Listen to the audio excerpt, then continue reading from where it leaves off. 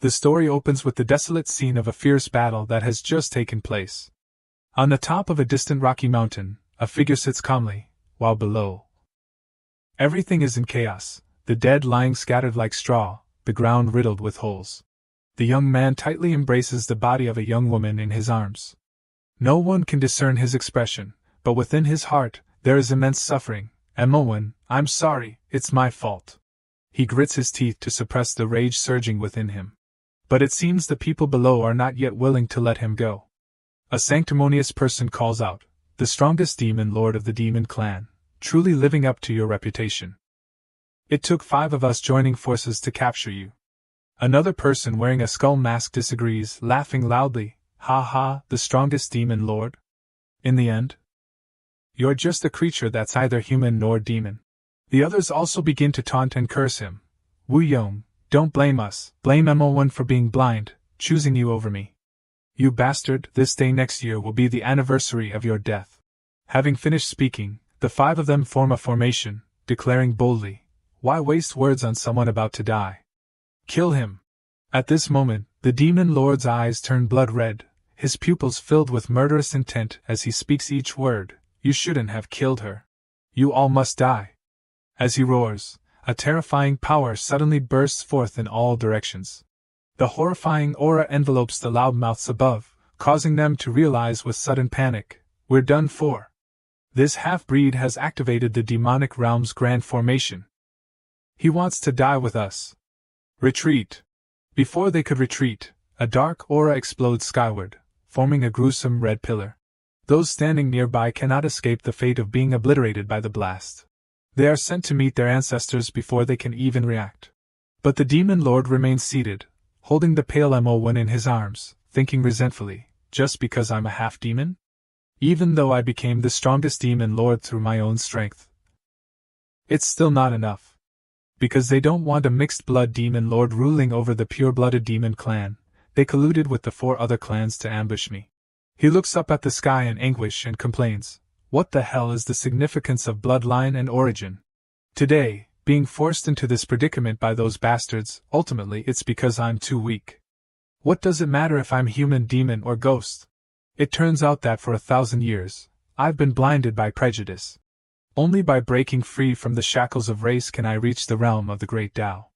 This is the true meaning of the heavenly Tao." With this realization, he breaks through his current realm and becomes one with the primordial divine soul of the heavenly Tao. He feels a powerful spiritual force flowing within his body. This is the gift of the heavenly Tao. Although my body is gone, I have received the primordial divine soul, merging into a being of the 5 clans. With this divine soul, I will reach the ultimate realm, a realm no one has ever achieved. Suddenly, his body transforms into a stream of energy that shoots towards another location.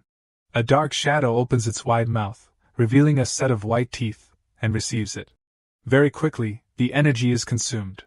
After devouring it, the shadow laughs triumphantly. "Hee, the primordial soul of the strongest demon lord now belongs to me." In a small cave on a steep cliff, a trace of demonic energy suddenly appears. A white-haired figure sees the villain laughing maniacally. He touches the power within his chest, confidently stating, "Wait until I finish refining this, and you will be defeated." Suddenly, a sharp pain makes him grit his teeth. "What? How is this possible?" His hands suddenly fly up to clutch his own throat, as if in disbelief. "You, how can you? Impossible! I'm actually being backlashed by a primordial soul." His eyes turn bloodshot, the pain causing him to cry out in helplessness. "Impossible!" The demon lord's voice suddenly echoes, "Someone who currently possesses the primordial divine soul like me just happens to be lacking a body that I haven't previously controlled." He quickly completes the possession of the body, and before the unfortunate individual dies, he kindly informs him, "I intentionally released an aura to attract cultivators in the vicinity. But I didn't expect it would be you who came. Qinjin, younger brother of the Ghost King, this demonic body of yours now belongs to me. Become the first stepping stone for me to ascend to the peak of the 5 clans. This outcome is already quite generous for you." Looking at the purple energy in his palm, he slowly comments, "This is the introductory cultivation technique of the Ghost Clan. It seems the power within the primordial divine soul is the key to transcending Racial limitations, allowing cultivation of all techniques of the 5 clans. Even if the heavenly Tao won't let me die, this grudge of ambush and the hatred of my wife's murder, I will settle them one by one. Suddenly, hurried voices sound from outside. It's here! A powerful ghost clan aura suddenly emanated from here. The demon lord smirks, just in time. Let me see how powerful the primordial divine soul truly is. From the other side, someone suddenly chants, "Depart from the mountain." Immediately, the earth and rocks ahead explode, sending dust and smoke billowing. Within the smoke, the silhouette of a completely unharmed young man slowly emerges. The newcomer wonders, the demonic aura just now was almost comparable to our master's realm. It couldn't have been emitted by this kid, could it? The other person replies disdainfully. How is that possible? His realm looks like he's just a beginner. Our master could destroy his primordial soul with a single finger. The leader immediately puts on airs, ordering the demon lord, "Demon brat, if you want to live, kneel and beg for mercy, and tell us the direction of the one who emitted that aura earlier." Wu Yong finds this ridiculous, and he calmly replies, "The 3 of you, if you want to live, kneel and beg for mercy." That's still not enough, you have to kowtow 100 times as well. The other 2 immediately become enraged, shouting, "Master, this rotten brat wants to die this badly. Let this disciple send him on his way. Master, let me do it." This kind of scum who doesn't know what's good for him only deserves the most lowly death.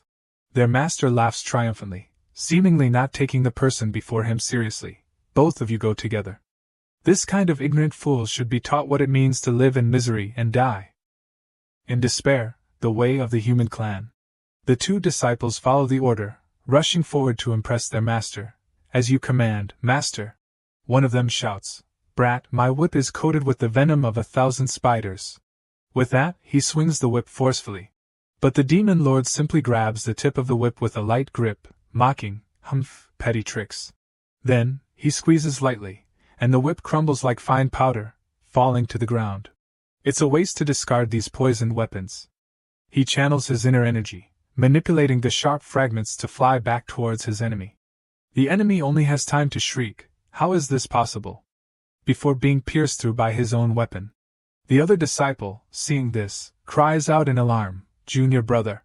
He angrily points his sword and charges towards the demon lord. "You rotten brat, you dare kill my junior brother! Prepare to die!" The demon lord is unfazed.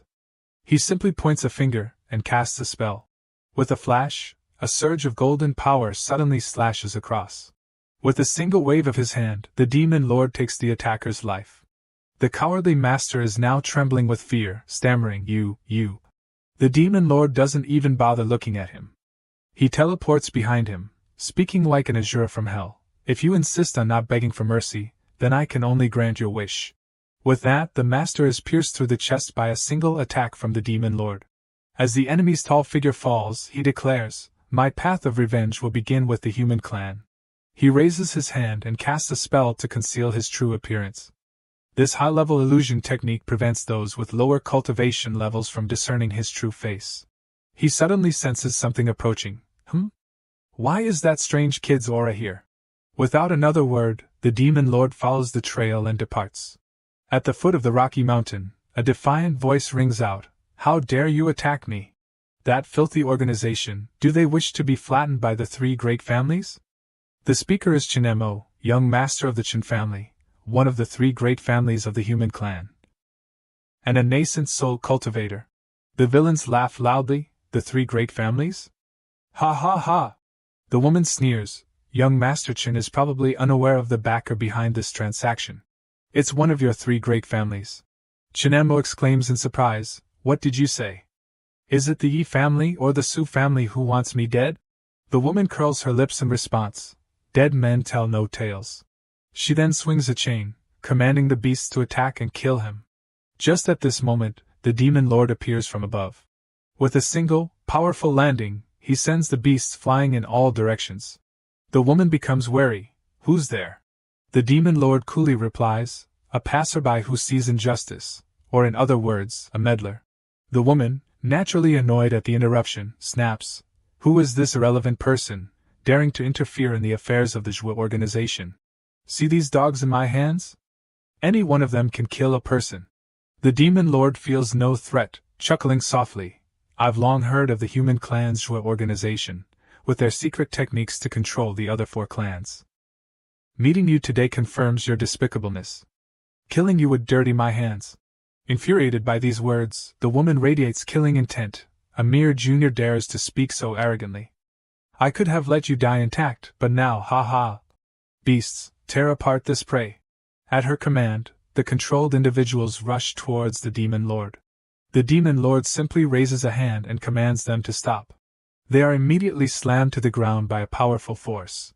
Witnessing this bizarre scene, Chinemo is shocked. These 3 controlled cultivators are all overlords of their own territories. Even I, with nascent soul cultivation, can't withstand their combined strength. Yet they are subdued by this person with a single move. Who is this person? The demon lord grabs one of the controlled individuals by the neck. He crushes the magic-infused collar. The person immediately regains consciousness, stammering slightly, "You." The demon lord smiles at him and says, "Chihua, you've even forgotten your lord." Chihua's eyes immediately fill with tears as he sobs, "My lord. My lord, it's so good that you're alive." The woman, hearing this, finds it absurd, crying out in terror, "Impossible. Are you the strongest demon lord of the demon clan, Wu?" Before she can finish speaking, Chihua lunges forward. "How dare trash like you utter my lord's name? Die." The demon lord looks at the people on the ground. "The human clan has tormented you for so long. Do you want revenge?" The controlled individuals, still retaining a sliver of consciousness, reply in unison, "We ask the demon lord to grant our wish. After we take our revenge, we will obey your commands." He waves his hand, casting a spell as he speaks. "Good, a wise man submits to circumstances." Immediately, the chains binding them break. They regain control of their bodies and turn to look at their former tormentor. They simultaneously rush towards the woman, roaring, "Die!" It seems she is only skilled in controlling others, her actual combat abilities being quite poor. Within seconds, her body sustains numerous severe injuries. She still manages to speak, "Kill me, and the organization will not spare you." A mere demon lord is nothing in the eyes of that great person. You were lucky to survive last time, but this time your death is certain. The demon lord looks at her coldly, sneering, "Daring to threaten me?" He doesn't even blink as he detonates her body, saying, "Perfect timing. I had no intention of sparing your organization either." Chinemo hides his surprise, cupping his hands and bowing respectfully, "Many thanks for your assistance." Inwardly, he is startled. This person is incredibly powerful. A single glance can kill. He really meant it when he said he didn't want to dirty his hands. He then squints slightly, asking suspiciously, "Are you truly the demon lord?" The demon lord glances at Chinemo, replying coldly, "Why? Are you human clan nobles upset to see I haven't died?" Chihua, seeing someone being insolent to his lord, becomes furious. "How dare you offend my lord? I'll be the first to tear you apart." Chinemo coughs twice from his injuries. Cough, cough, the demon lord misunderstands. My Chin family never participated in the Great War of the 5 clans. It was the Yi family who participated in the ambush against the demon lord this time. Chihua immediately adds, "My lord, this kid isn't lying. My lord, after you were killed by those bastards and we lost contact with you, my brothers and I split up to find them and take revenge. I was responsible for that Yilu scum of the human clan, but I couldn't defeat him. After he captured me, he threw me into the Zhua organization and controlled me. This Zhua organization has captured many of our demon brethren, forcing them to work for them. Now that I'm free, I will make sure they die without a burial place." Chinemo, as if realizing something, hastily interjects, "The Yi family and the Zhua organization are connected. In other words, the one who plotted to kill me this time is also the Yi family." "That damned Yi family!" the demon lord says with interest. "If they dare to touch my people, then I must reciprocate." For some reason, Chihua becomes apprehensive and says, "No, no. This subordinate is already incompetent for not being able to avenge you, my lord. How can I let you handle it personally?" The demon lord is very indulgent, becoming angry on his behalf. "Daring to touch my people is equivalent to challenging me. Challenging my people has only one outcome: death. His words successfully transformed the muscular Chihua into a weeping mess of tears. Noticing the human clan young master sitting there silently, he turns and asks, "Young Master Chen, are you interested in putting on a play with me?" Chen Mo is puzzled. A play? In a place surrounded by towering mountains, a massive fortress lies below. Chihua leads everyone to a high vantage point overlooking the fortress. "My lord, this is the headquarters of the Zhuo organization." He looks at the woman in front of him, and can't help but exclaim, "I didn't expect you to be so interested, my lord, transforming into a wicked woman of the Zhuo organization to put on a play. That damn Zhuo organization, how dare they use such despicable methods to enslave our demon clan?" The demon lord, in the form of the woman from earlier, maintains a cold expression, leading everyone forward. "Let's go, to the leader of this place." In a flash, he arrives at their lair. Those within the organization, seeing the returning figure, stop what they are doing and bow. "Greetings, branch leader." The demon lord observes his surroundings, assessing the situation. "It seems that ambush had no effect on my lord." "That's excellent." A subordinate suddenly reports, "Branch leader, the general leader is currently receiving an esteemed guest and specifically requested the person in your custody." The demon lord uses voice transmission to speak with Chen Mo. "Improvise." Chen Mo replies seriously, "Understood." The group is led before the leader of the organization. The demon lord gracefully steps forward and speaks, "General leader, I've brought the Chen family brat back." The person sitting on the leather chair is a human clan body integration cultivator, the leader of the Zhuo organization. He laughs heartily, "Good, well done. You'll be rewarded. Step back for now. Second Master Su, let's get down to business. You can rest assured." "Look!" A nascent soul human clan cultivator, the second Master Su, is inexplicably present at this moment. He suddenly narrows his eyes dangerously. He stares intently at the woman before him, a chilling sensation running down his spine. The second master of the Su family immediately stands up, choking out, "You!" The general leader, seeing this, hastily asks, "Second master, what's the matter?" He points at the demon lord and says with certainty, "This isn't your subordinate. He's the one abandoned by the Su family." The general leader flies into a rage, drawing his blade and pointing it at the demon lord, shouting, "You've got guts, brat, daring to impersonate my people. Did you think hiding your true appearance would fool everyone?" Under the interrogation of the two men before him, the demon lord remains unfazed, sneering, "Humph, I'm afraid that if you saw my true face, you wouldn't live to see tomorrow's sun." After reverting to his original form, he continues, "The Su family's ability to sense bloodlines is truly as disgusting as ever." The general leader, seeing his true face, is startled. You're the strongest demon lord of the demon clan, Wu Yong? You're still alive?" He turns to his side and questions, "Second Master Su, you just said this demon was from your Su family?" The second master immediately expresses his stance. "I despise that bastard child associated with the demon clan. He has no right to be considered a member of the Su family. He shouldn't tarnish the Su family's reputation." Chihua is about to angrily retort when the demon lord stops him. "Let him speak." Unhindered, the second master points his sword and declares, "Don't think that becoming some demon lord makes you noble. It doesn't change the fact that you're a bastard. If it weren't for your birth, my younger sister wouldn't have met such an end. It's all the fault of you, you jinxed bastard." The demon lord flinches at the mention of his mother, hastily asking, "What happened to my mother? What did your Su family do to her?" The second master roars, "Bastard, shut your mouth. You have no right to call my younger sister your mother. Today, no matter what, I will personally end your wretched life for my younger sister." The second master draws his sword, casting a spell as he shouts, "Wretch, die." With that, he directs sword energy towards the demon lord. The demon lord is fearless. He extends his hand and chants "Gather," drawing the energy into his palm. After a few seconds, having gathered sufficient energy, the demon lord pushes his hand forward, releasing it all outwards. The second master is horrified. The second master's spiritual swords, propelled by the demon lord's force, fly back and pin him against the wall. Immobilized, he still manages to curse, "You bastard! If you have the guts, kill me! Even if I become a ghost, I won't let you off." The demon lord ignores him, chuckling and looking up at him, saying softly, "You're my mother's older brother. I won't do that to you, but the grudge you've created for yourself. You'll bear it yourself. Chinemo has also freed himself from his chains. The demon lord looks at him, requesting softly, "Young Master Chin, for my sake, please spare his life." Chinemo replies without hesitation, "No problem." Seeing the Chin family young master approaching him, the second master can't help but scream in terror, "You damn Chin brat and you bastard, remember this." The general leader, who has been standing idly by, finally speaks up to assert his presence. "So what if you're the strongest demon lord?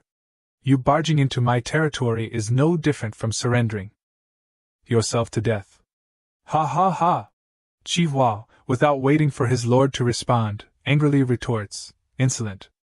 How dare you speak so disrespectfully to my lord? You're truly courting death." Without needing the demon lord's command, he and the others charge forward. "You scum! We don't need our lord to act. We can kill you ourselves." The general leader smirks, "Fools! Slaves should act like slaves." He suddenly releases a flurry of chains towards them, chanting, "All of you, kneel before me." At this moment, the demon lord finally intervenes. He is utterly cold, his killing intent radiating like an azure from hell. "With me here, who dares force them to kneel?" As he speaks, the general leader is stunned, unable to pull back his chains. He is shocked. How is this possible? He can easily block my technique? The demon lord simply snaps his fingers. All the chain links instantly turn to dust. Chihua's group is immediately freed and hastily thanks him. "Thank you, my lord."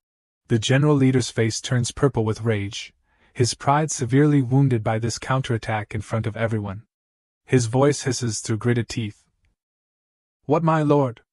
A half-breed who was beaten and forced to flee by the 5 clans. And you think you're so powerful?" Finishing his sentence, he casts a spell, his body suddenly growing 100 times larger. He bellows in his amplified voice, "On the battlefield, those 5 old geezers couldn't kill you, not because you were strong, but because they were useless. Now I'll show you the true meaning of the 5 clans uniting." Following his summon, everyone is suddenly seemingly manipulated psychologically, a violent urge to kill arising within them. They gradually transform into grotesque monsters of various shapes. Under the general leader's control, they charge towards the demon lord's group, roaring for their lives. Seeing the lack of reaction from the demon lord's group, the general leader, thinking he has the upper hand, gloats, "Demon brat, kneel and beg for mercy now. And I might consider sparing your life. Your cultivation isn't bad. I'll grant you the status of a slave. Otherwise, prepare to be ground into mud." Ha ha ha! The demon lord looks at the small fry with boredom, yawning widely, yawn. He sets up a barrier to protect his people and steps forward, saying to the general leader, "Too much useless talk. Are we fighting or not?" Unable to detect any fluctuation in the demon lord's expression, the general leader is enraged. Gripping his chains, he shouts, putting on a brave face even when death is imminent. "Brat? I'll grant your wish then." He roars, "5 clans puppet formation. Kill him."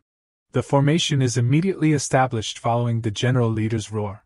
The demon lord calmly clasps his hands behind his back, watching the dazzling display of fireworks before him. In an instant, the green sparks in the sky simultaneously rush towards him with incredible speed. The result is a tremendous explosion with immense destructive power. The general leader hurriedly laughs. "Ha ha! Knew you couldn't measure up to me. Daring to defy me, you deserve to die." But before he can finish speaking, he chokes, as if seeing something terrifying. "You." The general leader laughs triumphantly. "Ha ha, overestimating yourself and daring to confront me, death is." Suddenly he notices something strange, his pupils contracting violently. "You." As the smoke clears, what greets him isn't the demon lord's corpse but the sight of him completely unharmed, sitting cross-legged in the air, a small fireball forming in his hand. The demon lord doesn't hold back his criticism. The 5 clans united truly possess remarkable power. I wanted to broaden my horizons a bit, so I let you ramble on. You're no longer of any use. Without warning, he shoots the fireball towards the loudmouth. The general leader realizes what's happening, but it's too late. He can only stammer, What are you doing?" "Wait." The iron chains previously held in his hands, his crucial tools, now turn against him, latching onto his muscles. As if controlled, they tightly bind their master, causing the general leader's face to pale. Why aren't my iron chains obeying me? He despairingly watches the fireballs slowly approach, crying out, Am I really going to die here? Facing death, pride is meaningless. He cries out pathetically, This insignificant one overestimated himself and deserves death. I beg Senior Demon Lord to spare my life. I'm willing to be your ox or horse, to serve you until my bones turn to dust. The Demon Lord hasn't had enough fun teasing him yet. He picks at his ear, pretending not to hear clearly, and deliberately asks, Oh? Insignificant one? Who was it that wanted to be my grandfather? Just now? The general leader hastily prostrates himself, kowtowing repeatedly, This insignificant one is your grandson. Senior Demon Lord is my grandfather. I beg my grandfather to spare my life. The Demon Lord feigns disinterest. Grandson, you say?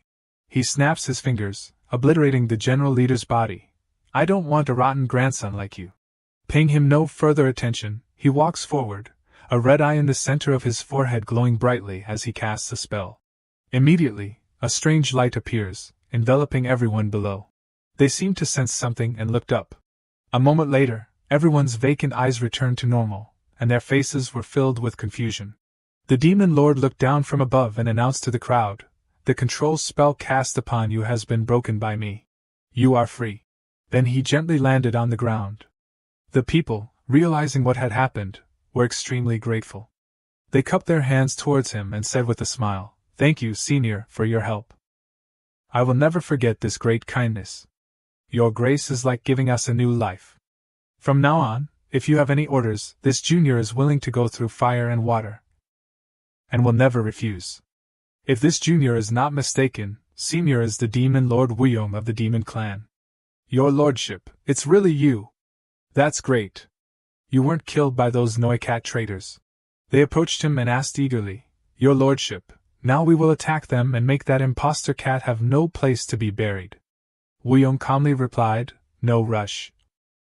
I still have unfinished business with my clan. This place can serve as a base for our human race. Those who didn't understand the situation gathered in small groups and whispered, This is the strongest Demon Lord of the Demon Clan. People often say that the Demon Clan is cruel. But today, this Demon Lord saved us from slavery. I heard that Demon Lord Wuyong is half human. Perhaps that's why he is different from his kind. Regardless, he saved my life, and repaying kindness is what I should do. After their discussion, they hurried forward to bow to Wuyong. This subordinate is grateful for Senior's life-saving grace. I have nothing to repay you with. But for anything Senior needs to do in the human realm, this subordinate is willing to give his all. Having unexpectedly gained a dozen more subordinates, Wuyong smiled brightly and agreed, If that's the case, from now on, this place will be called the Five Clans Hall. The stone at the entrance was immediately engraved with the 3 words Five Clans Hall as confirmation. Wuyong chose the Five Clans Hall as his base while Chi Hua's group visited the various clans to investigate the whereabouts of the enemies who had ambushed him. After giving all the necessary instructions, he glanced at the 2 figures in the distance. Chinemo turned to him and said with a smile, Demon Lord, the misunderstanding between me and Second Master Tu has been cleared up. He was also used by the Deep family, so he came to cause trouble with me. The Second Master looked very angry, frowning and cursing, Humph, that bastard Deep Blue, wanting the 2 ancient families to kill each other, while the Deep family sits back and reaps the benefits. This time, when I return, I will definitely kill him first. And of course, Wuyong calmly replied, I don't care about your grudges. He turned to the Second Master and demanded, Tutan, tell me everything you know about my mother. Tutan, as if struck by a sore spot, yelled, How can you have the face to ask?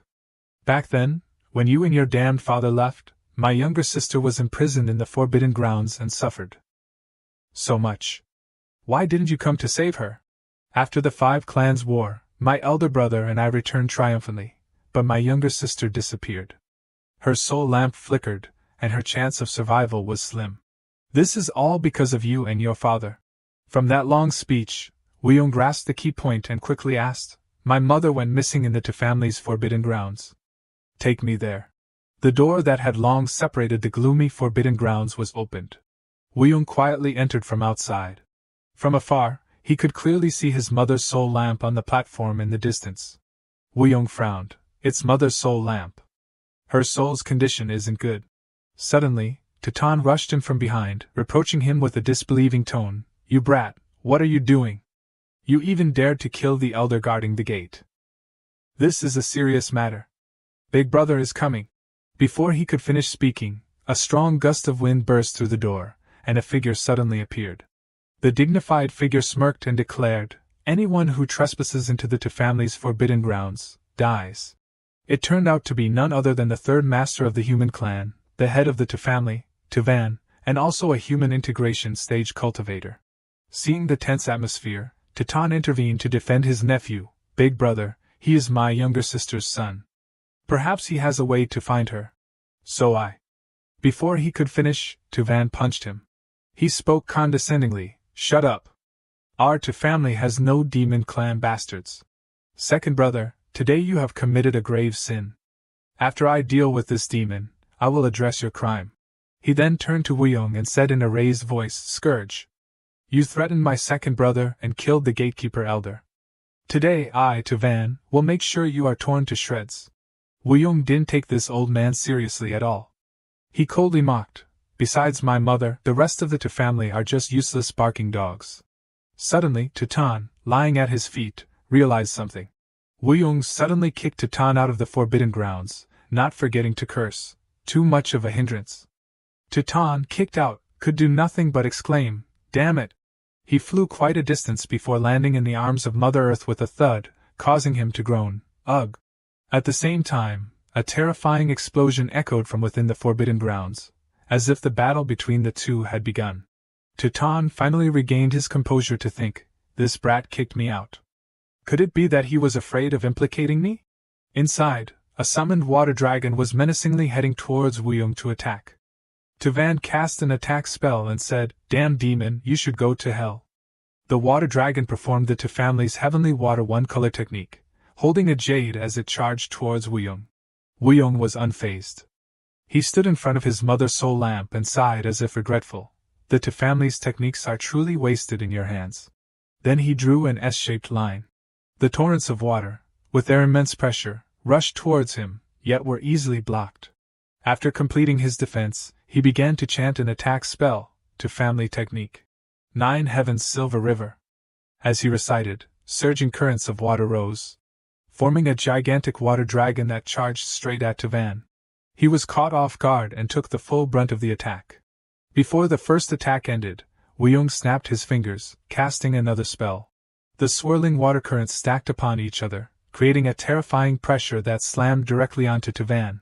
He was knocked down, unable to stand, and asked in disbelief, how do you know the higher level to family techniques? Wuyong didn't want to waste words on the fool. He conjured a water blade in his hand and said, you should ask yourself how incompetent you are to have only brought the two family techniques to such a weak level. He pressed the blade against his throat and declared, it's over. Yet this man hadn't shed a tear before seeing the coffin. He still sneered and said, over? It should be you who loses your life. Villains are quick to resort to dirty tricks, and Tuvan was no exception. Knowing he couldn't defeat the person before him, he shifted his target to Tamat's soul lamp beside him. Wuyong immediately glanced over and noticed. He asked in a chillingly low voice, you want to kill your own sister? Tuvan laughed wickedly, my own sister, haha, that's right. He spoke as if representing justice. My own sister, for her selfish desires, tarnished the 1,000-year reputation of our two family, causing our family to be unable to hold our heads high in the human realm for hundreds of years. I gave her chance after chance, but what did she do? She disappointed me every time. Stupid, ignorant, falling into this state where her soul is about to be extinguished is entirely her own fault. Ha! Wuyong was not provoked. He looked down and spat out the words, my mother has no family like you. Tuvan sinisterly tried to bargain, die obediently, and your mother's soul lamp will be able to burn until its last moment in the two family. He launched a sneak attack, firing several arrows from behind, momentarily startling Wuyong. Seeing his opponent fall, Tuvan rejoiced, don't blame me for being ruthless. Blame your demon father for provoking the two family. Wuyong ignored that and persistently asked, where is my mother? He raised his hand to form a seal and replied, The whereabouts of our two family members are not the concern of a demon like you. You have no right to know. With that, he detonated the area where Woo-young was standing, attempting to obliterate him. Afterwards, Tuvan tightly gripped Mat's soul lamp, muttering incomprehensible words. Using the blood of her own son should be able to help her endure another 100 years beside the deep families. Ancestor. Mat, oh Mat. This is your last chance to atone for your sins. At that moment, a blood-red sword suddenly emerged from beneath his feet. The sword pierced directly upwards, catching Tuvan off guard and causing him to drop Mat's soul lamp. Fortunately, Woo-young had anticipated this and caught it perfectly. The rage within him now burned fiercely. He growled, accusing the cold-blooded man before him. So, my mother wasn't missing, but was being used by you to help someone else. Tuvan was shocked and terrified, clutching his severed arm, stammering, You were clearly killed by me. How are you still alive? Woo-young looked at him with utter contempt and asked, Not understanding is perfectly normal. I am the demon lord. How could a lowly human cultivator see through me? Tuvan, struck by a single blow he couldn't withstand, cried out, What are you going to do? Woo-young coldly repeated the words he had spoken earlier. To help my mother, then it's not too much for an elder brother like you to sacrifice a little blood. As he finished speaking, Tuvan's body was sliced by thousands of swift cuts. He withered, motionless and silent. His body was quickly used to sustain his mother's soul lamp. As if sensing something, the soul lamp's flame suddenly flared up intensely. Then, a horrifying scene appeared before Woo-young's eyes. His mother was tied and hanging on a cross. Behind her, numerous hands of evil spirits appeared, constantly clawing and sucking away the little remaining spiritual energy she had. Instantly, Woo-young felt his blood run cold. He couldn't believe his eyes and stood rooted to the spot, only able to whisper, Mother. After realizing what was happening, his aura erupted with rage. He roared in anguish, Deep family, you dared to use the cruel soul-devouring grand technique to steal my mother's primordial spirit. I want your entire deep family to pay with their lives. The vision ended abruptly, and the soul lamp returned to its previous state. However, following that, a powerful suction force suddenly appeared, pulling Woo-young directly into a strange vortex. A moment later, a gentle voice woke him up, Dung air, get up. Before his eyes appeared the image of a beautiful woman, like a celestial being, her face full of worry as she scolded him, How many times have I told you, don't sleep in dangerous places like this? Mother is really angry this time. But Woo-young had now returned to his small childhood form. He smiled innocently and mischievously boasted, Mother, don't be angry. I didn't come here today to play or sleep. It's because of something very important. Mother, look at this. He then lightly tapped his foot on the ground. After that, his small body flew up, his hand firmly grasping a branch above. Woo-young happily said to his mother, Mother, this is a gift from Father and me. On the branch, which had been bare and lifeless, delicate peach blossoms suddenly bloomed. And in an instant, it became a tree full of fragrant flowers. From afar, Woo-young's excited voice could be heard, Mother, happy birthday! Mat was also very surprised and proud. She quickly flew up to receive him. Thank you, my good son. Mother is very happy. Mother and son shared a warm and joyful moment. She curiously looked around and then asked her son, But even with your father's magic instilled, a clever child can't do this without the activation technique. So when did you learn the development technique? Woo-young had been waiting for this question. He covered his nose, which was puffed up with pride, with his finger and declared, Not long ago, before father left. He taught me. I mastered it in 3 days. Mat couldn't help but pinch his nose and affectionately scolded him. Our Dung heir's arrogance is just like his father's. Their laughter filled the air with amusement. Ha ha ha. Suddenly she noticed someone approaching. Big brother, second brother, why are you here? Woo-young also quickly noticed and curiously asked her, Mother, who are they? The two figures landed in a nearby clearing. Mat hurriedly brought the boy down from the tall tree, smiling as she instructed, Dung heir, don't be afraid. They are your uncle and second uncle. Behave yourself. She turned to the two men and said, Big brother, second brother, long time no see. This is my son, Woo-young. Woo-young softly greeted, Uncle, second uncle. These two uninvited guests didn't even bother to respond to his greeting. They must have skipped life skills class to have such an arrogant attitude. Noticing their unusual behavior, Tamat was not afraid. Her eyes turned cold. She held her son tightly and said sternly, "Big brother, second brother, if you're here to make things difficult for Dung Er and me, then please leave." Only then did Tuvan open his golden mouth to speak. "Tamat, something has happened to the Tu family. If you still consider yourself a member of the Tu family, then come back with us."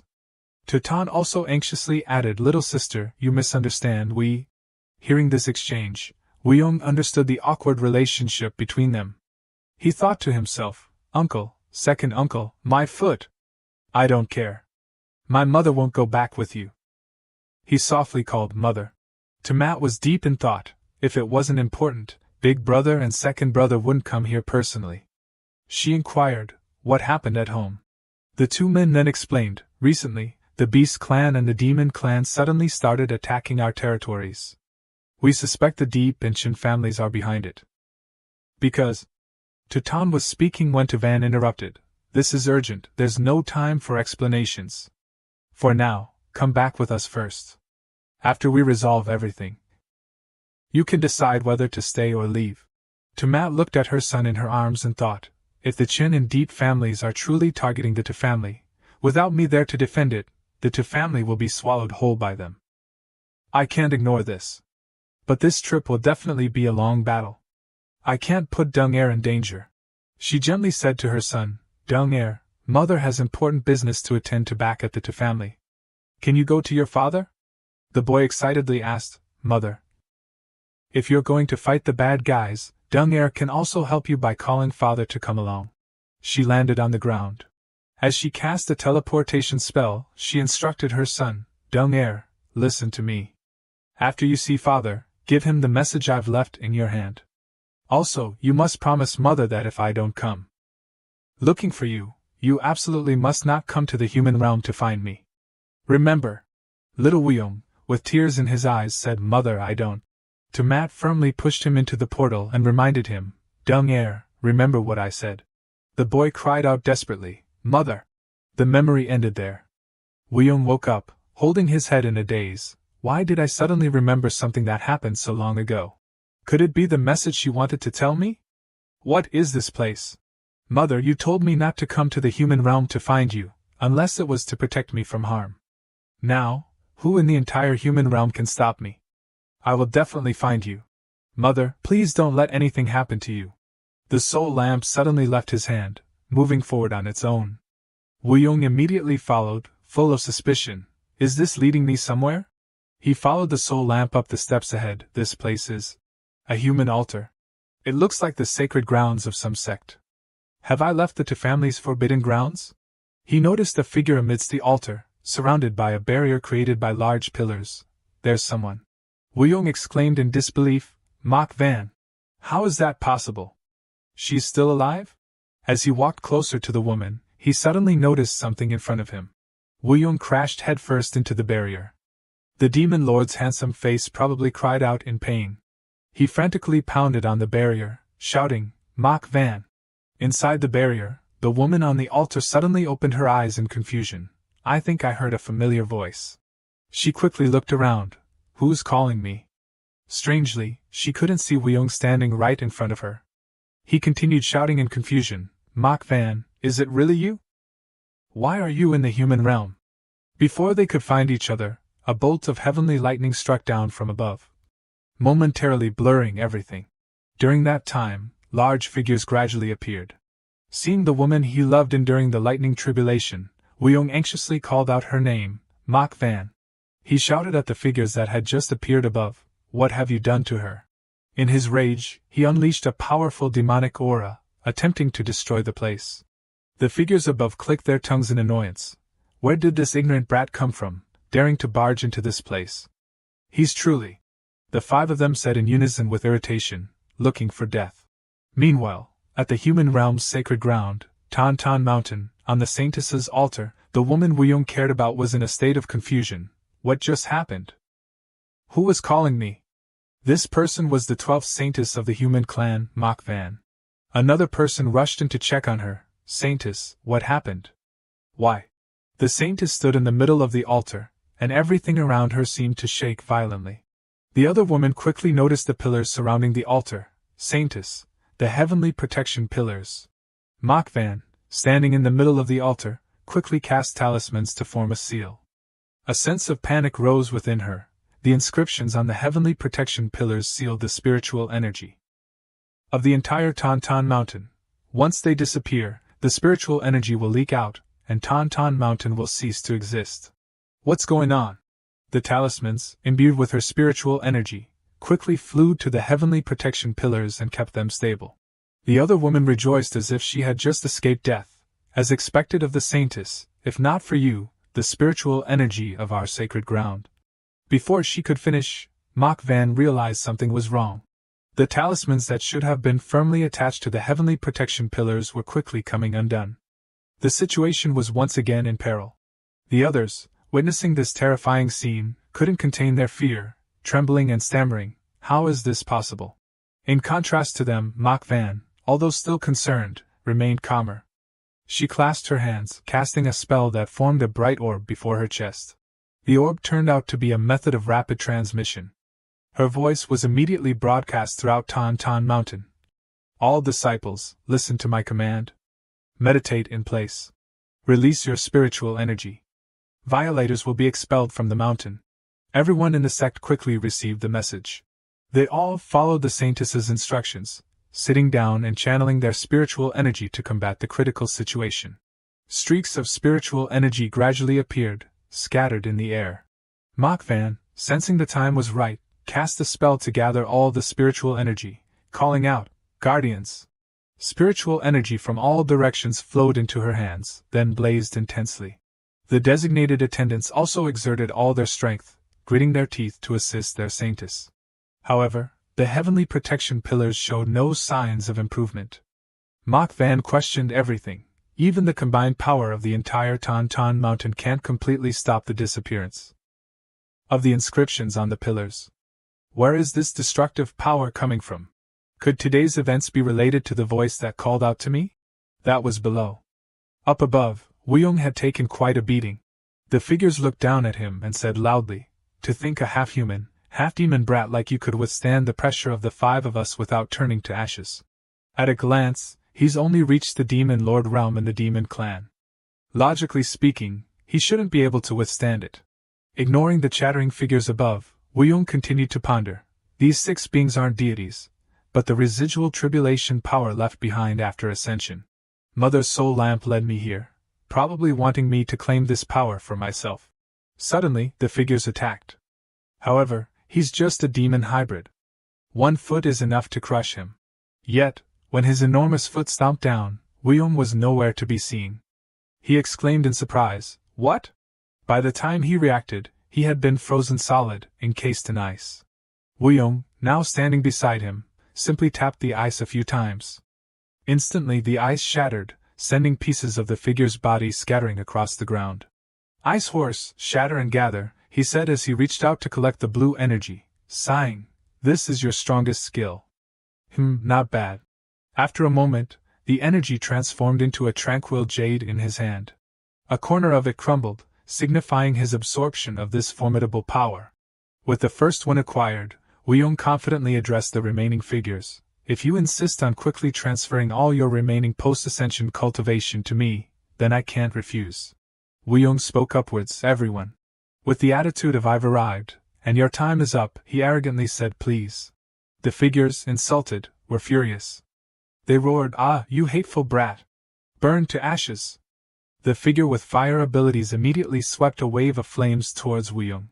Wuyong, on the receiving end, waited until the flames were close before reacting. He waited for the opportune moment, then gently exhaled, deploying the burning fire reflecting technique, sending the flames back. The fire god was not yet ready to give up. He launched another attack. This time, hundreds of thousands of fiery weapons charged simultaneously. Wuyong remained where he was. He used the iron sand extinguishing slash technique, returning the weapons to the fire god, causing him considerable pain. The fire god, teaming up with the earth god, attacked together. They looked down and shouted furiously, "You brat, just you wait for eternal damnation." We will make your life a living hell. The two of them chanted spells simultaneously. As they commanded, sparks and grass tendrils crept towards Woo-young. Standing there, he felt that these two were truly severely lacking in intelligence to cooperate against him. Raising his hand to meet the attack, he taunted, "Confidence is a good thing. But blind confidence leads to failure." Woo-young simply spun around a few times. The attacks intertwined, leaving the two attackers in disarray, unsure of what to do. A terrifying blaze erupted, then gradually dissipated. Woo-young then recited a few lines of poetry for the opponent's utterly pathetic self-destruction. Before the withered tree, 10,000 trees bloom in spring, 30 years of fame, dust and earth. He stood silently for a moment. I guessed he was impressed by the other team's criticism. At the same time, Useless had broken through to the peak human cultivation level of the Great Ascension stage. He reached out his hand and commented, "The primordial soul gave me the physique to cultivate the cultivation techniques of other races, but I haven't had the opportunity to cultivate them yet." Unexpectedly, this time it helped my human race cultivation reach completion. However, after reaching completion, there's no sign of ascension tribulation. Perhaps it's also due to my primordial soul physique. I need to cultivate until the realms of all 5 races reach a proficient level. He suddenly remembered that soul lamp and couldn't hide his emotion. "Mother, thank you for giving your son such a precious gift. Wait for me, I'm coming to save you soon. Besides Mother, there's also MANHUA. That altar, where in the human race is it located? What exactly is going on with MANHUA?" As soon as he returned to the Su family's forbidden grounds, Su Qing questioned him, "You brat, where did you take my younger sister's soul lamp these past 3 days? Don't you know that my younger sister's soul lamp cannot leave the Su family's forbidden grounds?" Useless panicked. "What are you talking about? My mother's soul lamp can't leave the Su family's forbidden grounds?" Su Qing immediately nagged, There, look, the soul lamp is unstable now. Hurry up, quickly put it back on the shelf in the middle of the lake." Seeing Su Ma's soul lamp return to its original place, he calmed down. Good, nothing happened. The Su family's forbidden grounds are the place with the most flourishing spiritual energy in the Su family. After my younger sister went missing, although her soul was weak, it was nourished by the spiritual energy here, so it could prevent her soul from dispersing. Hearing Su Qing's explanation, Useless became certain. It seems that I can only temporarily leave Mother's soul lamp here. Besides me, no one can break this barrier. Mother, from now on, no one will be able to harm you. Su Qing suddenly came to his senses and asked him, "Where are you going?" "Where's my older brother?" His reply was only 2 cold words, "Dead." Leaving Su Qing still stunned and stammering something, Useless flew away. On the way, he kept wondering, strange, why can I only sense the faint remnants of her aura left at the Yi family, but I can't see her. She's been moved. It seems I can only find someone from the Yi family to ask for clarification. Seeing that he had arrived, he immediately launched thousands of sharp sword blades towards the ground where the Yi family governed and shouted, "You dare harm my mother? The Yi family's end has come." With a wave of his hand, the swords swiftly accelerated downwards. Useless iron sand consumption attacks slammed into the Yi family's barrier, creating explosions that shook the ground. After just a few seconds, the barrier brightened and then vanished. Useless couldn't help but exclaim, "Oh, quick reaction." The Yi family disciples from below the ground all rushed up and questioned, "Which little beast dares to provoke the Yi family? Speak, which power sent you? How many of you are there? Our Yi family doesn't kill nameless pawns, state your name." Useless looked coldly at the group of brats and growled, "You're not worthy." Hearing this, those on the ground simultaneously cast spells and shouted, "Yi family soul locking formation, let this little beast's soul suffer for 300 years. Immediately, an extremely terrifying surge of spiritual power swirled in the air and gradually surrounded Useless. The Demon Lord title wasn't for show. Useless immediately opened his hand and used the newly acquired wood elemental skill, praising them but not excessively. Soul locking formation, very good. If your Yi family likes to use this soul-damaging technique against others, then I won't be polite either. He cast the 10,000 wood spring before the sick tree technique.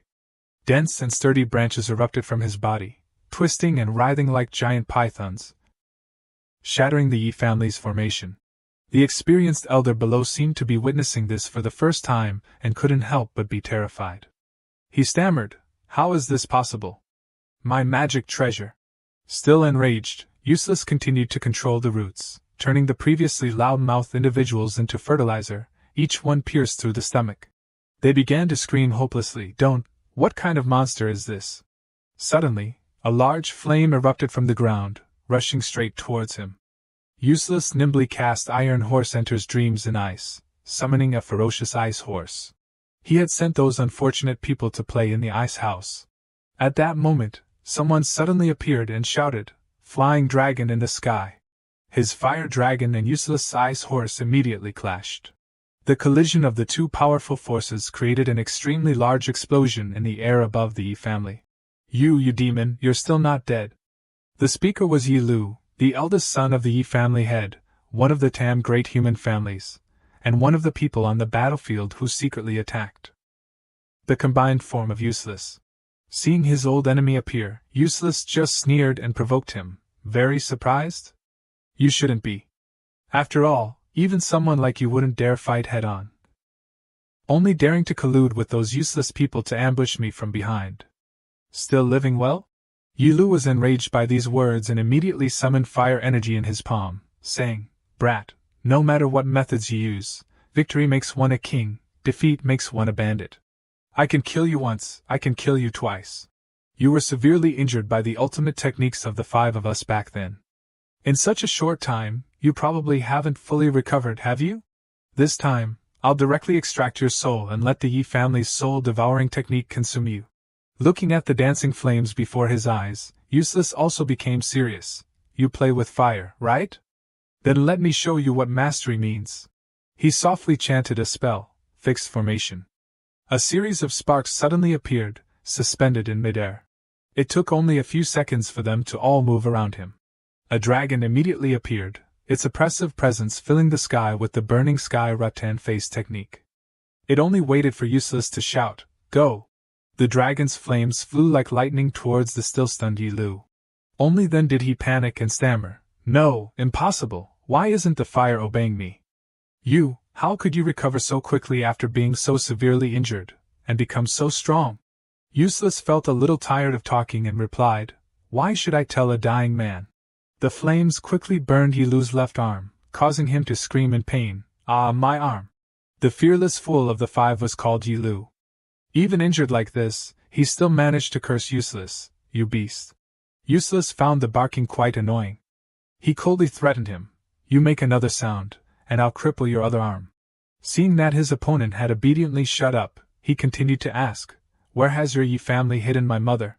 Yi Lu thought he had regained the upper hand, furrowed his brows, and said in a superior tone, "So you need my help.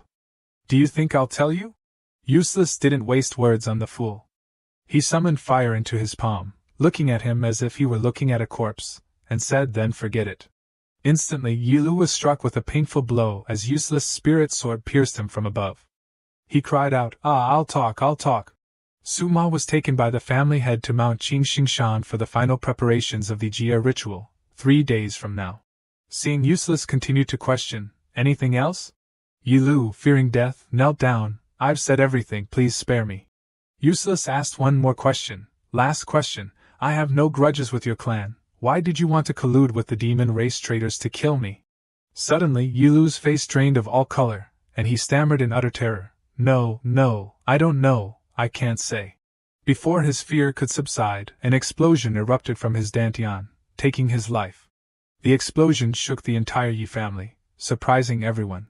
Witnessing the scene, Useless couldn't help but think in shock, the secret restriction on the 5 races joining forces to kill me is this strong?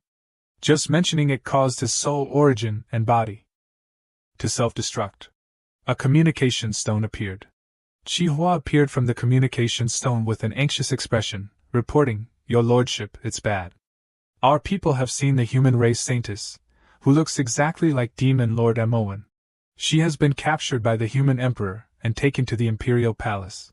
The human emperor is infatuated with the saintess's beauty and wants to force her to marry him today." After hearing this, Useless couldn't help but crush the stone. He flew towards the imperial palace at lightning speed to confront the situation. At this time, in the distant imperial palace, everything seemed peaceful. Inside the bedchamber, The audacious dog emperor sat arrogantly on an ornate chair, looking down at the saintess below. A voice echoed through the chamber. The human race saintess has arrived. The emperor, with an extremely perverted expression, exclaimed, beautiful, truly as beautiful as a celestial being. Manhwa, however, only coldly concealed her anger and spoke, you, as the human emperor, violate the ancestral will by laying your hands on the saintess of Qingxingshan. Are you not afraid of divine punishment? Hearing this, the emperor laughed loudly. Divine punishment? No matter what, I am the true dragon emperor. Even if the heavens punish, they will punish those who desire to have my saintess consort. Your Qingxingshan's spiritual energy is now completely depleted.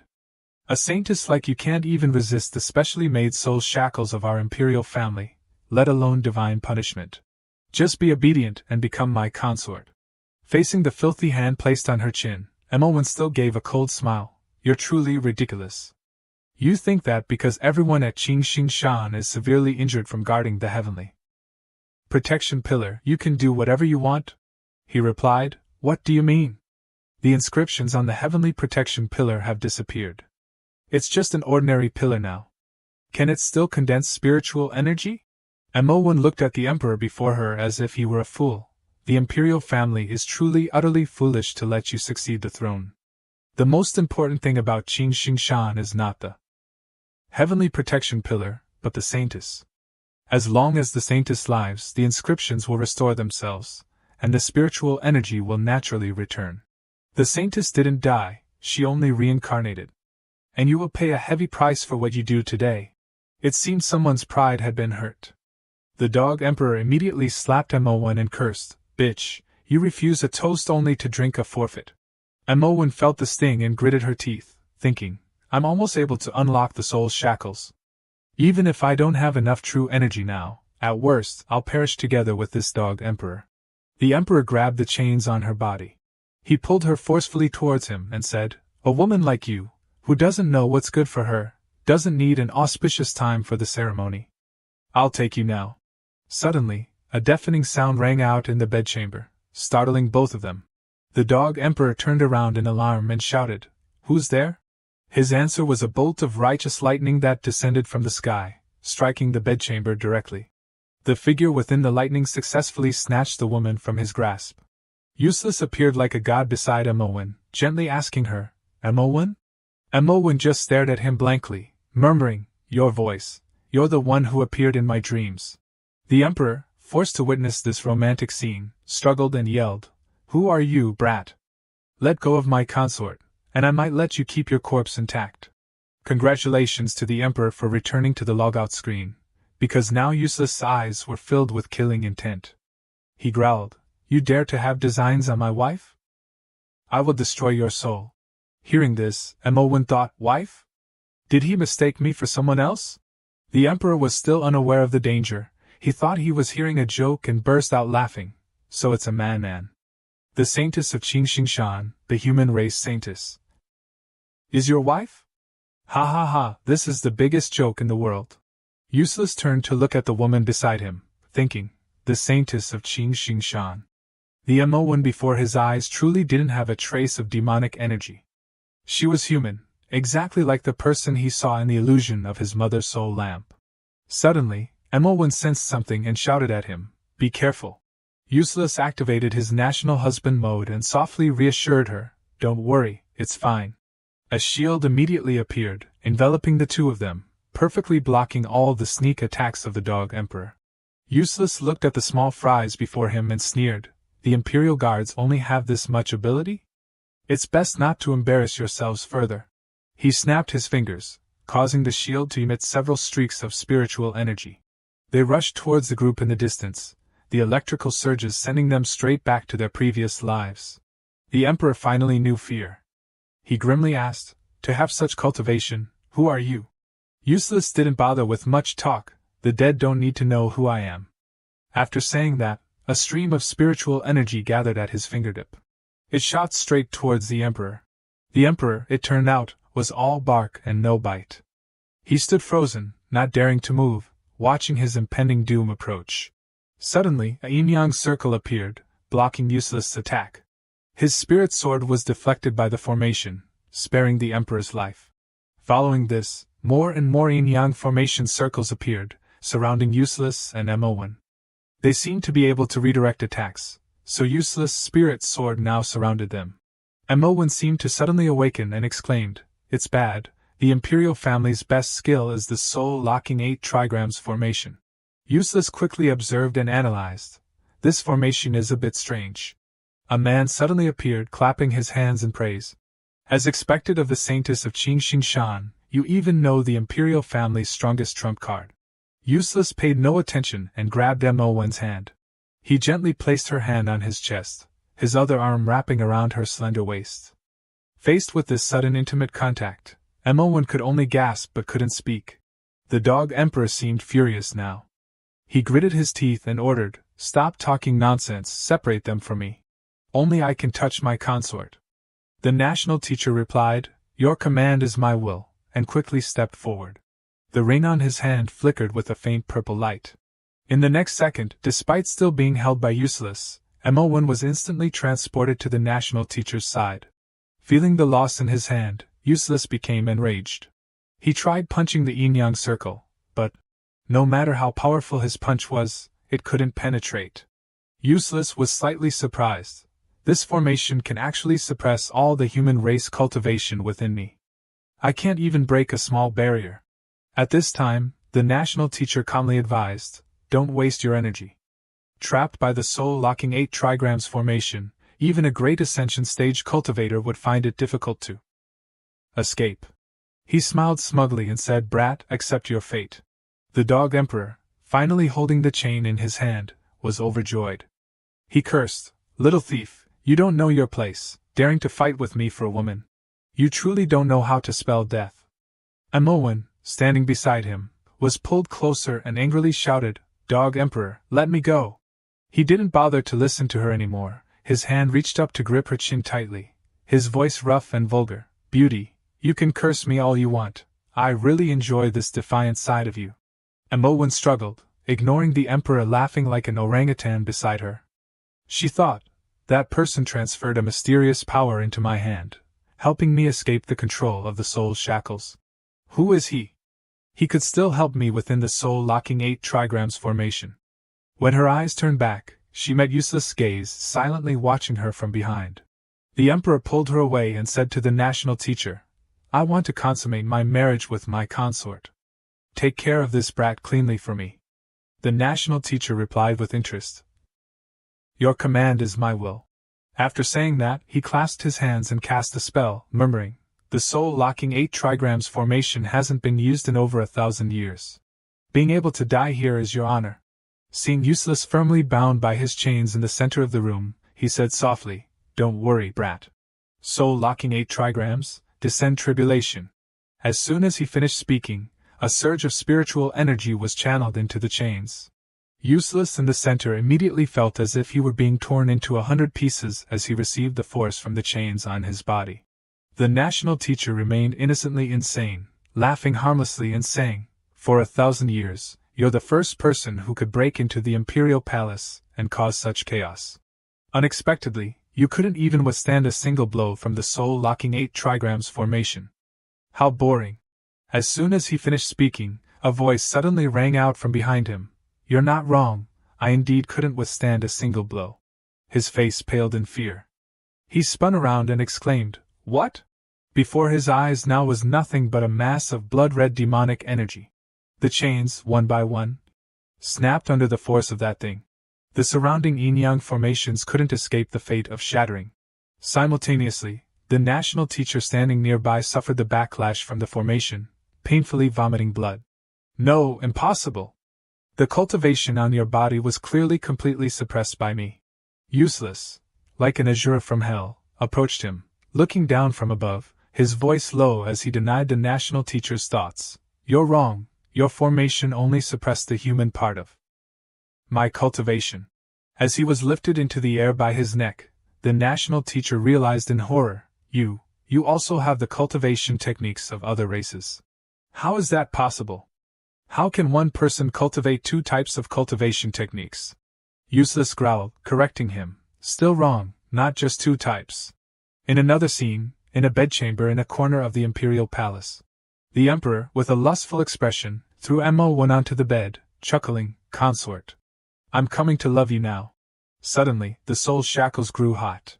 The emperor quickly grabbed them, praising with interest, "As expected of the saintess of Qin Xing Shan, you can actually escape the soul shackles restrictions with the little remaining cultivation. You have." MO1, filled with resentment, radiated spiritual energy around her body and shouted, "The humiliation you've inflicted upon Qin Xing Shan today, you must die for it." The dog emperor wasn't a pushover either. He radiated the imperial aura and spoke arrogantly, "Consort, you've aroused my excitement. I'll play with you for 3 days and 3 nights." Seeing that this man was serious, she immediately clasped her hands and formed a seal, "Divine Fire Thunder Bullets." She shouted, "Annihilate!" The fire bullets shot forward. Seeing that she could still attack, he was quite alarmed and hurriedly dodged. Then came an earth-shattering explosion. The imperial palace carpenters would have their hands full with repairs. After the collapse, MO1 also fell powerlessly. She thought, "With my remaining true energy, I can't withstand the backlash from the divine fire thunder bullets. My meridians are damaged." Fortunately, as she looked at the smoking rubble before her and sighed in relief, she suddenly stopped. She was horrified. "Wait a minute." MO1's voice trembled as she asked the figure of the emperor behind the smoke and dust, "You're still not dead?" Suddenly, a fire dragon was summoned. The dragon exhaled a stream of scorching air, then coiled its body around the emperor. Only then did he become truly enraged. He roared in a low voice, "A half-dead bitch dares to injure me. I'll make you wish you were dead." The fire dragon spat out flames that flew towards MO1, binding her to the bed. Looking at the helpless girl, unable to escape, he felt satisfied and laughed loudly, "Ha ha ha." Not stopping there, he roughly grabbed her hair, forcing her to look up, and spat out vulgar remarks, "This face of the saintess is truly perfect for me to trample upon." MO1 still stubbornly swung her hand, trying to stop him. But it seemed she was exhausted, and her attacks slowed down considerably. The emperor caught her outstretched arm, furious, "Bitch, you've harmed me again and again. If you like it rough, I'll fulfill your wish. This hand dared to injure me, then there's no need to keep it."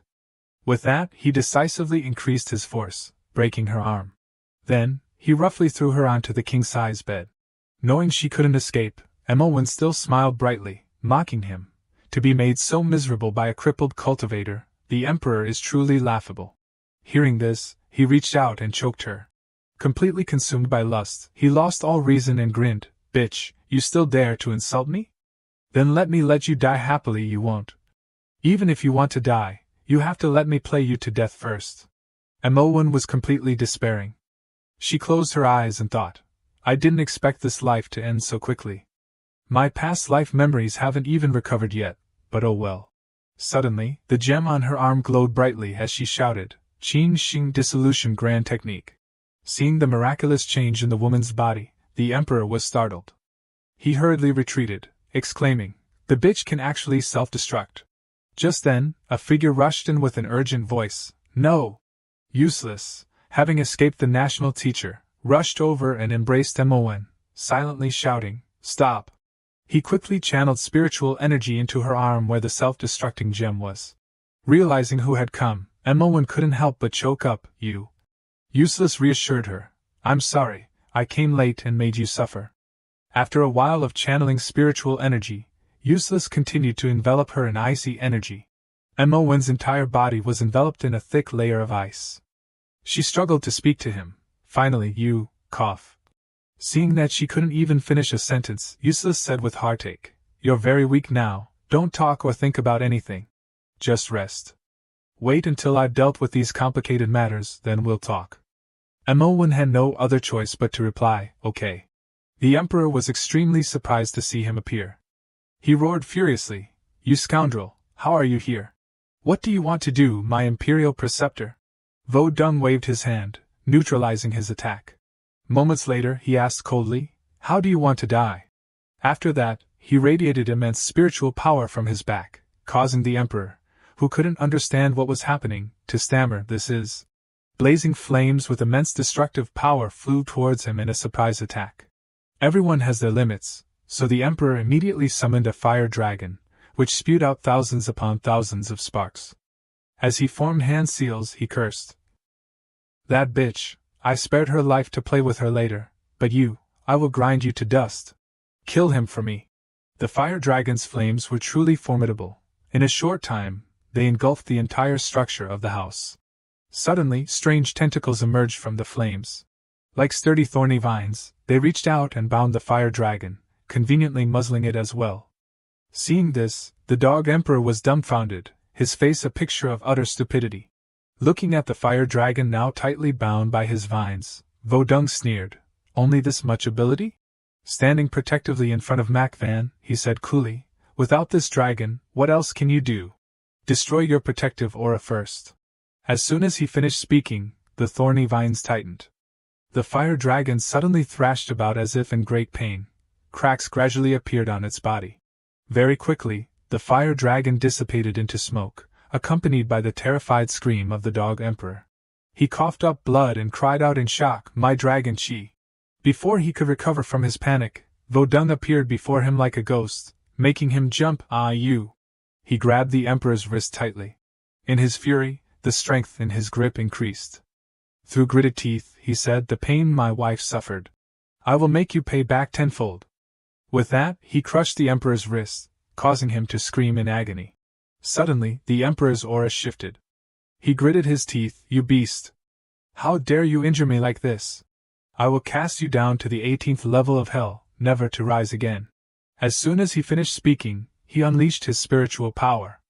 Golden auras gradually appeared around him, and a powerful column of energy shot up into the sky, piercing through all 7 times 7, 49 layers of clouds. As if in response, similar columns of energy appeared one after another in other parts of the imperial palace. When it was complete, people recognized it as the 8 trigram soul sealing formation, encompassing the entire palace. At this moment, the emperor had broken through to the human race's great ascension stage.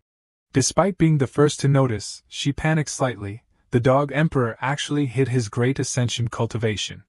With the support of the palace formation, even a great power would likely die here. Thinking this, she immediately warned Vodung, "Hey, this soul sealing formation isn't on the same level as before. Forget it, let's go." However, the dog emperor seemed to have truly turned evil. He laughed hideously, "Go? Ha ha ha, you're not going anywhere. Daring to push me to this point, I will make you ants know the consequences of provoking the heavens." As he spoke, the ground beneath Vodung's feet trembled and cracked severely. "Vodung!" After ensuring Manhwa's safety behind him, he raised his voice in challenge, "I also want to see just how capable the so-called heavenly might is." The emperor chanted an incantation, "Void Return Great Formation, Divine Soldiers and Generals." Following his command to kill, the divine soldiers charged. Vodung attacked. Immediately, Vodung swung the heavy sword in his hand, delivering powerful blows in return. However, the divine soldiers seemed immortal, constantly regenerating their bodies. While parrying, Vodung analyzed, "Stronger than the previous formation, it can suppress all my current techniques and cultivation." The emperor, who created the formation, clapped his hands and laughed, "Haha, being suppressed by the Void Return Great Formation, only able to fight to the death with swords, how does it feel?" Vodung mocked him, "Relying on these shrimp soldiers and crab generals can actually tire me to death? The human emperor is such a naive fool." The emperor decided to unleash his final move, "If you want to die so quickly, I will grant your wish. Void Return Soul Separation Technique." The divine soldiers surrounded Vodung, creating a glowing formation beneath his feet. After the divine soldiers' strange movements, Vodung's soul was truly separated from his body. Seeing that the situation was not good at all, Manhwa desperately tried to break the barrier and get out. But this action caused her to suffer a backlash and cough up blood. The emperor sneered, "It's you. Ha ha ha, I thought who was so bold as to defy heaven, it turns out to be you, a demonic hybrid of the demon race. No wonder you could break the Imperial Preceptor's 8 trigram soul sealing formation, but against the Void Return Great Formation, you still need more practice." Vodung trembled slightly. He recognized me just by looking at my soul form. This seems a bit troublesome, he said. I have never met you before. I didn't expect the human emperor to admire me so much. The emperor replied, Humph, if the Yi family hadn't come to me, you little devil wouldn't have caught my eye. But since the 5 races joined forces and still let you escape, let me deal with you for them. Just conveniently crushing a little demon as well. He slowly lured him into the trap. So you also know that the 5 races betrayed me? Seeing that he seemed desperate, the emperor gloated. What? You still want to know at this point? You're about to die in my void return great formation anyway. Suddenly, a fierce force flew through the dog emperor's glabella. The demonic technique, soul reaping, was executed swiftly. The dog emperor Bang Hong thought, what happened? Didn't I already pull out his soul? How could he escape the restraints of my void return great formation? Through the dog emperor's divine sense, Vodung saw the past memories, and realized, the reason for killing me, Yi Lubin didn't tell the emperor. It was just a transaction. In that case, this dog emperor is no longer useful. No need to waste any more time. After that, he immediately pulled the emperor's soul out of his body. He screamed in pain. What do you want to do, you little devil? Vodung quickly possessed the emperor's body. He smirked. The physical cultivation of the demon race is inherently weak. This soul separation formation of yours conveniently removes the soul, which has been struggling with me all this time. How can a small human formation suppress my majestic soul? With a single punch, Vodung successfully sent the emperor to meet his maker. With the dissipation of the imperial palace leader's soul, the void return formation shattered into pieces. Vodung didn't care much. He was busy examining his new body, the body of a human great ascension stage cultivator. My soul's power is suppressed, but my physical cultivation has increased 3-fold. Not bad. Suddenly, a gentle but suspicious voice came from behind him. Who are you, really? He hurriedly approached Manhwa. Your true chi is severely injured. Let me help you. Before he could finish, she interrupted him. It's useless. Even if you force it, you can't save me. A saintess's injured true chi can only be healed by returning to Tan Tan Mountain. Hearing this, he hurriedly embraced her dying body and whispered, Excuse me. After some flying and maneuvering, Vodung arrived at the destination. He sighed inwardly. So this is Tan Tan Mountain. It was the soul lamp that led me here, and it was the Yi family head who brought my mother here. There's no trace of my mother's or the Yi family head's aura. Could it be that I have to wait for 3 days? Suddenly, he sensed something. Wait, that's not right. From within the hazy mist, he saw thousands of hungry, glowing red eyes staring at him. Gradually, soulless figures emerged from the darkness. He was stunned. These are the cultivators of Tan Tan Mountain. Seeing them rushing towards him, intent on killing, he concluded, they're being controlled. Starving and devoid of humanity, they charged with red eyes. Kill! Vodung channeled his true chi and radiated spiritual power. Carrying Manhwa, despite her severe injuries, on his back, he stepped through the crowd, determined, it seems I can't find out anything here.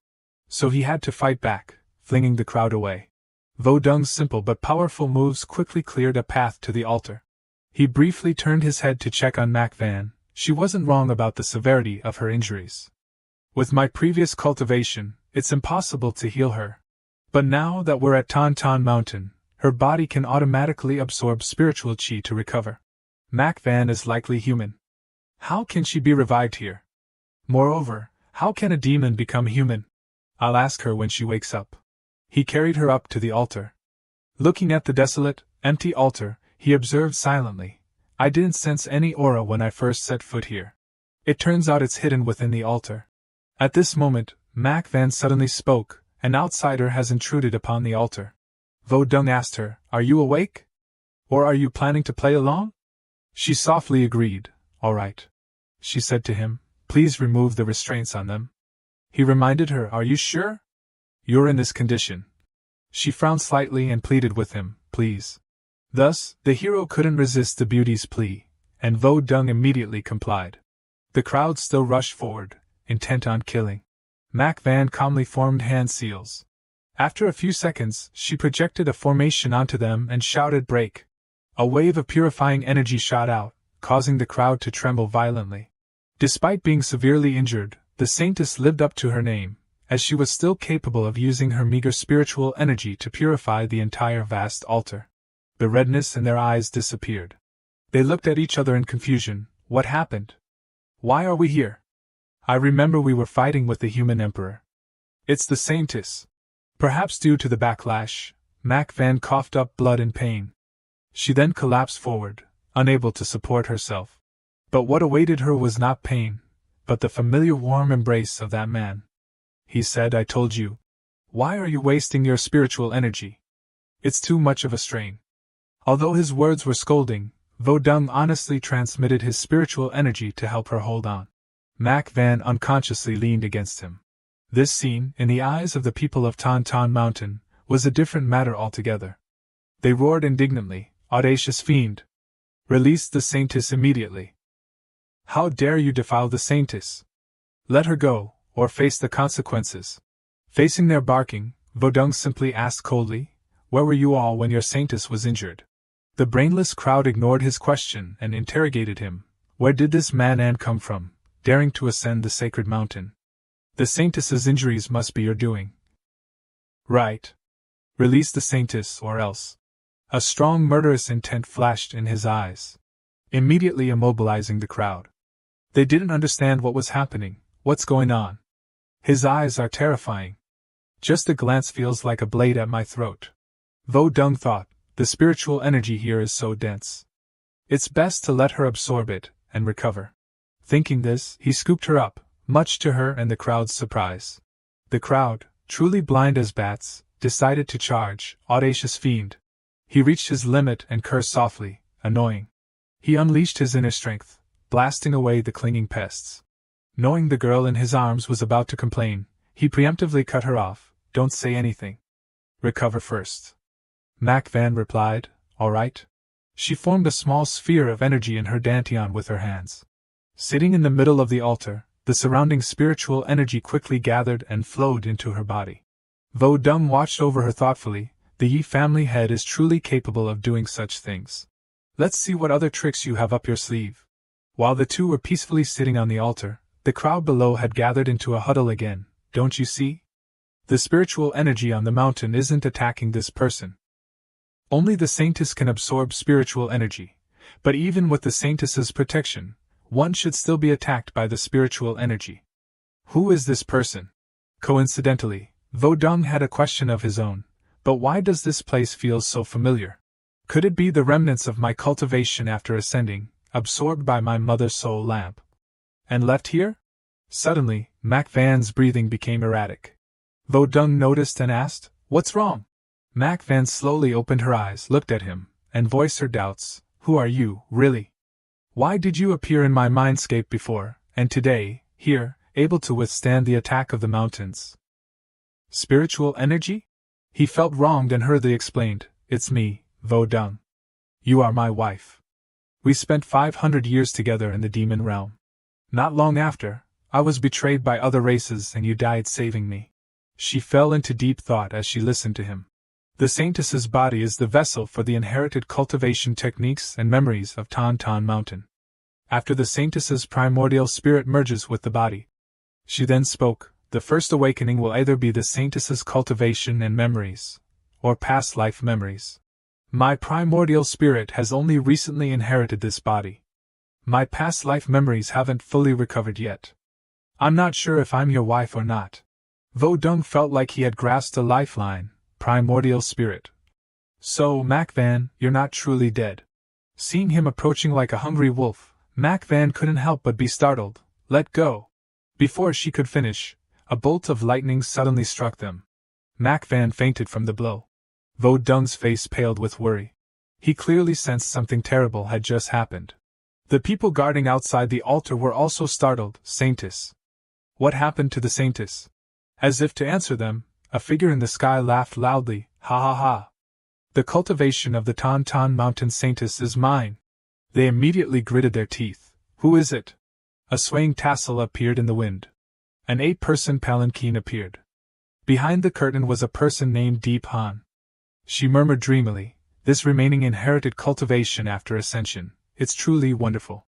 The people of Tan Mountain, once again acting before thinking, immediately flew towards her, audacious. How dare you touch our saintess? Are you courting death? Before they could reach the palanquin, they were shattered by Deep Han's people. Sitting in the palanquin, she softly commanded, "These small fries, deal with them." They responded with "as you command," and charged at the people below, unleashing dangerous demon-slaying techniques. The people of Tan Mountain were also ready, vowing to protect the saintess to the death. Perhaps suddenly bored, Deep Han abruptly attacked. "Since you are so devoted to the saintess, I will let you reunite with her in the underworld." She unleashed the 1,000-thread slash, sending a massive surge of spiritual energy downwards. At that moment, a surge of crimson spiritual energy flew towards them. It blocked the attack, saving the Tan Mountain cultivators' lives. This surprised Deep Han. She exclaimed softly, "One side is using their own cultivation to protect the saintess, while the other wants to besiege me?" Vodung angrily demanded, "Where did you bury my mother, Demon Empress?" She laughed falsely, "Little brat, you killed my son, Yi Lu, and took the opportunity to destroy my Yi family. You should go down to the Yellow Springs and meet your mother. Before killing your mother, I'll take the inherited cultivation of the Tan Mountain saintess." Ha ha!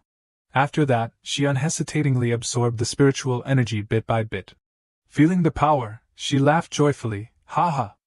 This inheritance is truly extraordinary." Phew! Vodung couldn't care less and turned back to transmit spiritual energy, desperately trying to save Mac Van, hold on. At this time, Deep Han cruelly announced from above, "I've absorbed the inheritance. Don't waste your efforts anymore. Just slowly accept your deaths and accompany each other in the Yellow Springs." A wave of power began to descend upon the Tan Mountain people. Vodung hurriedly erected a barrier to block the incoming force from above.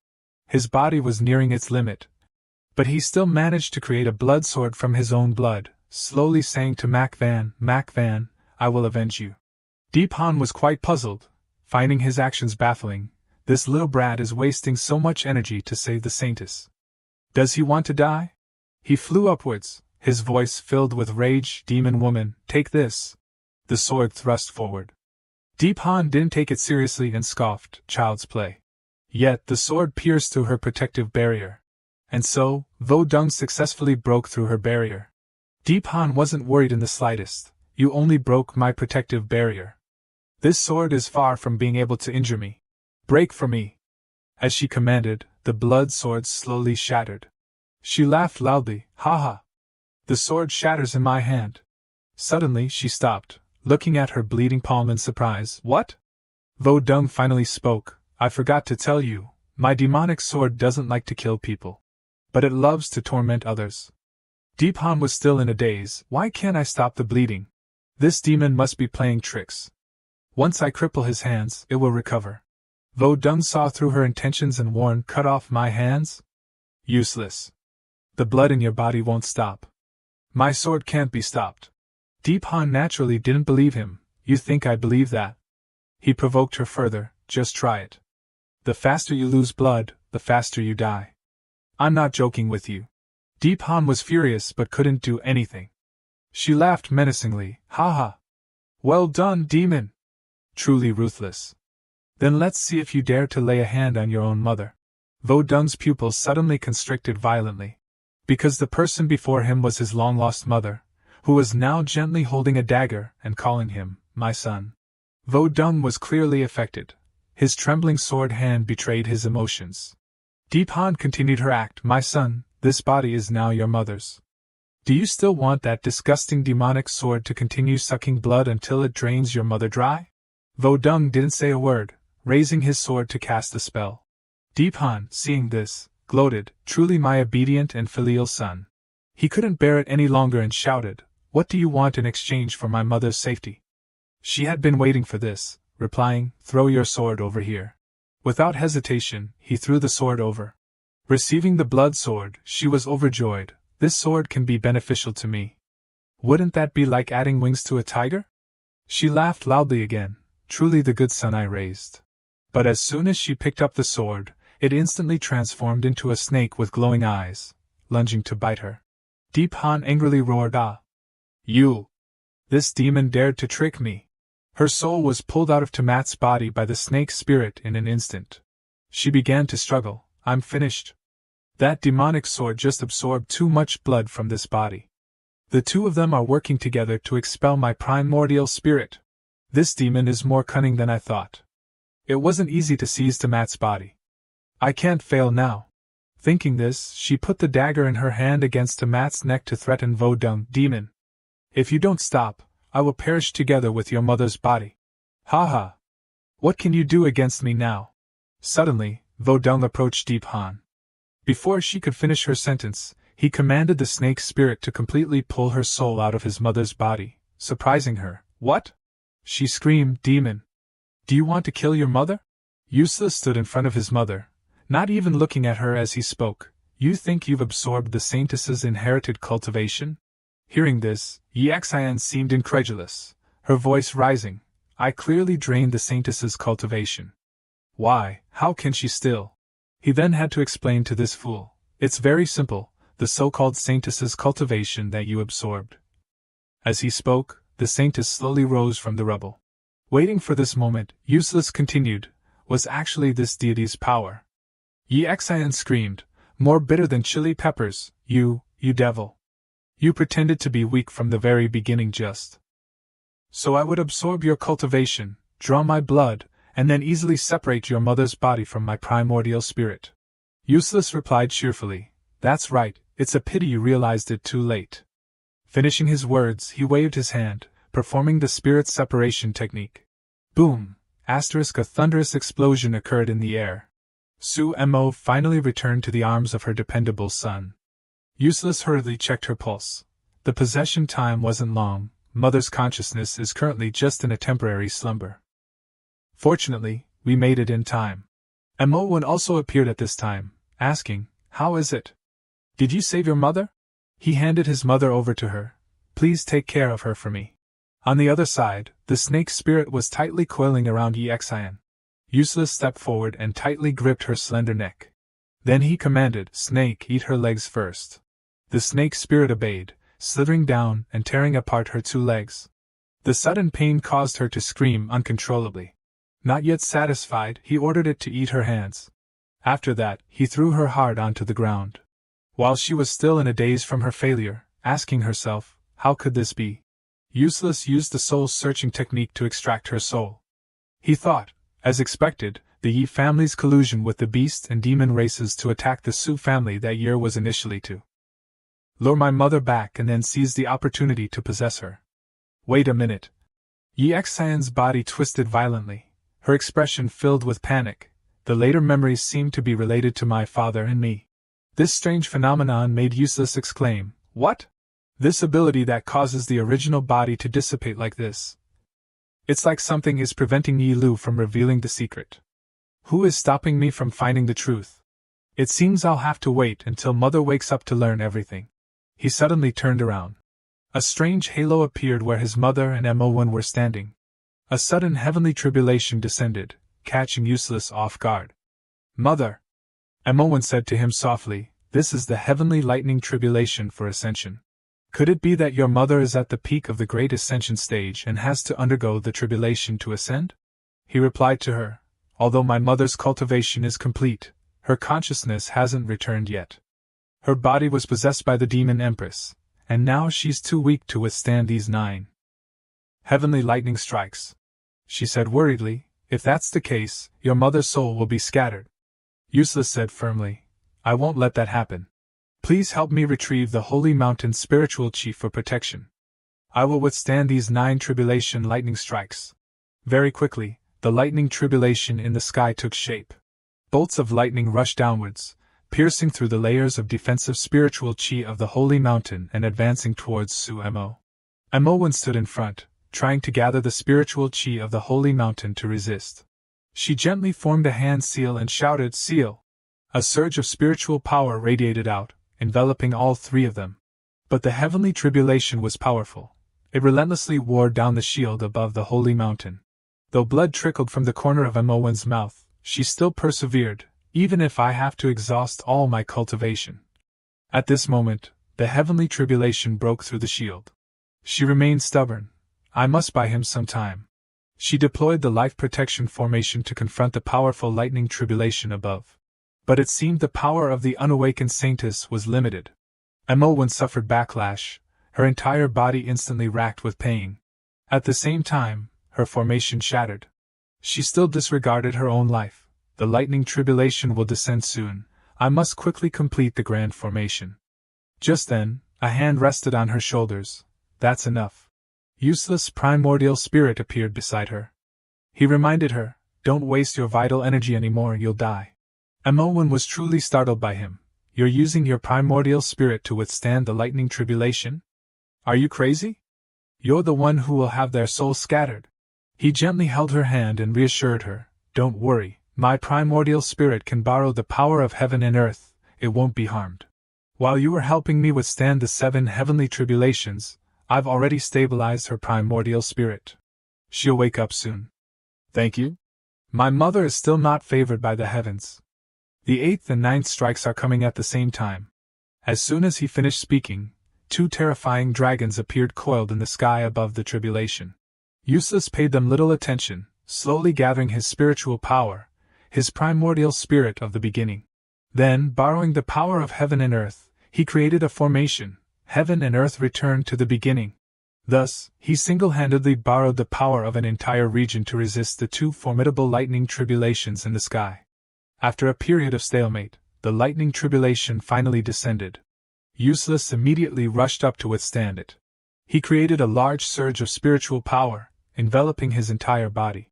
Now it was a clash between 2 newly emerged titans, the Ascension Tribulation and the giant primordial spirit sword. Because both were ferocious forces, the collision affected an area hundreds of miles around the holy mountain. Finally, the heavens opened wide. The light from the Ascension Passage finally appeared, signaling that the lightning tribulation had been successfully overcome. Sumo slowly opened her eyes. Seeing the young man in front of her, a familiar feeling washed over her, and she choked up, Son. Are you my son? Useless was also moved, showing a rare, satisfied smile. Mother, it's me. She gently touched his mature face and sighed. My Yonger has grown so big. Let me see. Sumo couldn't hide her emotions at this moment. She could only listen to him call her mother while holding back her tears. The 2 looked at each other for a long time, as if to make up for the lost time that couldn't be retrieved. Suddenly, Sumo placed something in his hand and instructed, Yonger, go to these 5 places. You will find what you seek. Before following the ascension light from the heavenly gate, she still reminded him, Yonger, you must protect yourself. Mother will be waiting for you in the immortal realm. The young man's image seemed to return to his childhood, choked with sobs, unable to hold on to his mother's hand, only able to helplessly call out mother repeatedly. Memories buried deep within his heart suddenly resurfaced. He was sitting in his father's lap, his voice childish, Father, I want to go find mother. His father sternly admonished him. Yonger, don't make a fuss. Have you forgotten what your mother said before sending you back? He replied, I haven't forgotten. I just miss her. Don't you miss mother, father? He answered him, How could I not? But we are of the demon race, and we can't fight the human race right now. If we bring your mother with us, it will be even more difficult. Hearing this, Yonger obediently said, I know. I'll listen to mother and wait for her to return. But unexpectedly, a huge incident occurred afterwards, and our family couldn't reunite. First, my father hastily ascended, then was ostracized by the entire clan. To survive, I could only cultivate, later becoming the strongest demon lord of the demon race. But was betrayed and assassinated by traitors and external enemies. He whispered, Mother, please wait for me. Your son will see you soon. In his palm was a small map marked with the locations of the 5 races. The Su family Forbidden Grounds, the demon races Yao City, the demon races Wangu, the beast races Futu, and the demon races Lingshan. He pondered, I've already been to the Su family Forbidden Grounds, but her soul lamp directed me to the place where humans ascend. Could the other 4 places help me restore my cultivation? If so, then I'll just go. Besides, before ascending to the immortal realm, I must take revenge. Manwha beside him suddenly coughed, interrupting Useless' train of thought. He hurriedly called her name. She replied with difficulty, Cough, I'm fine. He frowned comfortingly. You injured your internal organs while withstanding the lightning tribulation. Let me heal you. She sighed helplessly. don't waste your vital energy. The saintess's physique can only heal itself. He couldn't help but remind her, your injuries this time are not light. If you only rely on yourself, I fear they will be underestimated. Suddenly, the primordial stone materialized. Useless immediately disregarded the previous matter and asked Chihua, what is it? Chihua immediately reported, Your Lordship, the demon race is about to hold the Centennial Demon Calamity Assembly, inviting the 4 great races to participate. We are the 5th great race, so naturally we must attend. He asked back, where is it being held? Chihua obediently replied, at the Yao Pond of the demon race, Your Lordship. Hearing this, he instructed, arrange for the inner guards to provide protection. I will depart upon my return. Chihua obeyed, yes, Your Lordship. Then he turned to Moen, half coaxing, half pleading, come with me to the demon race. There's the Yao Pond city of water that can help you. Moen hesitated. Not to mention whether it will be effective or not, how can the demon race allow me to enter? He ignored her concerns, picking her up and stubbornly deciding, the Yao Pond can revive the dead, we have to try to know. As for your identity, there's no need to worry. Moen couldn't help but exclaim, you're so overbearing. Put me down. The holy mountain is undergoing a great change. I must stay within the mountain to stabilize it. Let me go. Cough, cough. Useless was forced to threaten her. Do you really not want to go with me? I'll destroy the holy mountain. I mean what I say. She couldn't say anything more, only resorting to cursing. You really are a devil, unreasonable. To him, these words sounded like praise. He laughed heartily. Ha ha ha, not a single word wrong. This deity is the great devil. The Yao Pond of the demon race was holding the grand demon assembly. The weather here was icy year-round, and the demon race resided in a place surrounded by high mountains, creating a truly beautiful scenery. Under the blanket of white snow covering all paths, 2 figures leaned on each other, taking each step towards their destination. Useless spoke, the water of the Yao Pond can heal ordinary injuries. But for the lightning tribulation you endured, you'll need the water from the 7 great springs to be effective. The springs here are meant for the human race, which happens to be advantageous for your physique. Let's go, we'll buy an estate with a spring to treat your injuries.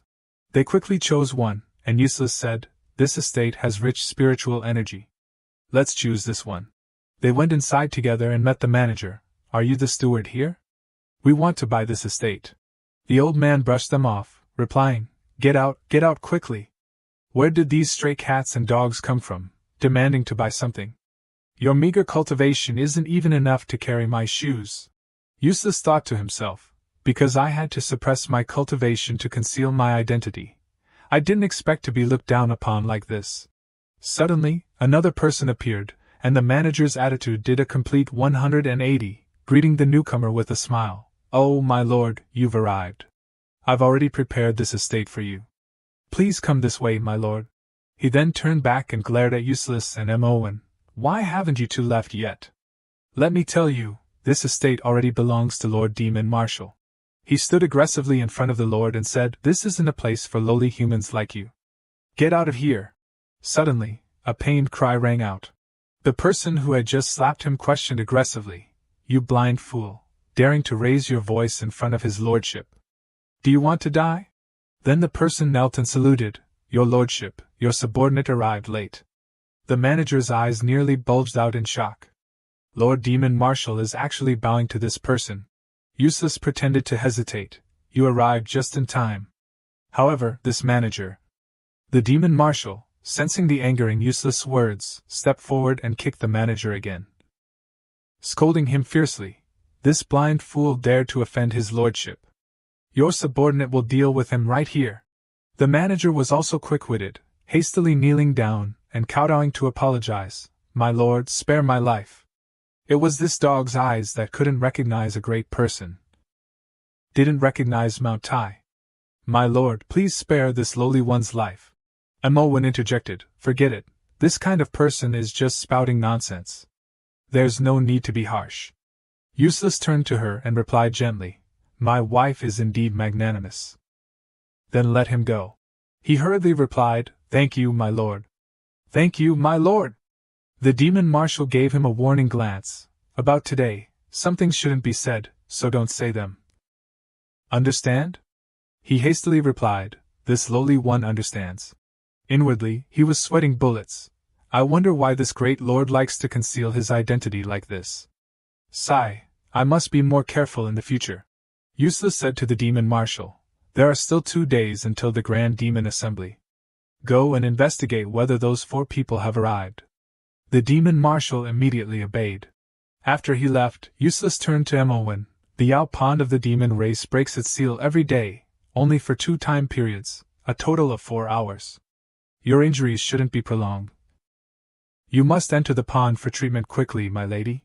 Hearing this, Emowen puffed out her cheeks and scolded, dare call me my lady again. Get lost. Having no other choice, Useless, fearing the wrath of his wife, could only yield. All right, I'll listen to you, Saintess. After driving away that shameless person, Emowen undressed with peace of mind. She immersed herself in the lake. She was a bit surprised. I didn't expect the Yao Pond of the demon race to have such a healing effect. The pain in my internal organs has already lessened significantly. Useless stood with his back to her, waiting for a while before speaking. How is it? Feeling better? Hearing her soft he sighed. That's good, just a little pity. Emowen wondered, pity about what? He said, it's a pity that the Yao Pond's water can only heal physical injuries. It can't restore your primordial spirit's memories. Seeing his apparent sadness, she added a few words of explanation. After the injuries on my body heal, the memories of my primordial spirit will gradually return. Useless was overjoyed. Forgetting that she was undressed, he turned around abruptly. Really? And then he received a swift slipper to the face from his wife, who, embarrassed and angry, yelled, Ah! Who allowed you to turn around? With just a splash of water from Emowen's location, Useless went straight to counting stars. The sky quickly darkened, and the two went out together. He still seemed regretful. I really didn't mean to. I swear I didn't see anything. Emowen paid no attention. Continuing to scold, You're still talking?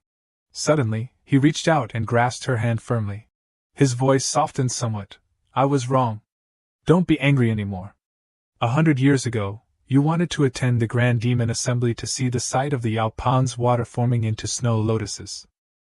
Unfortunately, I was in seclusion that year and only get to see it today. The local people also poured into the streets to watch the festival, chattering excitedly, a sight seen only once a century. It's truly worth living 100 years for.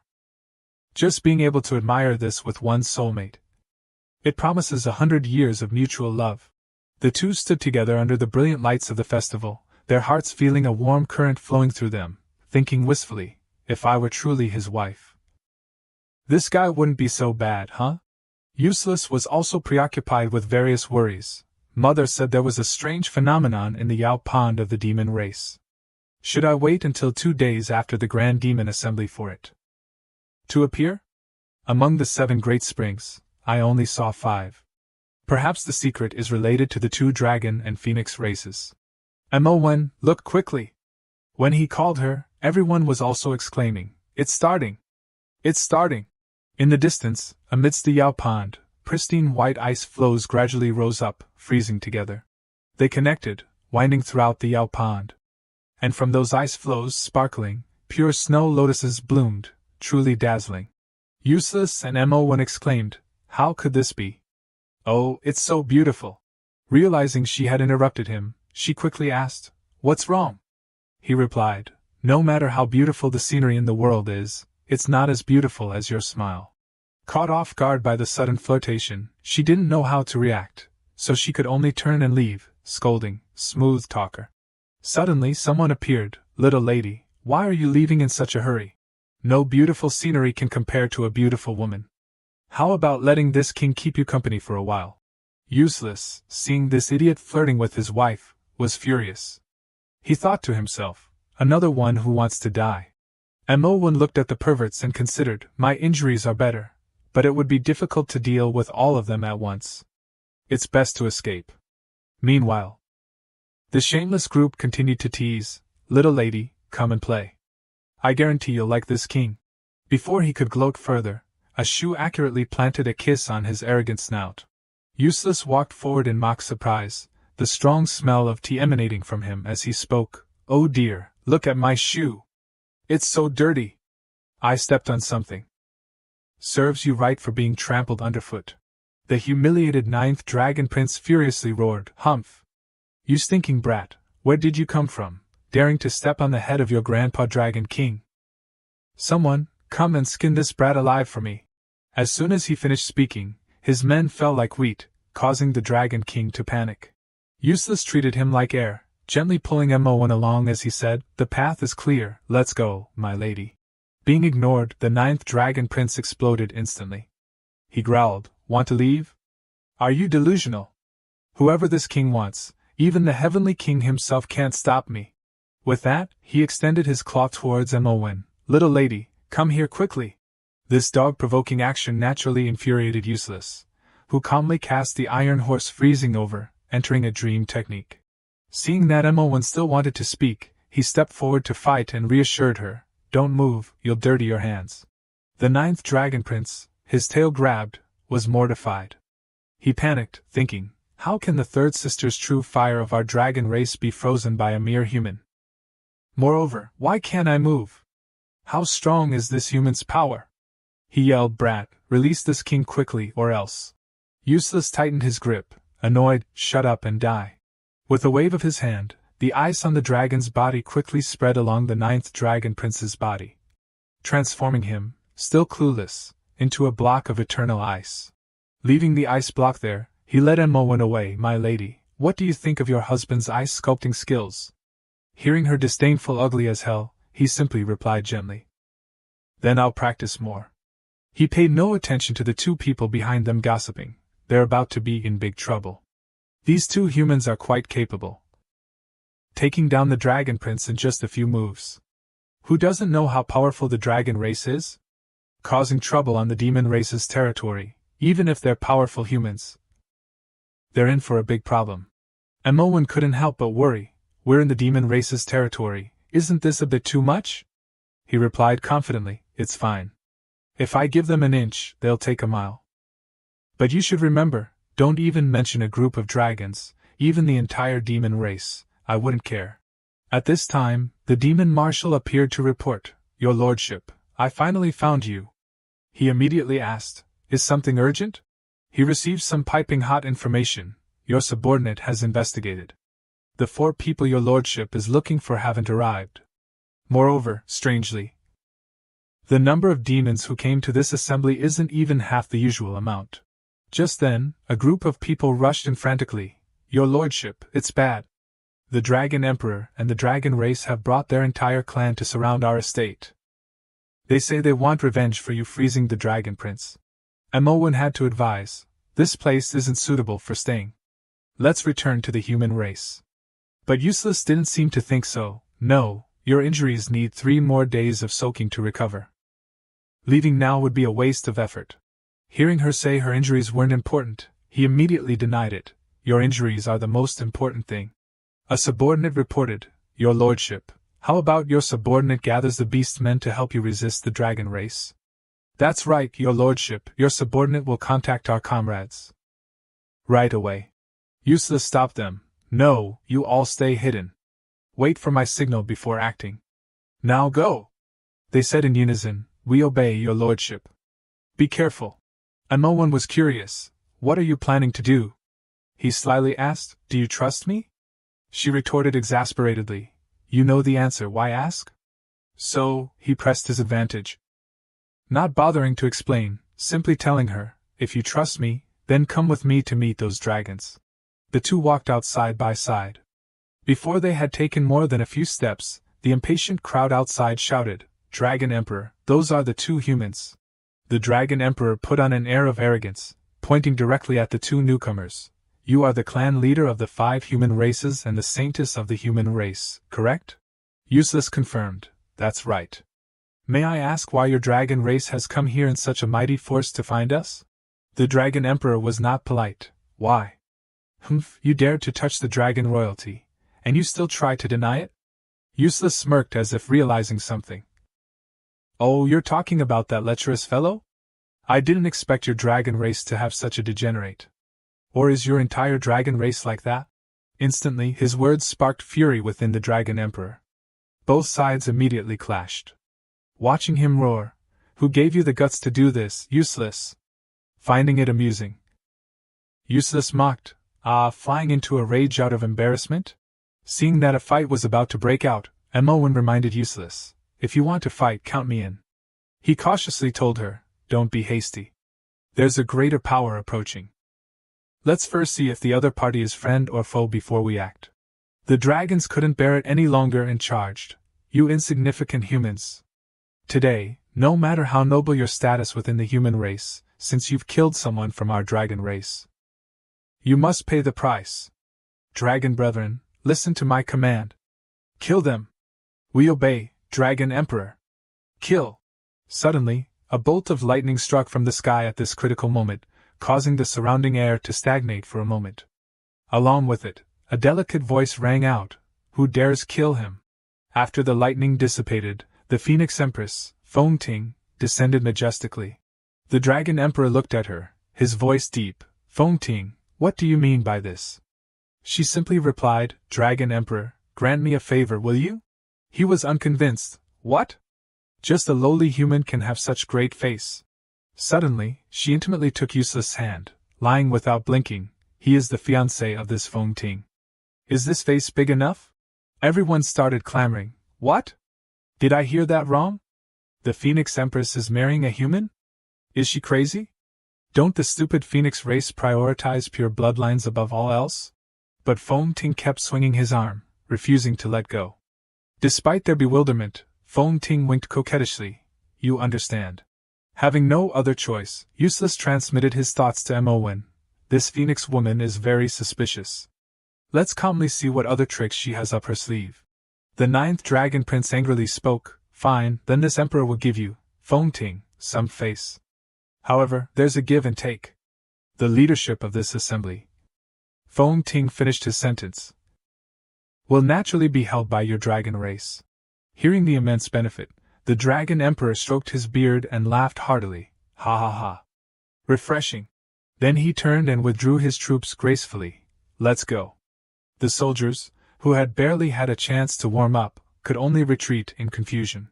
They asked the Dragon Emperor, "Dragon Emperor, are we just letting that human go?" He replied, "You fools, you useless things. This Emperor wants to borrow a knife to kill someone. Do you think the Phoenix race will allow their Empress to marry a human? This Emperor wants to use this incident to divide them. Sit back and watch the show." Hee hee. A subordinate, chilled to the bone, reminded him, "The Dragon Emperor is truly brilliant, but the death of the 19th Prince," which was met with the Dragon Emperor's enraged retort. "TSK, losing to a measly human, he deserved to die." He glanced at the people behind him, thinking smugly, "She even dragged herself into the play. She's truly crazy." After the old Dragon Emperor left, Useless pushed Feng Ting's hand off him. "Empress, the dragons are gone. Can you tell us your purpose in helping us?" She stepped back slightly, bowing politely. "Great Demon Lord, although this is our first meeting, this Feng Ting has long admired you." Useless was puzzled. "My identity is merely a human, the clan leader of the 5 races. How did you come to know of me?" She replied, "I saw you 100 years ago. At that time you to me—" He sensed something was amiss, worried about what might come next. He hastily interrupted, "Stop, the more you say, the more wrong you become. We're both straightforward people. Tell me your true purpose." Feng Ting, cut off mid-sentence, maintained her businesslike smile, replying, "Our clan's Yao Pond is more effective for the Saintess's injuries. Please follow me this way."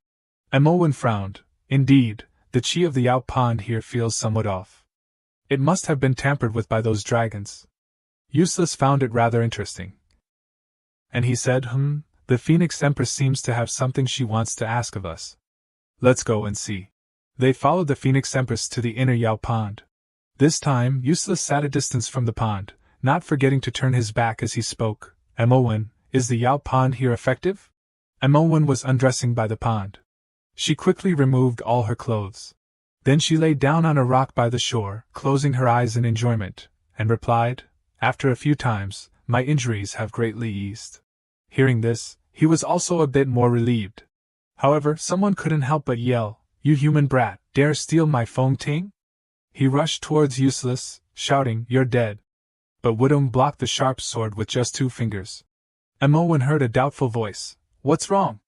He calmly replied, It's nothing. She turned her head to avoid being distracted. The humiliated man was furious, his neck strained. Brat, let go of my sword, now. Let's fight to the death.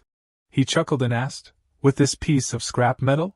With a slight movement, he shattered the man's sword as easily as breaking a piece of cake. The man trembled and stammered, You broke my treasured sword? Wudong coldly stated the truth. A fight to the death? You're not qualified. He raised his hand, creating a whirlwind that swept the man high into the sky, causing him to yell as he experienced the thrill. At this moment, Feng Ting hurriedly approached. Please, Demon Lord, show mercy. That person is my childhood friend. He acted rashly and disturbed you too. I apologize on his behalf. Seeing this, he withdrew his hand and said, I won't hurt him. He's just a bit noisy. Leave him be. Then he walked away as the man fell to the ground with a thud, wailing, Ouch, ouch, it hurts. Feng Ting gratefully said, Thank you, Demon Lord, for your mercy. She didn't know he had secretly taken something from her. The man fearfully called out, Ting Ting, that brat. This enraged her. Dragging him like a pig, she scolded, Shut your mouth. If this happens again, I won't need him to act. I'll take your life myself. 2 hours later, in a secluded place, Wudong was analyzing what he had taken from Feng Ting. In her memories, there was a scene of her sitting with the Dragon Emperor, discussing something. The Dragon Emperor cheerfully asked, Have you gained their trust yet? Receiving a disappointed shake of the head, he declared, Everyone is eventually seduced by the Almighty. Feng Ting angrily smashed a jade cup. Long Jiu, wash your mouth out. He calmly replied, How ridiculous. Our enemy is that demon lord. She excused herself. I'm only responsible for bringing him there. Hearing this, Long Jiu exploded. Don't say it's not your concern. If we don't eliminate that demon lord, our entire demon race will be in danger. Seeing this, Wudong noticed someone approaching. He quickly erased what he was viewing, thinking with slight annoyance, Here we go again. She was quite skillful, talking to people as people, talking to ghosts as ghosts. She approached, softly apologizing. That was just an accident. I didn't manage things well. I hope the demon lord will forgive me. He replied, You really enjoy acting, don't you? Feng Ting's face paled, and she hurriedly said, What does the demon lord mean? I didn't intend to deceive you. Wudong didn't bother listening, if I'm not mistaken. You offered us the use of Dao Pond, forming a deal, and tomorrow you'll go with us to the Dao Pond forbidden area, correct? But I'm warning you, if you try to harm my people, I won't let you off the hook. She fearfully stopped him. Wait, Demon Lord. Feng Ting will tell you everything. I only hope you'll spare the Phoenix clan. Intrigued, Wudong finally stopped and said, Oh? Tell me. So, the next day, at the Dao Pond Forbidden Area's Sea Market lookout, all 3 of them arrived. Feng Ting led them and explained, The demon race's combat power increases greatly here, while the combat power of the other 4 races is reduced. Being the Holy Maiden, Mowen was a little overwhelmed. The demonic energy is so strong. Wudong, noticing this, worried. She is inherently holy energy, which opposes demonic energy. I think it's best.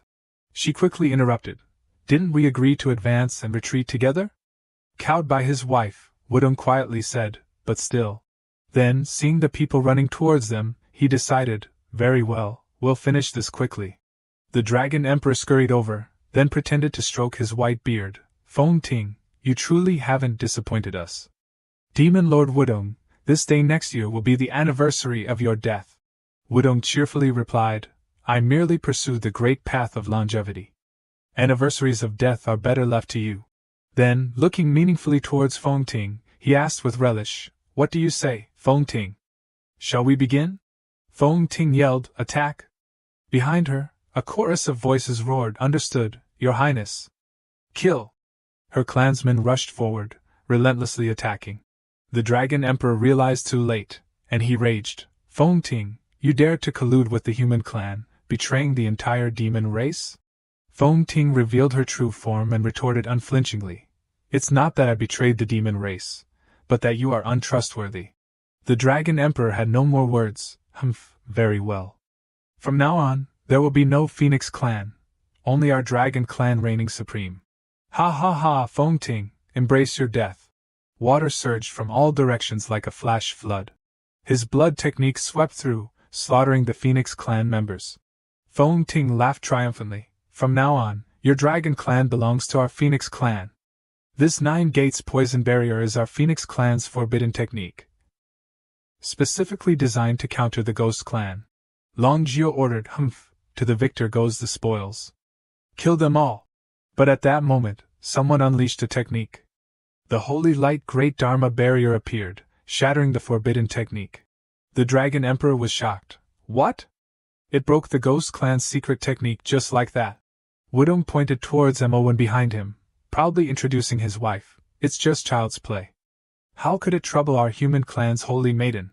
As for the Ghost clan's secret technique, then don't blame me for using this method to punish you lot. Finishing his words, he formed a poisonous spiderweb seal behind his back. Following his incantation, the Ghost clan's secret technique, Black Mist Entrapment, was unleashed.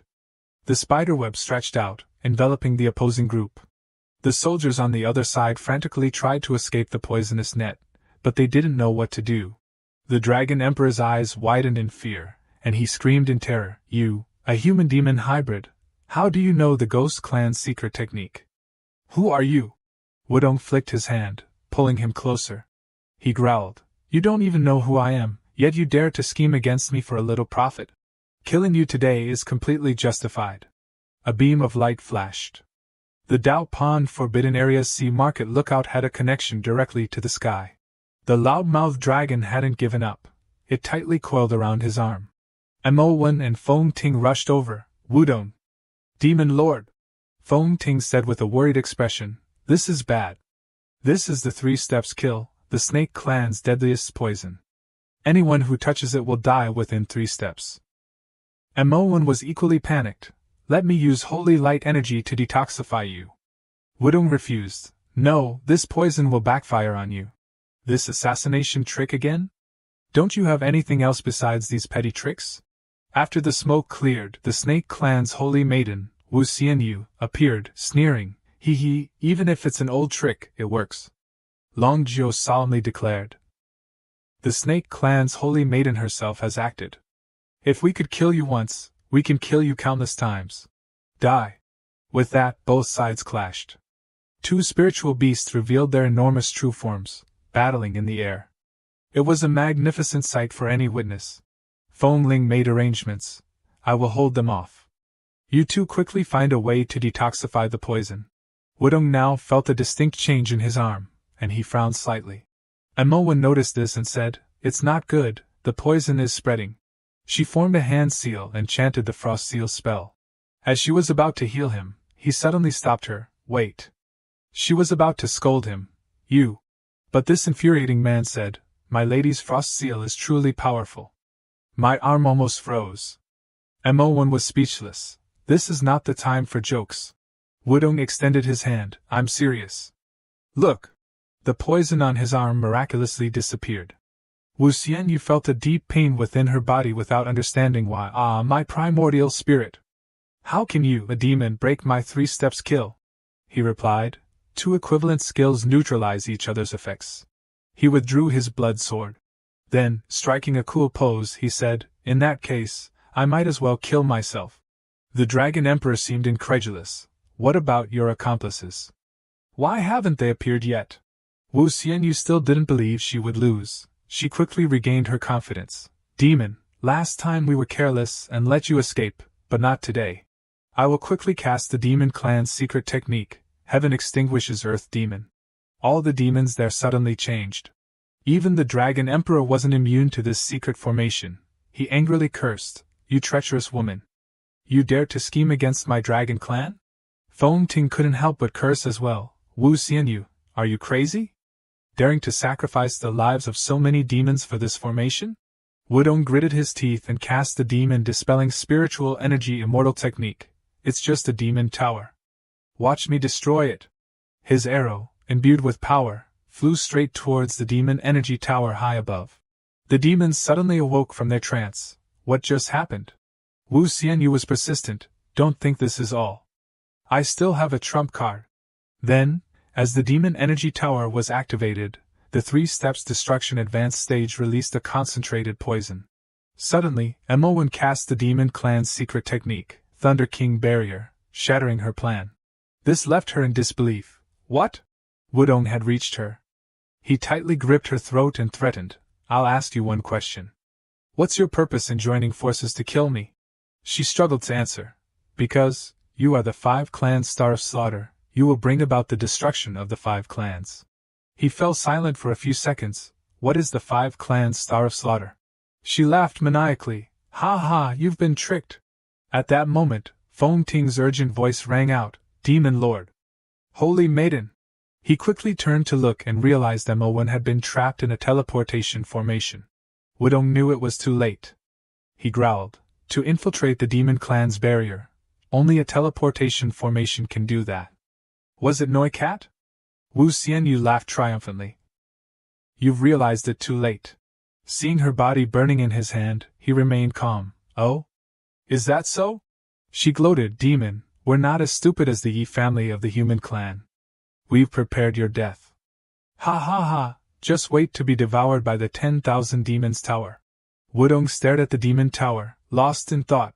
The 10,000 demons assembly wanted to hoist themselves by their own petard, but you rats didn't dare face me directly. Resorting to these tricks, he said to Feng Ting, leave this place to me. I can buy you time to escape. I promise you, take the Phoenix clan and my subordinates and leave quickly. She hurriedly replied, Demon Lord, can you handle this demon tower alone? What about the Holy Maiden? Suddenly, the Dragon Emperor interrupted, Hey, Feng Ting. Demon, if there's a way, quickly help me escape these bonds. The two ignored him as if he were air, continuing their conversation. Let's go. This place will be completely devoured by the demon tower in half a demon cycle. Feng Ting replied, Please take care, Demon Lord. Watching everyone gradually leave, Longjiu panicked and shouted, Feng Ting, don't go. Take me with you. Wudong smiled, thinking to himself, even without the memories of my past life, it's still the same. The night before, in the Phoenix clan's Dao Pond. In the quiet night, MON and Wudong sat together, talking. She began, My injuries have healed. Even if the 5 clans join forces, it will only result in mutual destruction.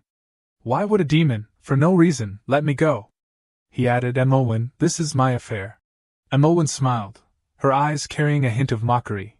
You call me wife all the time. Are those just jokes? Seeing this, Wudong frowned, stunned. You have your memories returned? She replied, Not all of them, but I recognize you. As soon as MON finished speaking, Wudong embraced her, joyfully shouting, MON. That's wonderful. I'm sorry.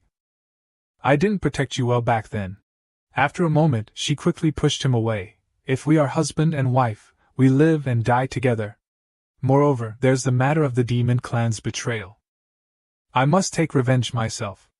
Wudong looked at her and said, All right, I can never win an argument against you. Seeing Wudong smile and hold her hand, she glanced at him with a slightly unhappy expression. He, unfazed, held her hand, gathering energy in his other fingertips. I used 3 parts of my primordial spirit to protect you. This is the biggest concession I can make. She exclaimed, All right. Returning to the present, Wudong looked upwards with great determination, thinking to himself, MON, wait for me. Once I'm done with the demon clan forbidden area, I'll come find you immediately. From above, an enormous tower, enveloped in fiery red energy, descended. After a few moments, the entire tower landed on the ground. Wu Xianyu emerged from the tower.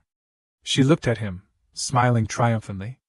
Even if the demon tower can deal with the Dragon Emperor and not kill you, once the demon tower's forbidden area is activated, there will be ascended power protecting you, demon.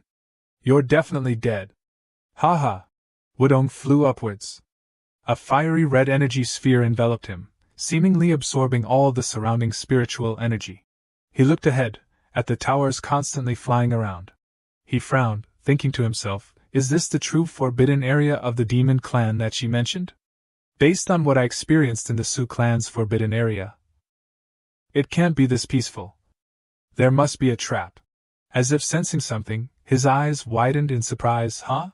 Below him, a small, bull-like monster was furiously stabbing at his leg with a knife. Yeah. You dare sneak in here? You deserve to die. But it had no effect on him. Wudong, annoyed, kicked it away. This mosquito bite actually has some force.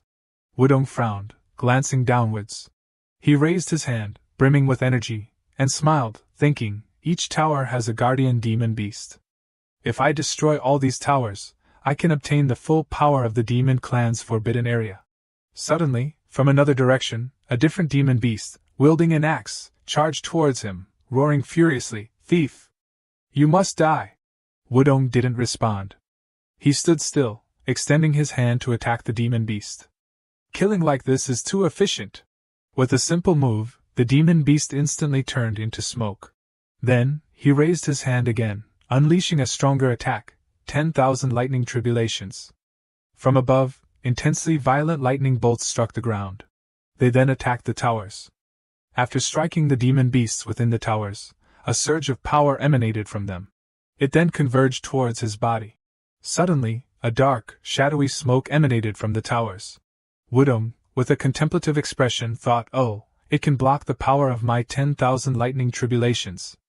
It seems the Tower Guardian's cultivation isn't weak." Elsewhere, a door suddenly opened.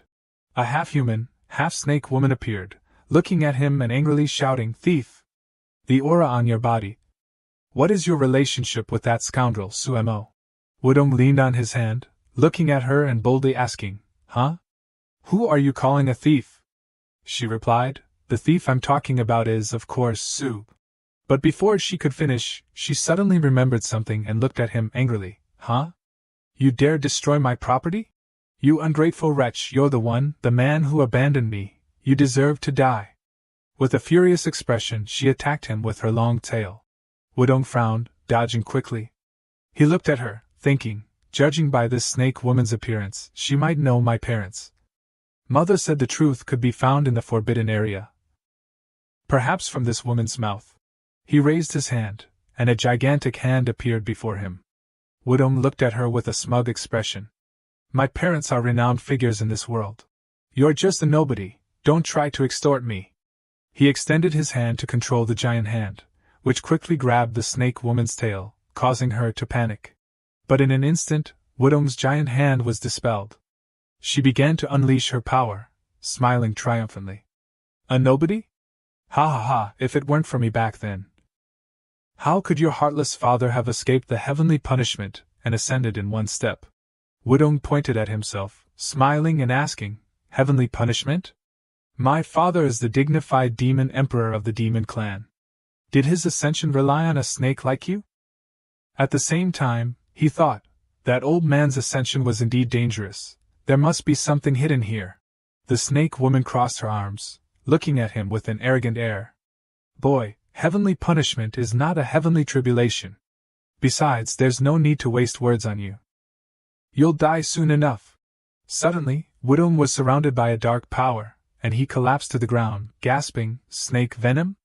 But I clearly didn't remove the barrier. Since when? Could it have been from the very beginning?"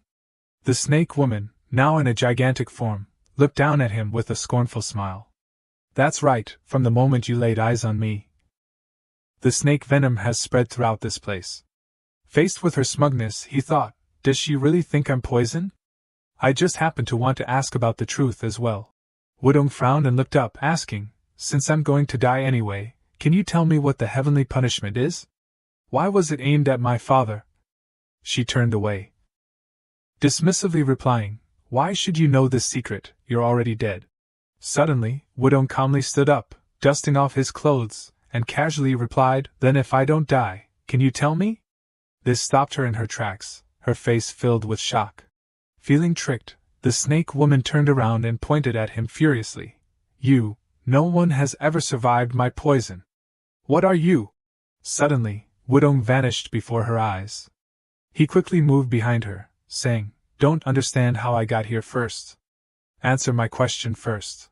He stomped hard on her tail with his foot, using his power. The force of the blow made her cry out in pain, "Ah, my tail! Wudong's action only further enraged the snake woman. Her eyes filled with murderous intent as she lunged at him. Die! Die! Wudong, not only unafraid, but with a calm expression, pointed his sword forward and quickly unleashed his power. Human clan cultivation technique, splitting strike, sinking sand, iron defense. Moments later, he appeared behind her, his hand gripping her neck. Will you talk or not? Without letting her speak, he unleashed his power, a brilliant golden light radiating outwards. From her mouth, the soul of a white snake slowly emerged. Wudong quickly grabbed the white snake. At the same time, the snake woman's body vanished. He held the white snake in his hand, his eyes tearing up. Humph! No primordial spirit, no memories, no way to learn the truth. However, the snake woman's cultivation before ascension wasn't bad. This snake venom is far more potent than Wu Xianyu's. Next, Wudong unleashed his power again, an energy resembling lightning bolts radiating outwards. He closed his eyes, gathering energy in his palm. As he stopped channeling his power, two energies, one gold and one pink, rushed towards him from both sides. It was a man and a woman. They stood before him, extending their hands in respectful gratitude. The woman spoke, "Well done, well done! We've long disliked that old woman. Kid, you did a great job." Surprised by their appearance, he exclaimed, "Are the two seniors the predecessors of Long Jiu, the Dragon Emperor, and Feng Ting of the Phoenix clan?" The tall, muscular man standing on the cloud said, "Indeed, it's been 1,000 years." The woman beside him added, "1,000 years. But Feng Ting clearly had her spiritual roots destroyed back then. It's truly baffling." Wudong looked at them, thinking, 1,000 years ago? My parents had just become a couple then. They couldn't have known about the conspiracies that would happen later. Suddenly, the tall man leaned down and asked, "Kid, your life path indicates you're a human-demon hybrid?" The woman beside him smiled and added, "A human-demon hybrid. Could you be the child of Tianya and Su Mo?" Wudong was astonished. He looked at them and asked for confirmation. "Do the two seniors know my parents?" The woman replied, "If I hadn't reached the ascension stage that year, I would have personally gone to congratulate them and offer my assistance."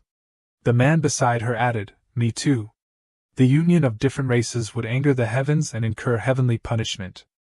Being unable to help was the biggest regret." Hearing them, he curiously asked, "Seniors, what exactly is this heavenly punishment?" The woman looked at him, her expression serious as she explained, "Heavenly punishment is the rule set by the Almighty after ascension." The muscular man added, "The true meaning can only be understood after one ascends." After listening, he exclaimed in surprise and thanked them. "So that's how it is. Thank you, both of you." Suddenly, both of them stepped towards him and grabbed his hands, causing his face to pale. He exclaimed in alarm, "Seniors?" The man looked at him, smiling. "Didn't you come here to obtain the cultivation we left behind after ascending? Then take it all." The woman beside him added, "To this day, I still regret not being able to help your parents back then. Now that I've met you, consider this making up for it." After they finished speaking, they quickly transformed themselves into two different energies: the Dragon clan's Long Ting Tian cultivation, and the Phoenix clan's Nie Pang Chong cultivation. They simultaneously flowed into Wudong's hands. He looked at the power in his hands, his expression still filled with disbelief, as expected of the Almighty of the Dragon and Phoenix clans. The energy of these two cultivation techniques can actually raise my demon clan cultivation to the highest level.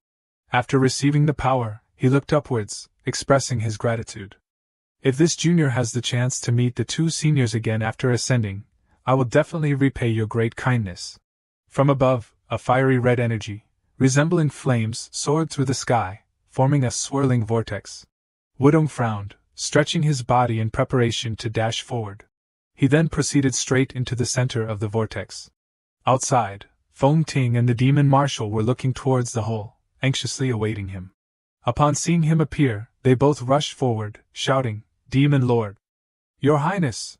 He looked at them seriously and asked, "Have you found anything?" At the same time, he thought, hearing from the Phoenix clan senior, Feng Ting is indeed not simple. The demon marshal bowed respectfully and replied, "Reporting to your Highness, except for Wu Xianyu's unknown whereabouts, the other 3 are in seclusion within their clans. Feng Ting looked at him, and added, Demon Lord, according to our Phoenix clan's investigation, the Snake clan secretly relocated their territory during the battle with the other 5 clans. Wudong looked at the energy emanating from his hand, his expression suspicious, guessing, they indeed had a plan all along. The primordial spirit energy of MO1 that I protected clearly doesn't indicate a location in the Demon clan, but rather the Beast clan? After he finished channeling his power, he looked at it with suspicion. Soon after, Wudong departed. Before leaving, he didn't forget to instruct them, if there's any movement from Wu Xianyu of the Demon clan, inform me. I have matters to attend to, excuse me. At the death row prison of the Beast clan, the largest sacrificial ceremony of the Beast clan, the priest Du Chu, an old man with platinum hair and a cane, walked and spoke. I'm not annoyed. Why did you have to make me come all the way here, especially to visit this death row inmate? Wu Xianyu followed behind. Inside the prison, MO1 was unconscious, her body immersed in a large tub, her limbs chained and bound. Wu Xianyu looked at MO1's sorry state, a triumphant smile on her face. That fool surnamed Wei is infatuated with this woman. I had to come personally to see if he'd taken anyone out. The silver-haired woman beside her, her expression filled with indignation, asked, Isn't this distrusting our Beast clan's guarding abilities? Wu Xianyu paid no attention to the silver-haired woman's mood. She approached MO1, caressing her face. It's not that I don't trust you, but this woman is not simple. Last time, she even escaped death with that demon. But before she could finish, the platinum-haired woman shouted her demands.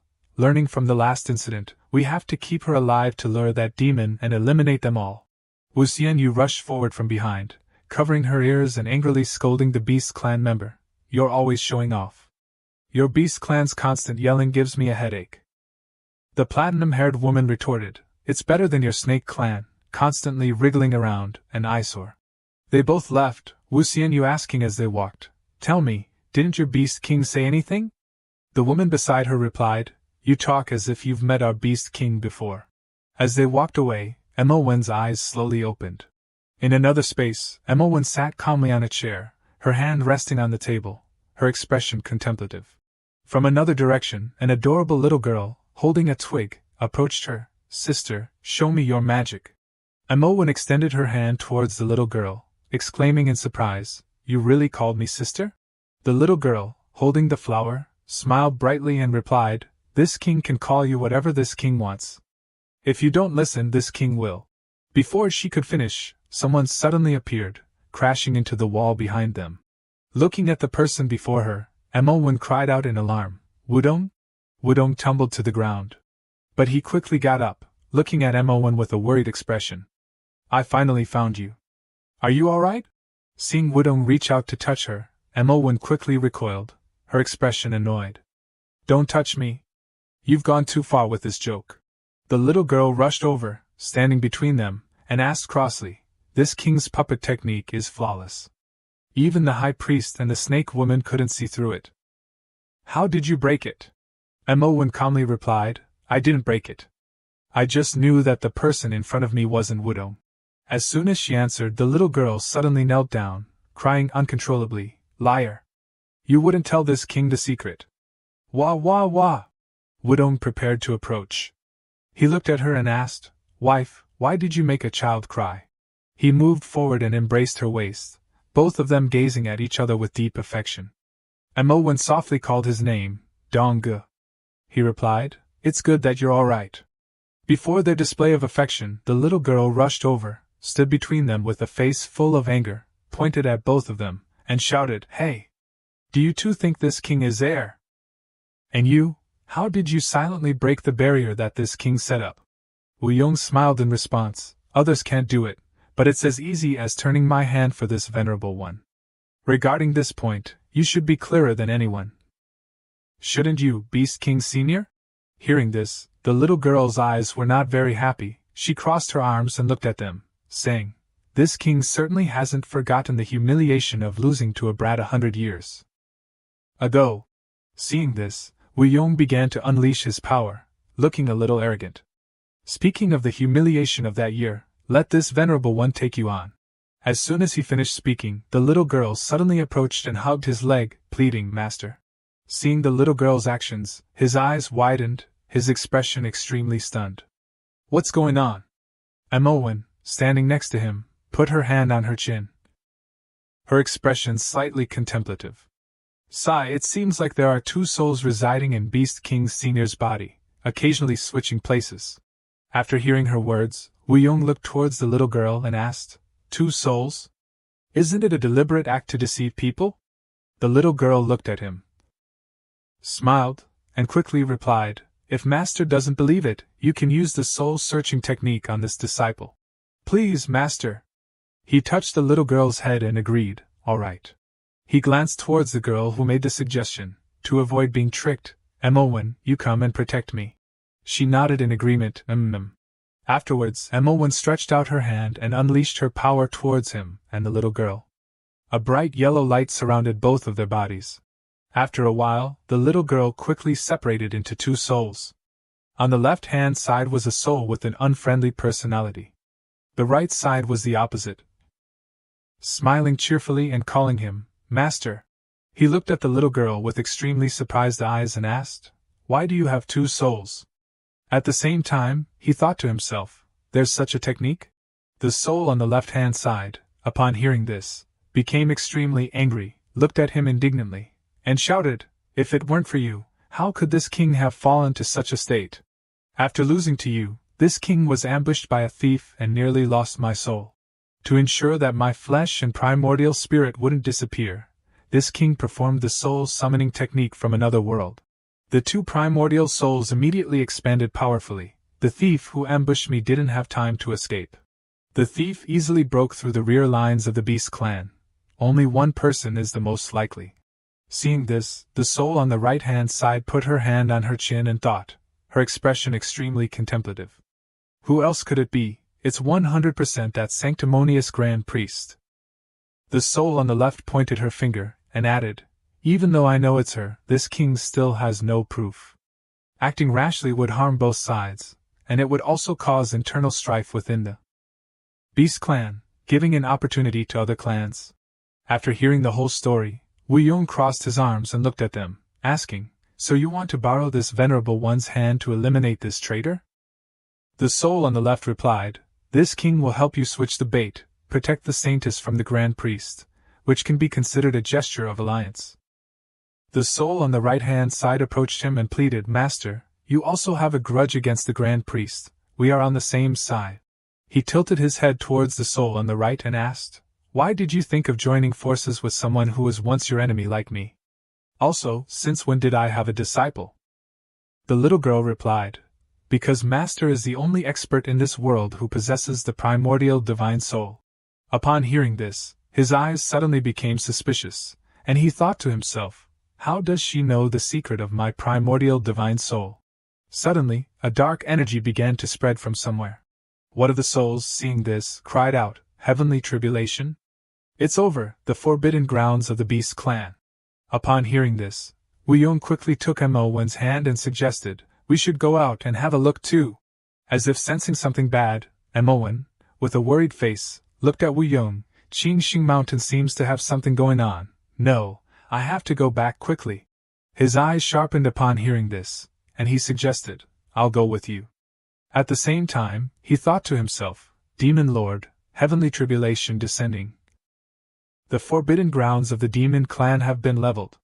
That brat, heavenly tribulation, has destroyed the Su family's forbidden grounds. My little sister's soul lamp." Next, he took out a stone. Suddenly, his face became more serious, and he thought to himself, "Protected by my divine soul power, nothing has happened to her. It's just that 2 consecutive days.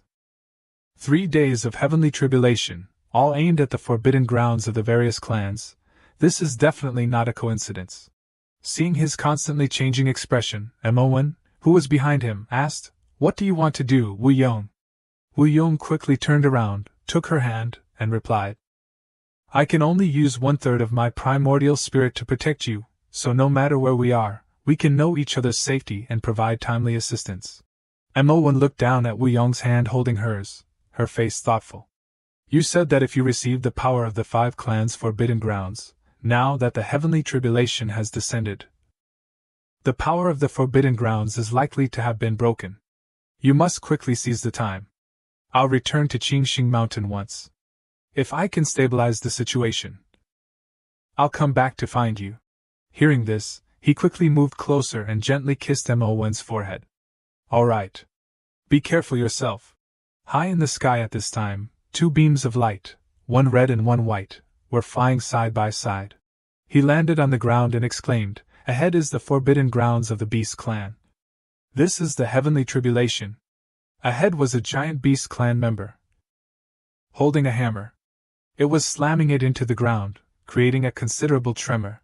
The little girl who accompanied him landed on the beast's body and shouted, "Ancestral Mighty One, give me the strength to resist the heavenly power." Suddenly, at this moment, a member of the Beast clan appeared in the sky. She pointed a long staff towards the Beast King and ordered, "Beast King, you can go in peace." Seeing this, he quickly rushed forward and angrily said, "You sneakily attack the Beast King every day. Do you really have no shame, Grand Priest?" Upon seeing his appearance, the Grand Priest's face turned slightly pale, and she said unhappily, "Devil, you didn't die in the forbidden grounds of the Demon Clan. And you dare to come here on your own?"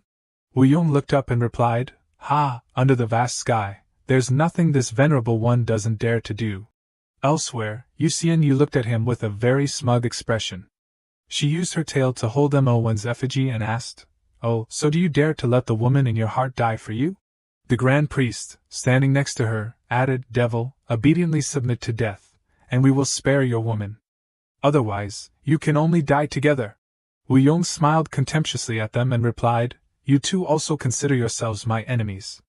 I originally wanted to deal with you slowly, but unfortunately, the timing is too poor. Sigh, it's too convenient for you." At the same time, he thought to himself, this Beast King's puppet-making skill is really lifelike. It's just a pity it can't fool me. Without waiting for their response, he quickly stretched out his hand and launched an attack towards them. 5 clans' poisonous heart. Facing Wu Yong's poisonous power, Yu immediately turned pale and screamed, "What? This is the ancestral snake venom." The Grand Priest at this time still stubbornly looked at him and threatened, You. How can you ignore your own woman?" As soon as her words finished, he immediately rushed in front of her and grabbed the staff in her hand. "Just relying on the likes of you, you dare to capture this venerable one's wife? Being schemed against by you lot from the beginning is the real insult to me." Following that, a bright golden energy lit up. Wu Yong smiled triumphantly. Suddenly, bats appeared from nowhere. Wu Yong didn't have time to react, so he panicked and covered his face with his hands, shouting, "Ay!" At this moment, the Grand Priest's face suddenly darkened, her eyes filled with murderous intent as she looked towards him. Ha, devil, your biggest weakness is not your woman, but your arrogance. Today I will let you die at the hands of the strongest of our Beast clan."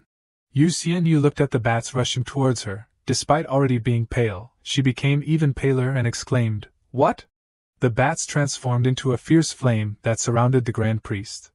She struggled to escape, constantly screaming, "Ay!" From behind, the little girl's voice cried out for help, "Master, save me!" He was startled and turned to look. Before his eyes was the image of the little girl sitting on the head of the monster. Wu Yong's sword blocked the monster's axe. With his appearance, the little girl looked up and exclaimed joyfully, "Master will definitely come to save me." But he still didn't seem to care, using his hand to control his sword. "My sword control won't last much longer. During this time, let's make a deal." The little girl looked at him and added, "Master, your power is not just that, you can definitely solve this." Wu Yong slowly turned around, his expression somewhat depressed, and asked, "Just because I can solve it doesn't mean I will help you. I'll help you deal with the heavenly tribulation, and the great ascension cultivation of your Beast clan's forbidden grounds will belong to me. How about it?" Seeing this, the little girl reached towards him with a dissatisfied expression and shouted, "Sob, sob, sob, Master, how can you?" After asking, he turned to leave. "Then you solve it yourself, there's nothing to look forward to in the future. Just be evil." Then the little girl stomped her foot and stood up. The little girl looked at him, her expression extremely angry, and shouted, "As long as we can stop this heavenly tribulation, this deal, the four kings agree." Hearing this, he turned around and happily agreed, "That's more like it." Woo-young turned back, rushed over, grabbed the little girl's arm, and pulled her up. Faced with his sudden action, the little girl was extremely panicked and scared, constantly screaming, "Hey! Master, what are you going to do?" He had a cold expression, pushed the little girl towards the other side with his hand, and calmly replied, "You fight too pathetically, this venerable one will demonstrate a little what it means to defy the heavens." Next, Woo-young began to unleash his power and attack the monster.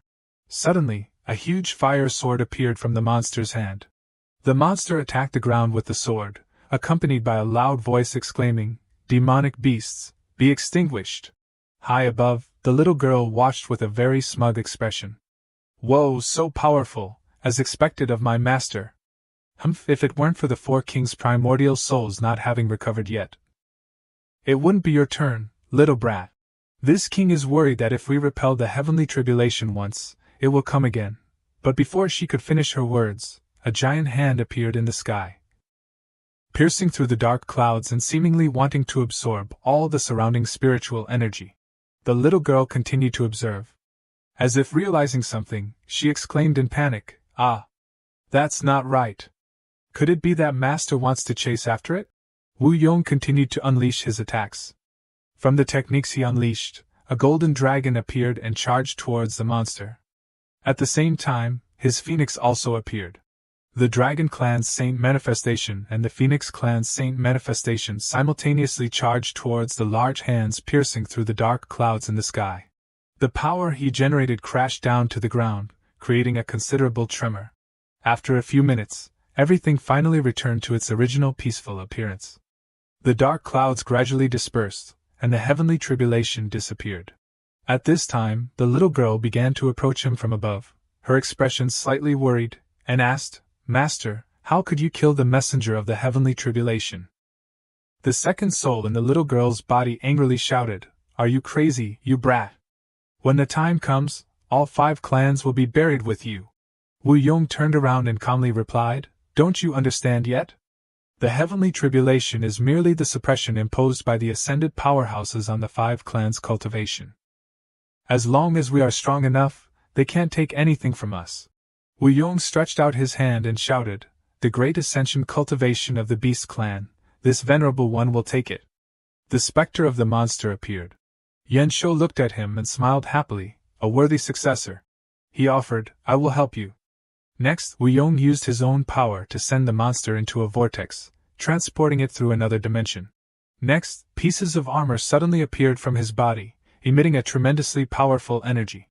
Afterwards, Woo-young looked at the stone emitting a gentle power in his hand and wondered to himself, "I've settled things on this side. I wonder how the Ghost Clan and Demon Clan are doing?" He looked at the image of Chihua that appeared and asked, "How is the situation with the people we deployed to monitor the 5 clans? How is the heavenly tribulation today?" He stretched out his hand respectfully and reporting back to your lordship, the Human Clan and Demon Clan's bases have been destroyed. The other 3 clans have managed to withstand the heavenly tribulation. Your lordship, when the heavenly tribulation descended, the Soul Clan was protected by the Soul King's power, but the Demon Clan's heavenly tribulation was actually blocked by the Forbidden Grounds itself.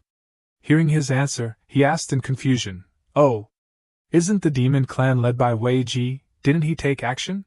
Upon hearing his question, his expression immediately became furious, and he shouted, "That traitor Wei Ji! Ever since he learned that your lordship is seeking revenge on us, he's been hiding in his Wangba territory, not daring to show his face. We can't find him to vent our anger either." Woo-young's expression remained unchanged, and he added, "You are no match for him, no need to seek your own death, this venerable one will personally deal with him."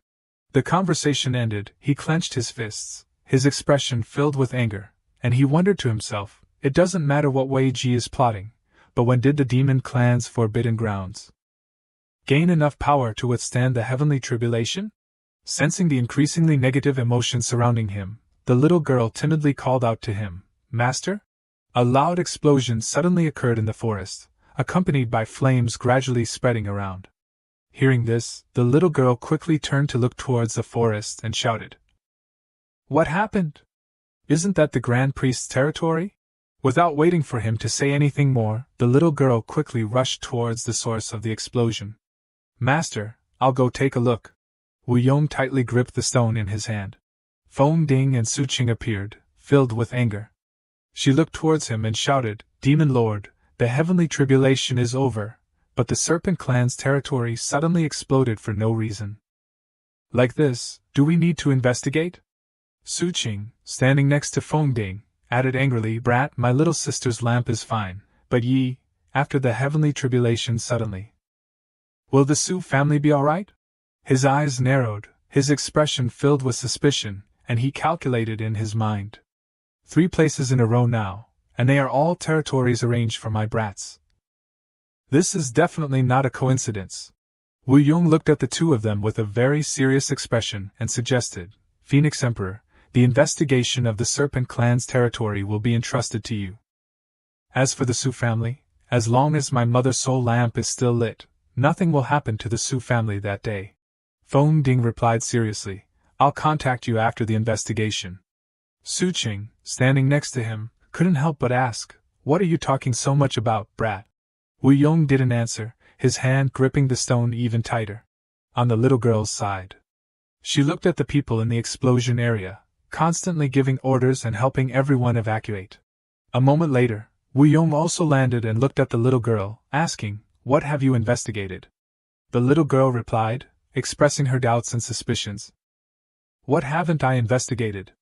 This explosion happened suddenly, and the explosion range was concentrated within the Grand Priest's territory. It's really strange." Wu Yong asked further, "Let me ask you, where was the Serpent Clan queen who surrendered to the Beast Clan arranged?" The little girl replied, "Yu. This king placed her in the East Guest area, making it convenient for this king to monitor the Serpent Clan's actions." Seeing the little girl's enthusiasm, he was very satisfied. He patted her head and praised, "Good job. Now take this venerable one to the guest area." Looking at his actions, the little girl's eyes immediately lit up. "Master, have you accepted me as your disciple? I'll take you there right away." Immediately afterwards, they both left at the same time. While walking, the little girl still didn't forget to ask again, "Master, have you accepted me?" He denied, "Not yet." Both of them landed on a large rock. As soon as they landed, the little girl sighed in disappointment. "Sigh, so much for happiness, this is Yu's place." Both of them walked towards Yu's residence. Wu Yong walked ahead and reached out to open the door. The little girl followed closely behind, asking in confusion, "Yu was killed by you, why are you still coming to her place?" He didn't answer but stretched out his hand, unleashing his power before the little girl's confusion. Wu Yong quickly created a sphere that enveloped both of them to protect them from the attacking energy. He looked at the power in front of him, and thought to himself, "Oh?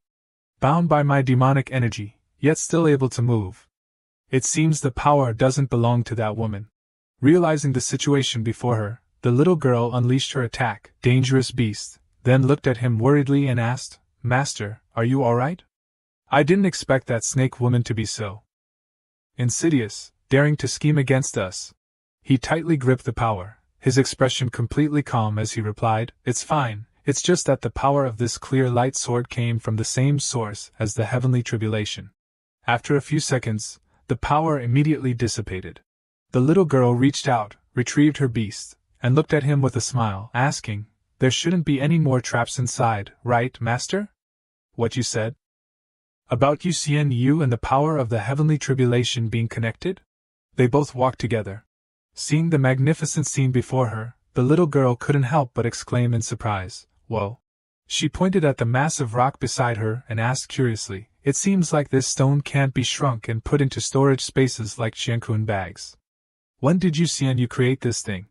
Wu Yong didn't answer, he gently touched the large rocks, using his energy to sense them. He thought to himself, these explosions happening one after another without a clear reason. "I'm afraid that it is meant to destroy these ownerless stones.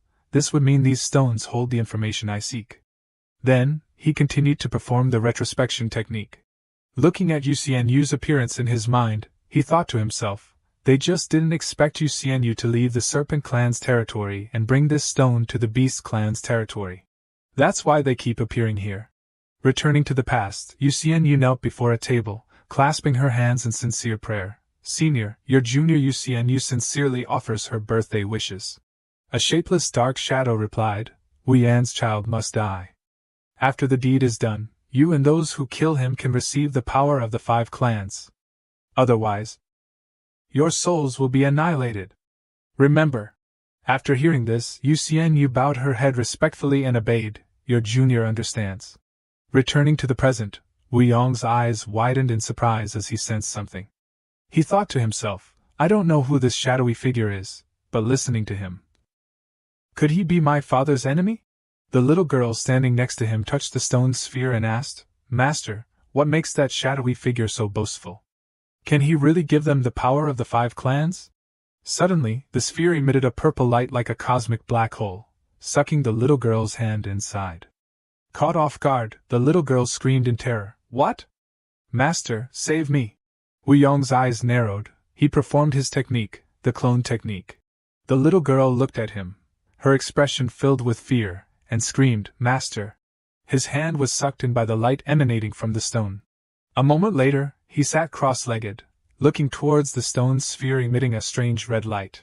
Wu Yong stared at it, thinking to himself, I'll use half of my primordial spirit power to enter and see what secrets it holds. Through the mirror, Emowen appeared with a worried expression and asked, Why has half of your primordial spirit power disappeared? He replied, Don't worry, I haven't. But before he could finish his sentence, Emowen suddenly coughed up blood, spitting out fresh red blood. Witnessing the scene before him, he anxiously asked in panic, Emowen, what happened? Then, he quickly stretched out his hand, focusing all his energy to send a signal, a primordial spirit signal. His power shone directly onto the stone. From the light of the power, he opened up a new space. At the monolith's secret realm, the little girl knelt at Wu Yong's feet, rubbing her head and complaining in dissatisfaction, Ouch, ouch, ouch. Wu Yong still didn't seem to care. He looked at the large door in front of him and thought to himself, It seems we can't get out by going up, we can only try to see if we can open this door. The little girl, upon seeing something, quickly stood up and smiled, Master, look at this. This is what affected the power of this king's demon clan. A faint light emanated from afar. The little girl stared at the door and asked curiously, There are 5 holes here, do they represent the power of the 5 clans? If we gather all 5 powers, can we open this door? We don't have the power of the 5 clans, do we? He approached, touched the door with his hand to sense it. Isn't it the power of the 5 clans? Who said we don't have it? Then, Wu Yong used his fingers to place them into each small slot on the door. As he placed his hand in, a bright golden light flashed. Primordial Divine Soul, the secret key of the 5 clans. Activating the secret realm. Immediately afterwards, a blue energy emanated from the door and shot upwards. A blue energy continuously radiated around. The little girl, witnessing this, looked at him with an admiring gaze, as expected of Master's primordial divine soul. As if sensing something, his eyes suddenly widened, and he exclaimed in surprise, Emowen. Suddenly, the energy pillar emanating from the large column tried to suck both of them in. While being sucked in, the little girl cried out continuously, Whoa! It's happening again! Wu Yong didn't react. He frowned and thought to himself, half of my primordial spirit has gone to Emowen's side. Now I can only quickly finish investigating and return. Inside the Zhai Wu Hui. Around them were countless circles resembling cosmic black holes. The little girl looked around and said, The aura emanating from these 9 doors is not to be underestimated. It seems choosing a path isn't simple. Ah! This is the aura emanating from my world. Then the little girl approached a circle. Faced with the little girl's reaction and knowledge, Wu Yong looked at her with suspicious eyes and asked, Who are you, really? What do you mean by saying it's related to your world? The little girl's face suddenly became a bit melancholic, and she replied, Master, it's a long story. I have to start from when I left the 9-layer spirit realm. The 9-layer spirit realm is formed by 9 cultivation worlds. From low to high, the spiritual energy within heaven and earth becomes increasingly richer. The power of cultivators becomes stronger, and cultivators can rely on ascension to reach higher worlds. My world is the 5th layer, Master is on the 3rd layer, so my cultivation is higher than Master's. He continued to ask, so why didn't you ascend to a higher layer? What are you doing running down to a lower layer? The little girl replied, sigh, it's because I calculated that in the future. The 9 layers spirit realm will be ruled by a cultivator with the power of the primordial divine soul, thus encountering the heavenly tribulation from the heavy heaven. Leading to shattered bones and flesh, a strand of divine soul broke off and escaped to this world. Wu Yong's eyes darkened a bit, he glanced at her with a hint of wariness and asked, is the person you're looking for me? Then, because the heavenly secrets were revealed, did it lead to all the trouble I'm having today? If so, do you still want me to take you as my disciple and protect you? Seeing that he seemed to be starting to distrust her, the little girl replied with a slightly worried expression, Master, I'm very useful, look at this, wow. This is indeed a simulated world within my 9 layers spirit realm. Perhaps we can find more clues here to return there. Wu Yong added, that's the only way. Both of them walked into a strange fog, and the little girl asked, Master, if I make a contribution this time, will you accept me? He replied, let's see how you perform first. At Qingxing Mountain. In the middle of the battlefield, a bright red power shone down from above. It was Wu Yong. He landed next to Mowen. As soon as he landed, he called her name, Mowen. Seeing her kneeling, her body covered in injuries, his expression immediately became extremely worried, and he asked, how did you get injured like this? Mowen looked up at him and replied, Qingxing Mountain's aura hasn't fully recovered yet, so the Ghost Clan took this opportunity to invade. Originally, Qingxing Mountain's spiritual energy restrains ghostly energy, but I don't know what secret method the Ghost Clan used, but they were able to pollute the spiritual energy, allowing their ghostly energy to invade. This is cough cough. Behind him was the appearance of countless black flags. They floated in the air, accompanied by a very challenging voice. If the demon lord Wu Yong has arrived, do you dare to fight this king? He didn't answer, but quickly used the soul mending technique to heal Mowen's injuries. After the initialization was complete, he immediately stood up straight, raised his hand, and declared, this barrier I've set up can help you heal Qingxing Mountain's spiritual energy.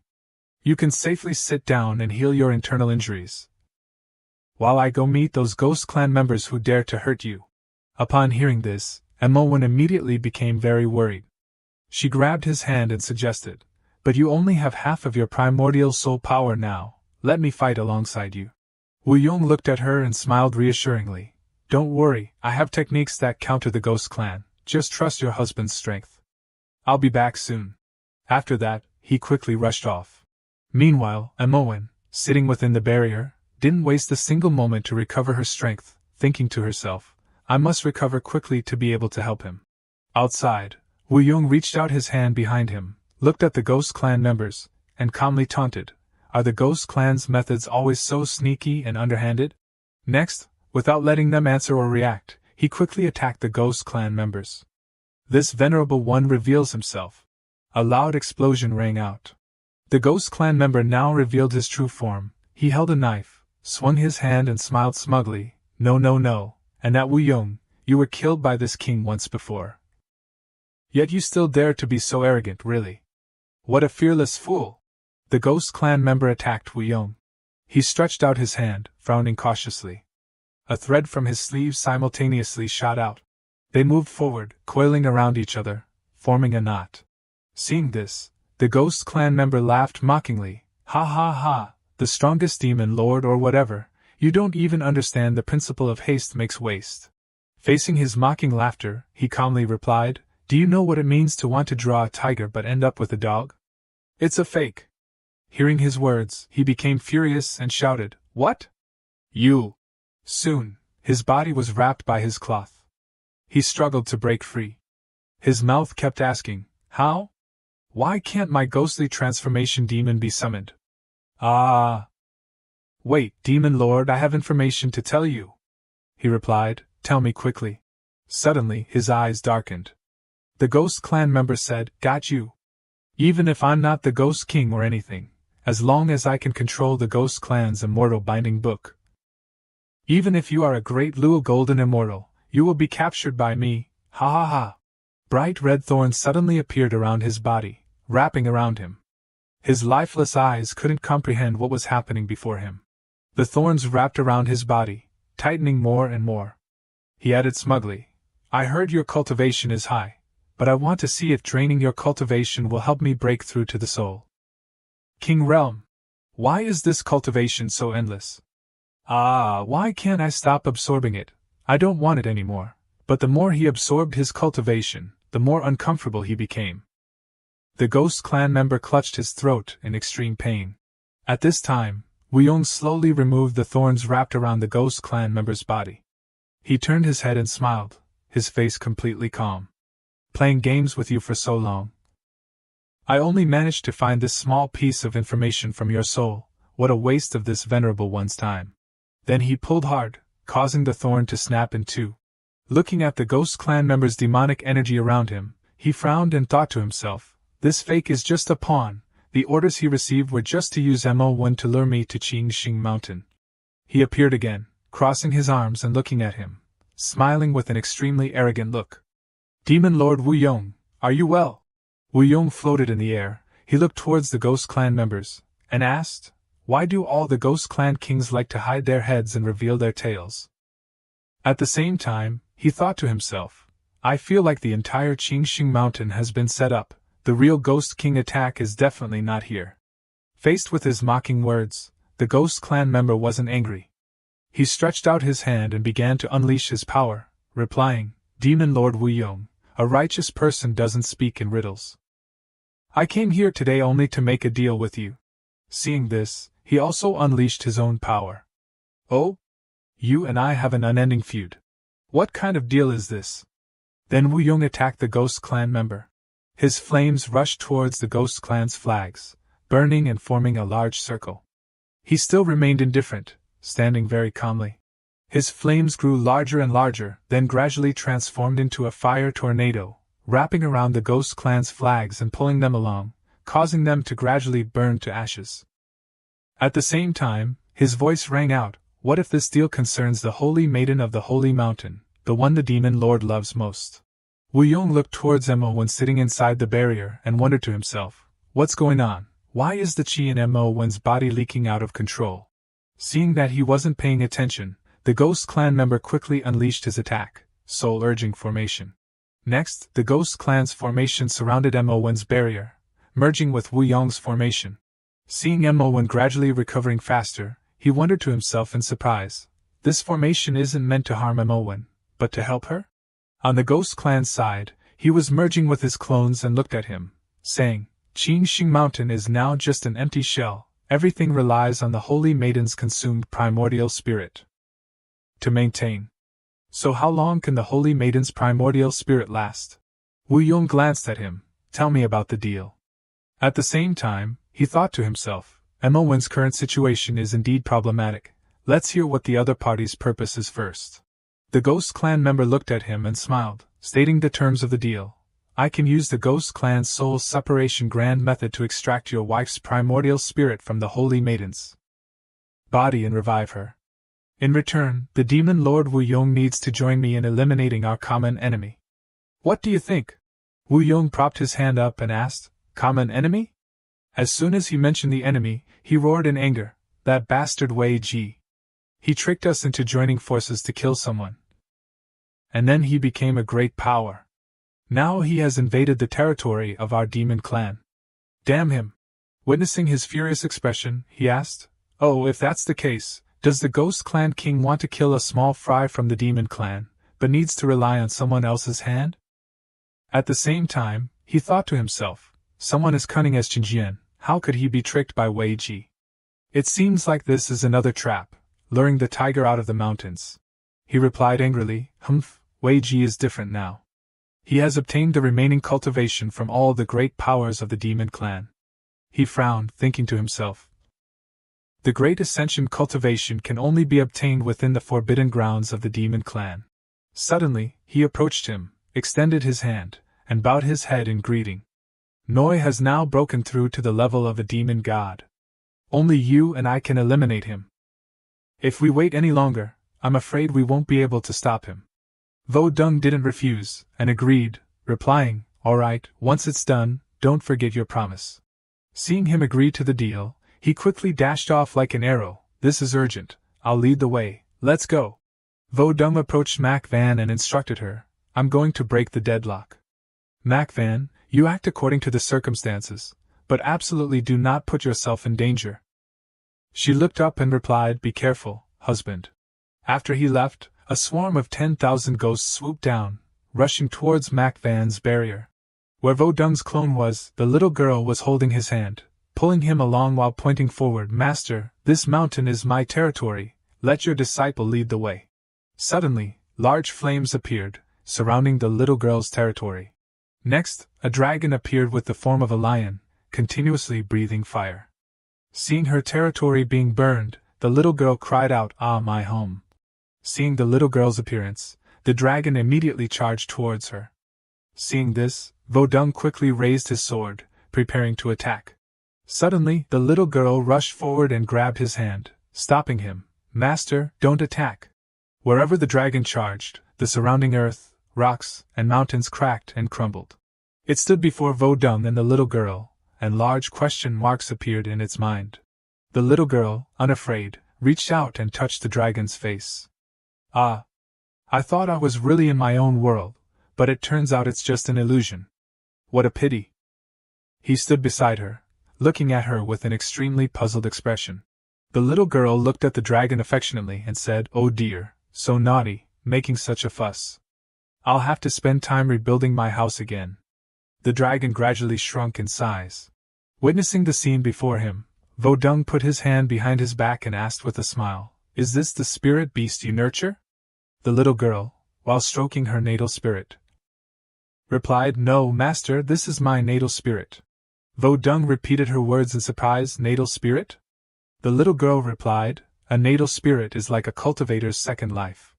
If the main body is severely injured or dies, it will go berserk. During that time, the natal spirit's soul will fly away. The little girl added, a natal spirit cannot be killed by other cultivators, so the main body can be resurrected by relying on the natal spirit's cultivation. The natal spirit's soul began to absorb the surrounding yang qi, then breathed out a large flame. The flame rushed towards the mountain.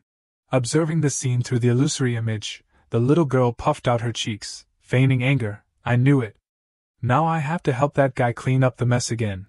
He watched as the natal spirit continuously grew larger, and then gradually returned to its original form. He looked at her questioningly and asked, isn't it true that a natal spirit cannot be killed? The little girl replied, that's right, but when a natal spirit goes into a rage, spiritual power can easily leak out, which allows those who have never cultivated a physical body to gain some of it. Over the long years, a natal spirit cannot be killed, but it has to endure being surrounded and slaughtered. Boo-hoo-hoo. My poor baby. The little girl's eyes looked sadly towards the natal spirit. Vo Dung raised his hand and created a magic array, bloodlight duplicate shadow array. Seeing this, the little girl shouted with a very sad expression, stopping him, Master, it's useless. This place is an illusion, our power is useless here. Through the illusion, on the natal spirit's side, a man in white exclaimed in surprise, what? The little girl was also surprised, huh? Faced with Vo Dung's energy flowing through the illusionary world, the group of people panicked. What's going on? There's an invisible force at work. Could it be that the main body of this spirit isn't dead? Once it returns to its main body, we won't be able to take a detour anymore. Run! They then quickly evacuated and fled. Looking through the illusion, he frowned and thought to himself, just half of my cultivation base is indeed a strain, but this incident has proven that this illusion can't stop me. The little girl quickly lowered herself down, her expression full of joy as she chirped her thanks. Thank you, Master, for saving my natal spirit. Master, you are truly amazing. How did you repel all that trash outside the illusion? He pointed his finger at the little girl's head and replied with a smile, I will tell you the method and give you a moment to comprehend it. Whether you succeed or not depends on you. Hearing this, the little girl looked at him with determined eyes and replied, the demon lord truly has many tricks, this king will not lose to you. Then, both of them simultaneously looked towards the distant mountain, thinking to themselves, I can finally go out, but I wonder what my main body is like outside. The scene shifted to the outside. A horrifying voice rang out, "Kill!" A group of people were charging head-on and fighting each other. From afar, the ghost tribe and Vo Dung were rushing towards them. One of them shouted, "Noi Cat, you scoundrel, you dare bully my ghost tribe! Today, I will make sure you die without a burial place." High above, the man in purple looked towards them and thought to himself, "Humph, the traitor Noi Cat has actually arrived." The man in purple extended his hand, looking at them with extremely sinister eyes, and said, "Hee, Ghost King, you've already arrived, no need to keep up the act." The Ghost King glanced at Vo Dung and shouted, "Indeed." Then he raised his hand, turning towards Vo Dung in a stance ready to attack. Vo Dung frowned, looking forward, thinking to himself, "Just a small Ghost King spirit body, how can it break through my protective aura?" But he quickly realized something was wrong. Sensing something unusual, Vo Dung quickly checked his spiritual power. The ghost tribe below looked up at him and exclaimed, "Ah, it's the esteemed demon Lord Vo Dung. Let this king send you to your final resting place." He extended his hand forward, preparing to unleash his magic. The Ghost King smiled, his face gradually becoming extremely grotesque. As soon as he finished speaking, he quickly raised his hands and shouted, "Immortal Trap in Grand Formation, activate! Ghost Tribe Immortal Prison!" A terrifying dark energy radiated from around him. And dark souls followed, surrounding Vo Dung. Yet Vo Dung remained unafraid. He looked at the Ghost King, smiled disdainfully, and sighed, "Just this tattered net wants to make things difficult for this lord?" Sigh. Then, he quickly unleashed his own power, Demon Spirit Manifest Saint. The flames around his body grew larger and radiated outwards. He then gradually controlled the Ghost King's dark energy. The Ghost King's dark souls were gradually burned by his flames. He looked at him with disdain and said, "Humph, defeated subordinate, you are no longer the Demon Lord." Then, the Demon Tribe approached from afar, joining forces with the Ghost Tribe to attack him. Demon Spirit Manifest Saint. Looking at the magic array, Demon Dragon Soul's Shadow Charge. Surrounding him, not only was he not afraid, but his expression was extremely calm. Vo Dung rested his chin on his hand and smiled in admiration. Is this the strongest fusion secret technique between the Demon Tribe and the Ghost Tribe? Vo Dung's eyes gradually darkened. He looked towards them, killing intent radiating from his body. "It seems your collusion isn't just a recent development, huh?" The Ghost King floated in the air, looking down at him arrogantly and mockingly. "Demon Lord Vo Dung truly has a keen eye. This kind of formation is specifically designed to kill powerful beings like you." The Demon Tribe beside him added, "Why waste words with him? Just kill him directly, I still have urgent matters to attend to." At this time, on the Ghost King's side, he frowned and glanced at him, secretly scorning in his mind, a good-for-nothing who only cares about women. If I didn't see that he still had some use. Suddenly, the Ghost King turned to the 10,000 ghosts and suggested with a smile, "The 10,000 ghosts workforce has already sent the person you wanted to the demon territory. According to our initial agreement, leave this place to me." Faced with the Ghost King's proposal, his expression remained indifferent, crossing his arms and replying, "Humph, consider yourself sensible." Then, the 10,000 ghosts turned their gaze towards Vo Dung, smiling with a provocative disdain. "Vo Dung, you will never be able to defeat me." He then extended his hand and began to control his magic array.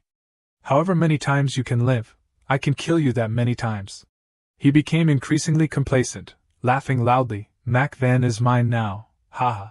Yet, in the face of the 10,000 ghosts' words, Vo Dung simply sighed dejectedly, resting his hand on his chin. Haze.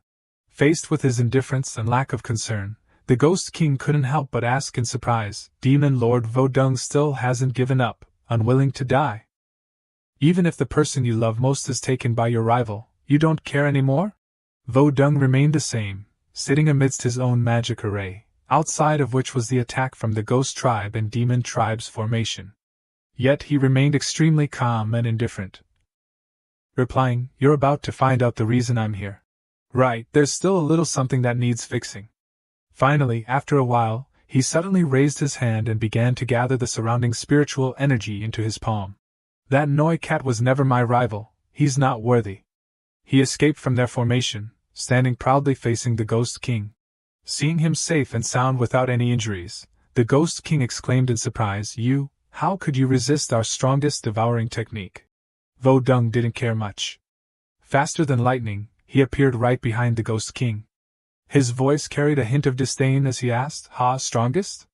Don't make me laugh. Where is this place? If you want to keep your life, Ghost King, you better bring out your true trump card. After a few seconds of his presence, the Ghost King finally reacted. He jumped back in shock, exclaiming, since when? The Ghost King's eyes gradually turned white, and he laughed loudly, asking, is this my true power now? Vo Dung frowned and glanced at him, standing proudly and replying, from the moment your clone broke through my protective aura, I released my spiritual power to investigate the entire ghost tribe. It seems your power today is indeed absorbed from the cultivation base of the ghost tribe's forbidden grounds ascended mighty figures. It's a pity your body is too weak. Absorbing too much powerful cultivation base has turned you into this monstrous form. Knowing that he had been exposed, the Ghost King lowered his head slightly and smiled sinisterly. A small sacrifice in exchange for this heaven-destroying power. If it were you, you wouldn't be able to resist either. Now, under this king's power, die. Half of his body transformed into a skeleton.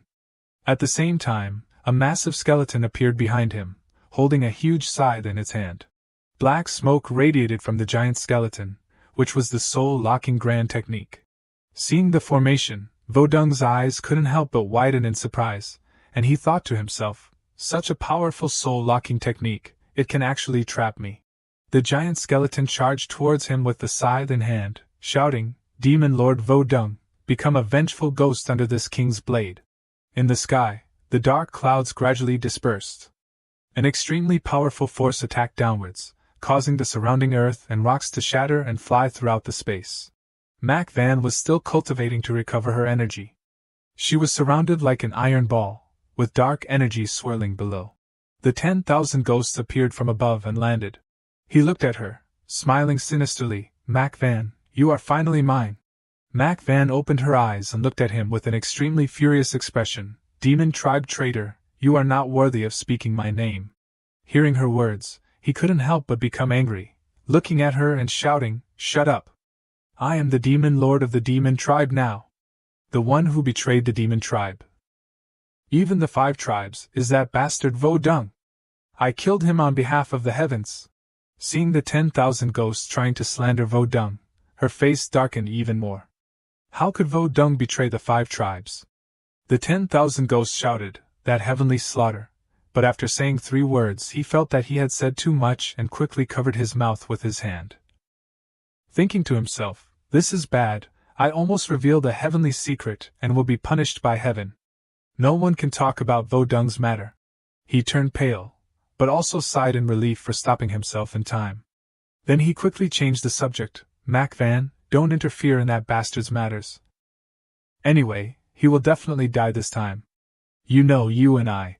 But before he could finish his words, he was interrupted by Manhwa, if we're not talking about Vo Dung, then there's nothing to talk about between us.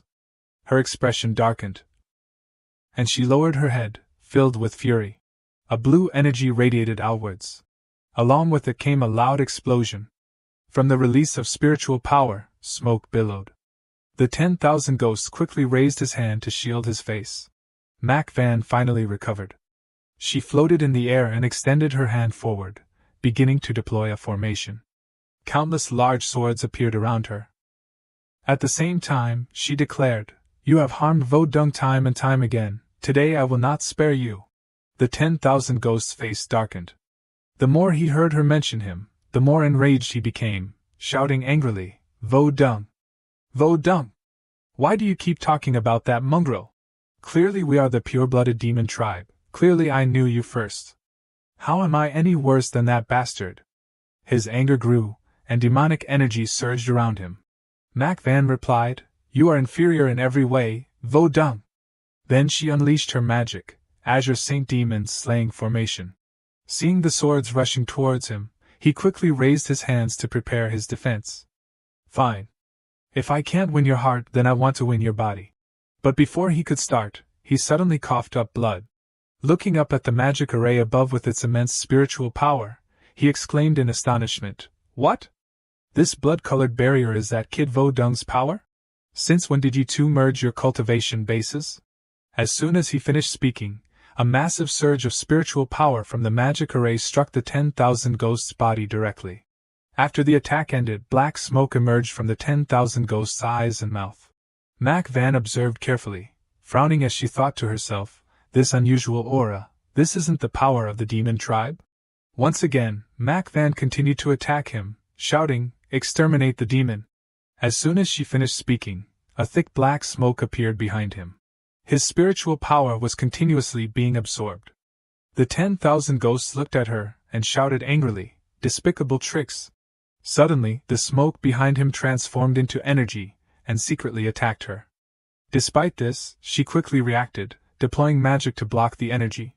But soon, her magic array was broken. He looked at her, smiling smugly. "Do you have any more tricks? Use them all.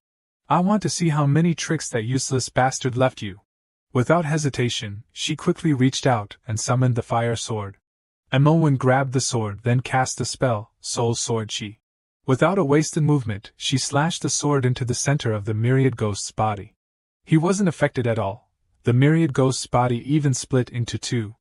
He laughed loudly, looking at her with a perverted gaze. "Ha ha ha, that brat even gave you the life-saving soul origin creation. Sword, no wonder you're so devoted to him. Ha ha ha, but now I have an immortal body. As long as you change your mind, I will protect you." After that, he cast the spell, Delusional Heart. His spiritual energy surged upwards. His body continuously split into multiple copies. With a smug expression, he said, "You refuse the toast and drink the forfeit. Then don't blame me for using force." Seeing the situation becoming dire, Emowen's face started to bead with sweat.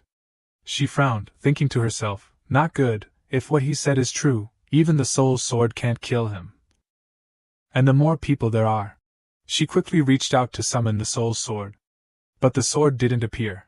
Seeing that she couldn't summon it, a sense of unease flashed in her heart, and she thought to herself, "What's wrong with the soul sword? Could something have happened to Wu Yong?" As if he knew what was happening on her side, his clones rushed towards her simultaneously. He was overjoyed, laughing heartily. "That useless brat Wu Yong is finally gone. Ha ha ha, Emowen, you're finally mine." Suddenly, a huge stone ball appeared in the distance, rolling towards Emowen. The myriad ghost clones looked up in surprise, looking at each other and asking, "This is the treasure the senior immortal left for me. It was clearly in the secret chamber. Why is it here? I clearly have an immortal body. Why haven't the other 5 clones revived yet? What's going on?" The stone ball gradually cracked. From within, the figures of Wu Yong and the little girl gradually appeared. Seeing that they had returned, the little girl quickly exclaimed, "Master is so amazing. Using your method, we really came back. We're really back." Wu Yong paid no attention to the voice beside him. He hurriedly walked towards Emowen. Then, he quickly grabbed her hand, anxiously asking, "Emowen, why is your spiritual energy so depleted? Are you injured?" As soon as she saw him, her eyes softened. She looked up at him and replied, then asked, "I'm fine, you came back just in time. The soul sword you gave me suddenly disappeared. Did something happen to your main body?" Wu Yong was stunned, stammering, "I." But before he could finish, the myriad ghosts behind him yelled, "Wu Yong, you bastard, why aren't you dead yet?" Hearing this, the little girl's eyes turned fierce, and she turned to the myriad ghosts and shouted, "How dare you touch my master and mistress? You're courting death." A dark energy constantly emanated from the myriad ghost's body. He and his clones looked at them, smiling and saying in unison, "Trying to use my technique against me? Ha ha, how naive, you only know." But before he could finish, a pack of wolves rushed towards him. One of them bit off his head. The little girl was delighted. She folded her arms and turned to Wu Yong to boast, "Master, look, your disciple." But before she could finish, Wu Yong frowned and exclaimed, "Something's wrong." Suddenly he grabbed the little girl's collar and pulled her back, her face full of surprise. Then, Wu Yong reached out and attacked the myriad ghosts floating in front of him, shouting, "Kill!" Seeing his smug look, he thought to himself, "This power feels familiar. very similar to the obstacle I encountered in the giant stone's secret realm. Could it be? He frowned, his eyes showing a hint of worry. Sensing the crux of the matter, the little girl beside him exclaimed in panic, "Master, behind this demon is a huge stone. That stone is supplying him with energy." Wu Yong didn't reply. He looked at the myriad ghosts and thought to himself, it seems that this large stone is the reason for his immortal body. Very well, let me see what this so-called immortal is capable of. After finishing his calculations, Wu Yong started to raise his hand, unleashing his power. At the same time, he assigned tasks to Mowen and Meng Bao. Mowen, aren't you worried about my main body? Go check on the situation there, leave this place to me. Meng Bao, protect your mistress, if she gets even slightly hurt, I'll expel you from my sect. Meng Bao stepped forward and took Mowen's hand. The little girl quickly ran ahead to lead the way, while also reassuring Mowen, "Mistress, don't worry, with me here, not a single hair on your head will be harmed." She turned her head to look at Wu Yong, who was fighting the myriad ghosts, and softly instructed, "Be careful." Back to the two of them. The myriad ghosts with dark wings were rushing towards him. He looked at Wu Yong with a smug expression and exclaimed, "Demonic race bastard, die!" Suddenly, Wu Yong smirked, thinking to himself, "Too weak. Ghost Clan Forbidden Grounds, Heavenly Khan." Recalling his battle with the Ghost Clan, a monster rushed forward and shielded him. It was the myriad beast's armor. The Ghost Clan member above looked at him and asked, "Ghost Clan's secret technique?" Wu Yong looked up and smiled, replying, "The Ghost King's eyesight is not bad." The Ghost King pointed his scythe at him and shouted, "Humans, demons, beasts, all are useless. In the end, I still have to clean up a 5-race calamity like you." Wu Yong's body was now covered by the myriad beast's armor. The Ghost King didn't care, quickly raising his hand to prepare to cast a spell. "Even if my king's ghost shadow path can't temporarily break through your defense, in your completely soul-locked state, can you still block this fatal blow?" Soul-devouring technique. From within the flags behind him, skeletons slowly emerged. They slowly advanced towards him, then slowly pierced through the armor. Next, they approached him, constantly biting and tearing at his myriad beast's armor. The Ghost King floating in the air laughed triumphantly. "Na na na na, Demon Lord Wu Yong, the biggest calamity of the 5 races, His Majesty will finally bring you." But his joy was short-lived as he suddenly coughed up blood. The Ghost King looked at the blood he just vomited in surprise. "Cough, cough. What's going on? My internal organs feel like they're being burned." On the opposite side, Wu Yong frowned and glanced at him. Several other illusions of him were merging into his body. Wu Yong snapped his fingers. On the Ghost King's side, his skeleton suddenly used the scythe to slice across his body. The Ghost King was startled, asking himself in his mind, "What just happened? Why am I being so locked by the skeletons I released?" He looked straight at Wu Yong, both angry and surprised, shouting, "Why can't I kill you? How could you escape the strongest soul-locking technique of our Ghost Clan?" "Why?" Wu Yong's expression remained unchanged. He stretched out his hand, unleashing power as he asked, "And why were you able to take the cultivation left behind by the ascended powerhouses in the Ghost Clan Forbidden Grounds from your own people?" "It's simple. I told you from the beginning, you're too weak, you can't fundamentally utilize the true power of this cultivation level." At this moment, the Ghost King's skeleton appeared behind Wu Yong. Faced with Wu Yong's words, he still didn't believe it, angrily shouting, "You nonsense!" Wu Yong's eyes narrowed, and a murderous aura radiated from him. He raised his hand to control his spiritual energy, saying, "If you don't believe me, I'll let you broaden your horizons." Immediately afterwards, a terrifying power emanated from the skeleton's eyes and mouth. Wu Yong cast a spell, shouting, "Supreme Ghost Clan Secret Technique. Soul Refining Technique." He was enveloped in flames of spiritual energy. The skeleton also changed completely, its skin and flesh gradually forming. A moment later, the spirit body was fully formed. He knelt behind Wu Yong, bowing respectfully, "Master Demon Lord." Witnessing this astonishing scene, the Ghost King was extremely panicked, exclaiming in disbelief, "Impossible! This is something only a god can do. How can you regenerate flesh and bone for a spirit body?" Seeing that he was still not subdued, Wu Yong frowned and asked angrily, Still don't believe me? Wu Yong quickly reached out, preparing to cast the formation and asked, Then how about I let you, the Ghost King, experience it for yourself? Upon hearing this, the Ghost King was stunned and exclaimed, What? Wu Yong quickly cast the soul technique. Then, the Ghost King's soul gradually separated from his body. He screamed incessantly, No. Feeling his soul about to be incinerated, the Ghost King screamed in fear, I believe in the Demon Lord's power, don't try any more. Wu Yong calmly replied, Oh. Wu Yong manipulated his hand, and his green flames gradually turned bright orange. It's not your turn to say no, after all, the grudge of you four plotting against us hasn't been settled yet. From the skeleton's scythe, carrying Wu Yong's power, the skeleton quickly attacked the Ghost King's body with its scythe. Witnessing this scene, the Ghost King screamed, My body.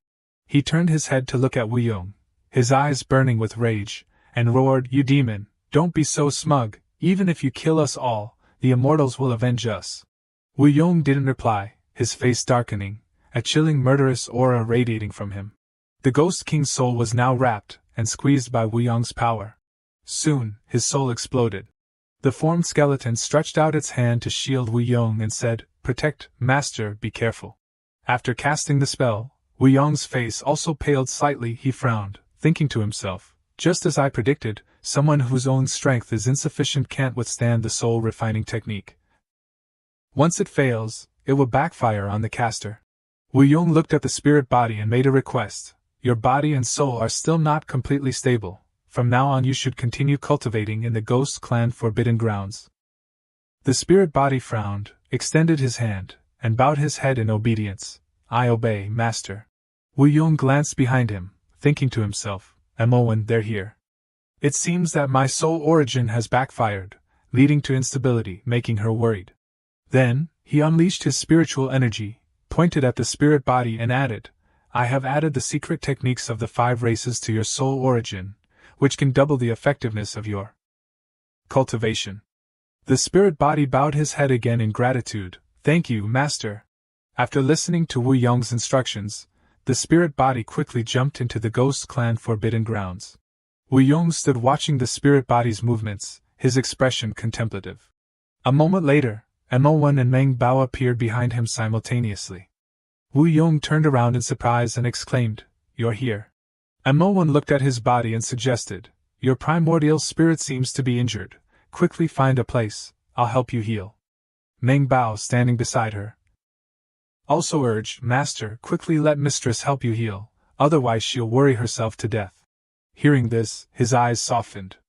Wu Yong took her hand and carefully asked, Emowen, your current saintess body will only continue to consume your primordial spirit until your soul is completely destroyed. Therefore, I will now extract your primordial spirit and reshape your body using your own primordial spirit. Do you trust me? Emowen replied with a melancholic expression, Of course I trust you, but forcibly extracting my primordial spirit, before the saintess's body can be replenished by the next soul body, there will be no one to protect the Holy Town Mountain. After listening, he suggested, About that then let my disciple's spirit body temporarily enter the saintess's body to act as a bridge. Emowen turned around with a hesitant expression. This is too much for Meng Bao. Seeing this, Meng Bao confidently affirmed, Mistress, don't worry, my soul origin power is on the same level as yours. This level of consumption is just a drop in the bucket for me. Hearing this, Wu Yong smiled. He reached out and touched Meng Bao's forehead, teasing, You agree so readily, the biggest reason is still because you don't want to share a body with the Beast King anymore, right? The little girl laughed cheerfully and replied, Hee, Master knows me best, I finally have my own body. The Beast King within her body also nodded in agreement. I agree as well. Then, he turned to Emowen and affirmed, Your primordial spirit is being consumed every minute. Now there's a way for you to be truly reborn, I must do it. She looked at him and agreed without hesitation. All right, but you must promise me that nothing will happen to you. Wu Yong smiled with satisfaction, then, he began to unleash his spiritual energy. No more delay, let's begin. Beast King, please assist me with the technique. The 3 of them held hands. Meng Bao said, Leave it to me. Back to reality, he was currently battling the myriad ghosts. He remembered what he had to do before, which made his expression even more determined. He thought to himself, to save Meng Bao, I took the form of a clone and entered the giant stone's secret realm. I experienced the illusions in the secret realm, and coincidentally saved Mo1 from danger after breaking through the secret realm. Now in the demon clan Forbidden Grounds. It's time to deal with this traitor. His face suddenly darkened, then he raised his hand and began to unleash his spiritual energy. Ha! The myriad ghost's clawed hand gradually froze. Then it gradually spread up to his neck. Yet, he wasn't afraid at all, even mocking and looking down. Such a small amount of ice wants to freeze me? A bit naive. Break. Wu Yong wasn't in a hurry. He slowly unleashed his spiritual energy, smiling smugly. Don't worry, the good part is just beginning. Suddenly, the ice on half of the myriad ghost's body melted, replaced by a blazing red flame. He exclaimed in bewilderment, Huh? Then 2 spirit beasts, one cold and one hot, appeared, entwined with each other. His body was divided into 2 halves, one hot and one cold. The pain constantly spread throughout his body, causing him to scream in agony. AAA. What kind of demonic technique is this? Wu Yong floated in the air, controlling his spiritual energy as he replied, Demon clan and human clan secret techniques are just appetizers, clearing the way. I, with this ghost soul sword, will eliminate harm for the people. Wu Yong attacked the myriad ghosts with his sword. He screamed in agony, Why can't I revive? Then, he saw a black stream of dark energy flying past and pleaded, Senior, don't go. Save me. Witnessing his reaction, Wu Yong frowned in disdain, thinking to himself, Ha, what kind of immortal senior is this, so cowardly, actually wanting to run? His eyes lit up, and he stretched out his hand, unleashing his spiritual energy. The flames merged with the black energy. Then it transformed into a sword and plunged straight into the stone. It was the terrifying heat of the flames, combined with the stone, and lava slowly flowed down. Then it transformed into a blazing red power, advancing towards the myriad ghosts from behind. Feeling the immense spiritual energy flowing into his body, he laughed smugly, Ha ha ha, I knew Senior would give me more power. But soon, the overwhelming power caused his body to split apart.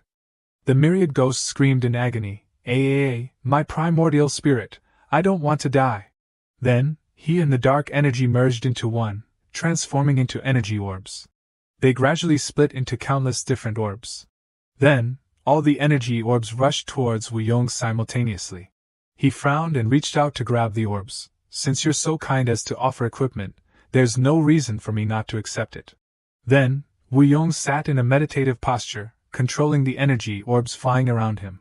Wu Yong held them in his hands, carefully observing them, while thinking to himself, This magical treasure is not from this world. It seems that the 5 people called immortal seniors who instigated Noi Cat relied on this object to communicate. First, put them away, then use this magical treasure to find their owner and settle the score.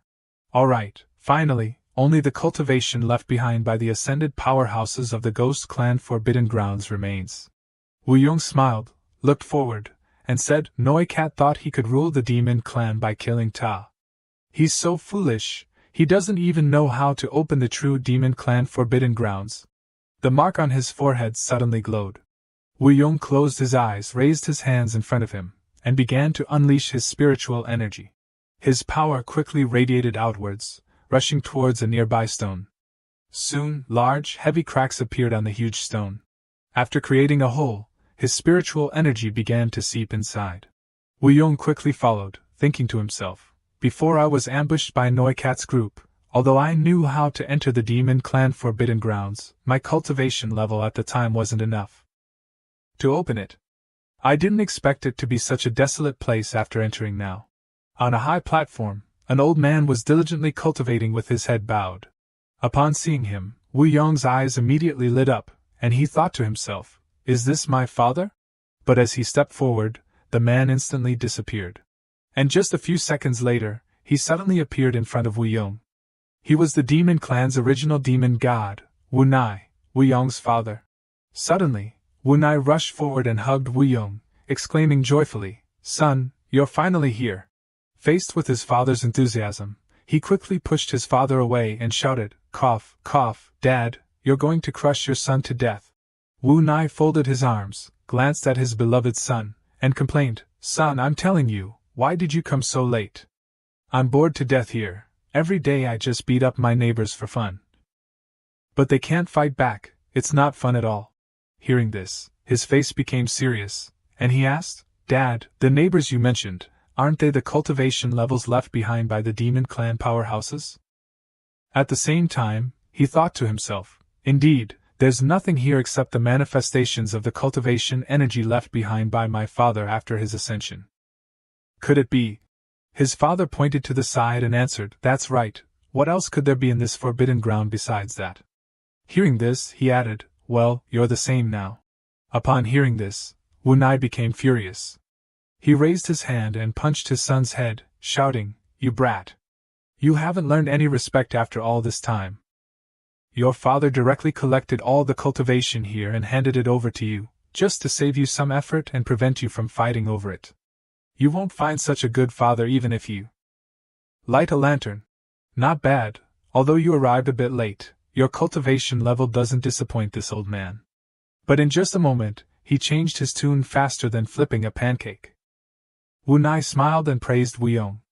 And when he was praised by his father, he happily rubbed his head with his hand. Although he was smiling on the outside, he was extremely sad inside. He thought sorrowfully, Dad, after you ascended, so many things have happened to me. Suddenly, his eyes turned cold, and he raised his head and asked, Dad, what did you and Mother hide from me back then? Wu Nai patted his shoulder and instructed. My good son, finding your mother is the most important thing. Yong-er, the struggles in this world that you've ended are no longer important. As for matters related to the 9 layers spiritual realm, I don't know anymore. Just wait until you ascend, and when our family is reunited I'll tell you. Wu Yong softly called out, Dad. Even so, he still smiled, his body gradually fading. Son, ascend quickly. Oh, right, remember to bring your wife along. That Manhwa girl isn't bad either, you have to let your mother take a good look at her. After his father disappeared, Wu Yong began to absorb the cultivation, Demon Clan Cultivation Demon God Peak. At the same time, he thought to himself, Father, Mother, your son will follow you soon. In another space, in the black sky, meteorites floated in the air. Suddenly, a meteorite fell to the ground. The next day, a pair of feet walked over and crushed the meteorite. All the chess pieces on the 3rd floor have been eliminated. That damn brat! That child of destiny dared to push us into eternal damnation. All right, I'll treat you well. He raised his hand and began to control the remaining meteorites. Another dark figure approached, speaking angrily, Go prepare, we must kill him on the 4th floor. You and I can't bear the consequences of failure. Soon, the dark figures disappeared. At the 9 layers spiritual realm, 4th floor, Kantian realm, the immortal execution orders fell simultaneously. A person who caught an immortal execution order excitedly exclaimed, I've been waiting for this day for a long time. As long as that guy dares to come up, I'll immediately annihilate his soul. Another person held the immortal execution order, his expression smug. If heaven and earth are useless, then only the righteous law of the land can act on behalf of heaven. Another person was no exception, he smiled arrogantly and confidently. The reward for killing this child of destiny is something that even 3,000 years of cultivation can't compare to. No one can snatch this merit from me. Entire clan, listen to my command, go to the Ascension Passage and set up the heavenly net. On the other side, Mat looked up at the starry sky and exclaimed, The immortal execution orders have been issued, the entire Kantian realm has become Yong-er's enemy. Wu Yong's father, standing beside her, reassured her, My wife, don't worry. When Yong-er comes to this world, he will surely feel the love of his parents. I will let him experience what it means to have a father like an immortal, pure-blooded demon clan Manhwa. Along with the new city's myriad races women, and the outsider Meng Bao. They stood majestically, looking towards Wu Yong. Meng Bao, standing next to Wu Yong, looked up at him with admiration. Demon Lord is truly resourceful. He smiled and replied, All right. Then he turned to Manhwa, held her hand, and reminded her, Manhwa, from now on, you are truly yourself. She nodded in agreement, I won't leave you again. Wu Yong looked up, his eyes hesitant. MONI. But before he could finish, Meng Bao asked, Master, after the Saint's soul body takes over, can I go up and find you? The ascension summons from the sky. Huge and violent lightning bolts constantly struck the ground. Mowen's eyes became curious as she looked at him and asked, Husband, you want to ascend now? Meng Bao also exclaimed, I've never seen such a grand ascension formation. Suddenly, Wu Yong turned around, he reached out and gently caressed her face, his expression becoming melancholic, thinking to himself, based on what Noi Cat's 5 people said. What awaits me after ascending will only be a larger siege. I can't let Mowen repeat the mistake of dying for me. Above, half of his soul descended and said, I've already greeted Phoenix Emperor in the demon realm, and also given instructions to the 5 races. Let's begin. After reminding him, the soul quickly flew into his body to merge. Immediately afterwards, his body radiated an incredibly powerful spiritual energy. This spiritual energy was then simultaneously transmitted to Mowen and Meng Bao. Beast Clan's Beast King, Human Clan's Saintess, Demon Clan's Phoenix Emperor, Ghost Clan's Ghost King. Wu Yong then landed, he gently stroked Mowen's head and carefully instructed, Newly appointed Demon Lord of the Demon Clan, my wife Mowen, please lend me a hand. She looked at him, her eyes filled with longing and regret. This time, you wait for me, I'll come find you. 5 races heaven-defying formation. Appear. Wu Yong also departed at the same time. Below, Mowen shouted with determination, I'll wait for you. 103 Ascension Lightning Tribulations. Wu Yong blocked the energy attacking him with his sword while shouting, So what if there are more? Who in this world can stop me? Then, an incredibly bright light shone down from the sky. At the Child of Destiny's ascension to Kintian realm. As Wu Yong flew upwards, he thought to himself, if these higher-ups want to corner me to death, then they would have known about the commotion of my ascension long ago. The enemy is in the dark, I'm in the light, and the energy consumption during ascension is too great. I can't confront them directly for long, I have to think of a way. At Kintian realm lower 9 gates. The young men walked and chatted. Who knows, the orders of the Central World Clan are always obeyed. So why don't they come themselves? Speaking of country bumpkins, you don't even understand this? The blue-haired man frowned and asked, Which unlucky bastard is ascending, requiring all of us from the lower 9 gates to kill him? The young man beside him replied, Cultivators from the Central World Clan and above have too much pressure from their own power, and can't descend to our realm. As they approached, they saw a blazing red power surrounding the gate. Seeing this, the young men shouted, He's here, he's here! Prepare immediately! Stay focused, don't let the other factions steal it. The first merit of Kintian realm is ours. From above, incredibly powerful energies continued to strike down. The 3 young men raised their hands together to attack, shouting in unison, Crucial point, full power! The Emperor was high above, silently observing the young men, thinking to himself, within expectations good. In a moment we'll see what this so-called immortal realm can do. Then, the Emperor suddenly jumped down, and stood behind the young men. The Emperor knelt down, several swords stabbed into his back, and there were many wounds on his face. Upon seeing him, a young man clutching his injured arm said angrily, I didn't expect a lower realm ascension cultivator to be able to kill so many of us. The short-haired young man beside him added, Is this lower realm full of this kind of cultivator? Then we can. Stop talking so much, take the bodies to the 3 great clans of the middle layer and report the results. On the ground below were several other unconscious young men. That's right, with such heavy losses, we should go and ask for a bigger reward. They continued to chatter. At this moment, Wu Yong was rushing forward, thinking to himself, Entangling with these small fries here is pointless. I'll just discard this ordinary human body and rebuild my physical body. Using 30% of my soul origin cultivation, this is the result. After finding a suitable location, he quickly set up a formation, soul refining technique. Then he sat in the middle. A moment later he smiled, knelt down, and propped himself up with his hands, thinking to himself, the true strength of the powerhouses in this realm is still unknown. I still need to continue increasing my cultivation. Suddenly, an aura flew across the sky. Wu Yong sensed it, looked up, and exclaimed in his mind, That aura? It's Dad! Then, he quickly left. A moment later he landed. Wu Yong frowned as he looked at the spiritual energy flowing through the space. Wu Yong reached out and attacked forward, thinking to himself, it seems that using lower realm techniques can't break this restriction. Suddenly, at this moment in the distance, the source of energy he saw suddenly landed. In the distance, Useless, startled, turned his head, and muttered, "Huh? This is..." From where the energy struck down, a large wooden tree appeared. Below the tree trunk was an endless abyss. He pointed towards Useless and shouted, "You brat! Come quickly, my mirror image technique won't last long. If discovered, it'll be ruined." Useless replied with a cold, calm face, "Father, you look a bit pathetic." Hearing his son's reply, he angrily shouted, "You stinky brat! Who am I doing all this for?" Suddenly, his face became extremely contemplative and melancholy as he added, "Your cicada transformation won't be hidden from those old geezers above for long. This place is the same. Your mother and I can only protect this place from being exposed for a period of time. Wait until you've cultivated here and are ready to leave seclusion.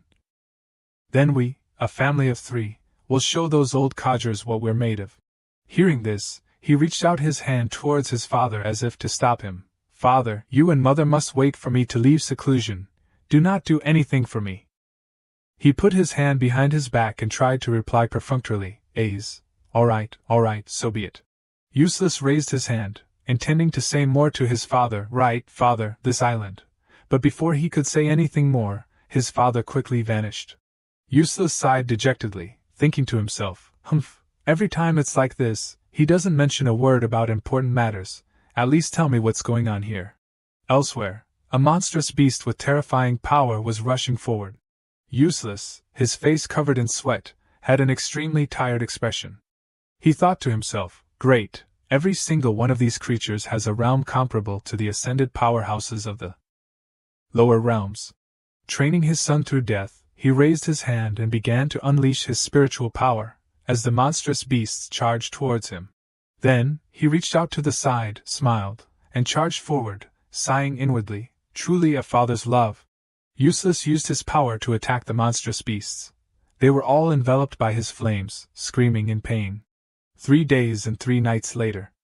Useless looked towards the monsters and smiled happily, muttering, "Finally finished them all." As he stood over the slain beasts, colorful stones suddenly began to rise from their bodies. Useless exclaimed in surprise, "Huh?" An immense spiritual power radiated from his body. He stretched out his hand and slowly felt it. This is. Soon, the stones seemed to empower him. The bodies of the monsters exploded, the first level of the heavenly realm. Useless stretched out his hand, attacking a nearby mountain, causing a part of it to shatter. He held his hand in front of him, feeling the spiritual power within his body with a smug expression. He smiled and thought to himself, "This power is not bad. I wonder if it can break the restrictive barrier of this island?" Then, he raised his hand to try and break the island's barrier. As he expected, he still couldn't break it. Discouraged, his expression clearly showed his disappointment as he muttered, "Indeed, it's not that simple. These divine beasts seem to be the embodiment of this island's power. Only after I kill them all can I break the island's barrier. Only then can it end." Another group of monsters charged towards him.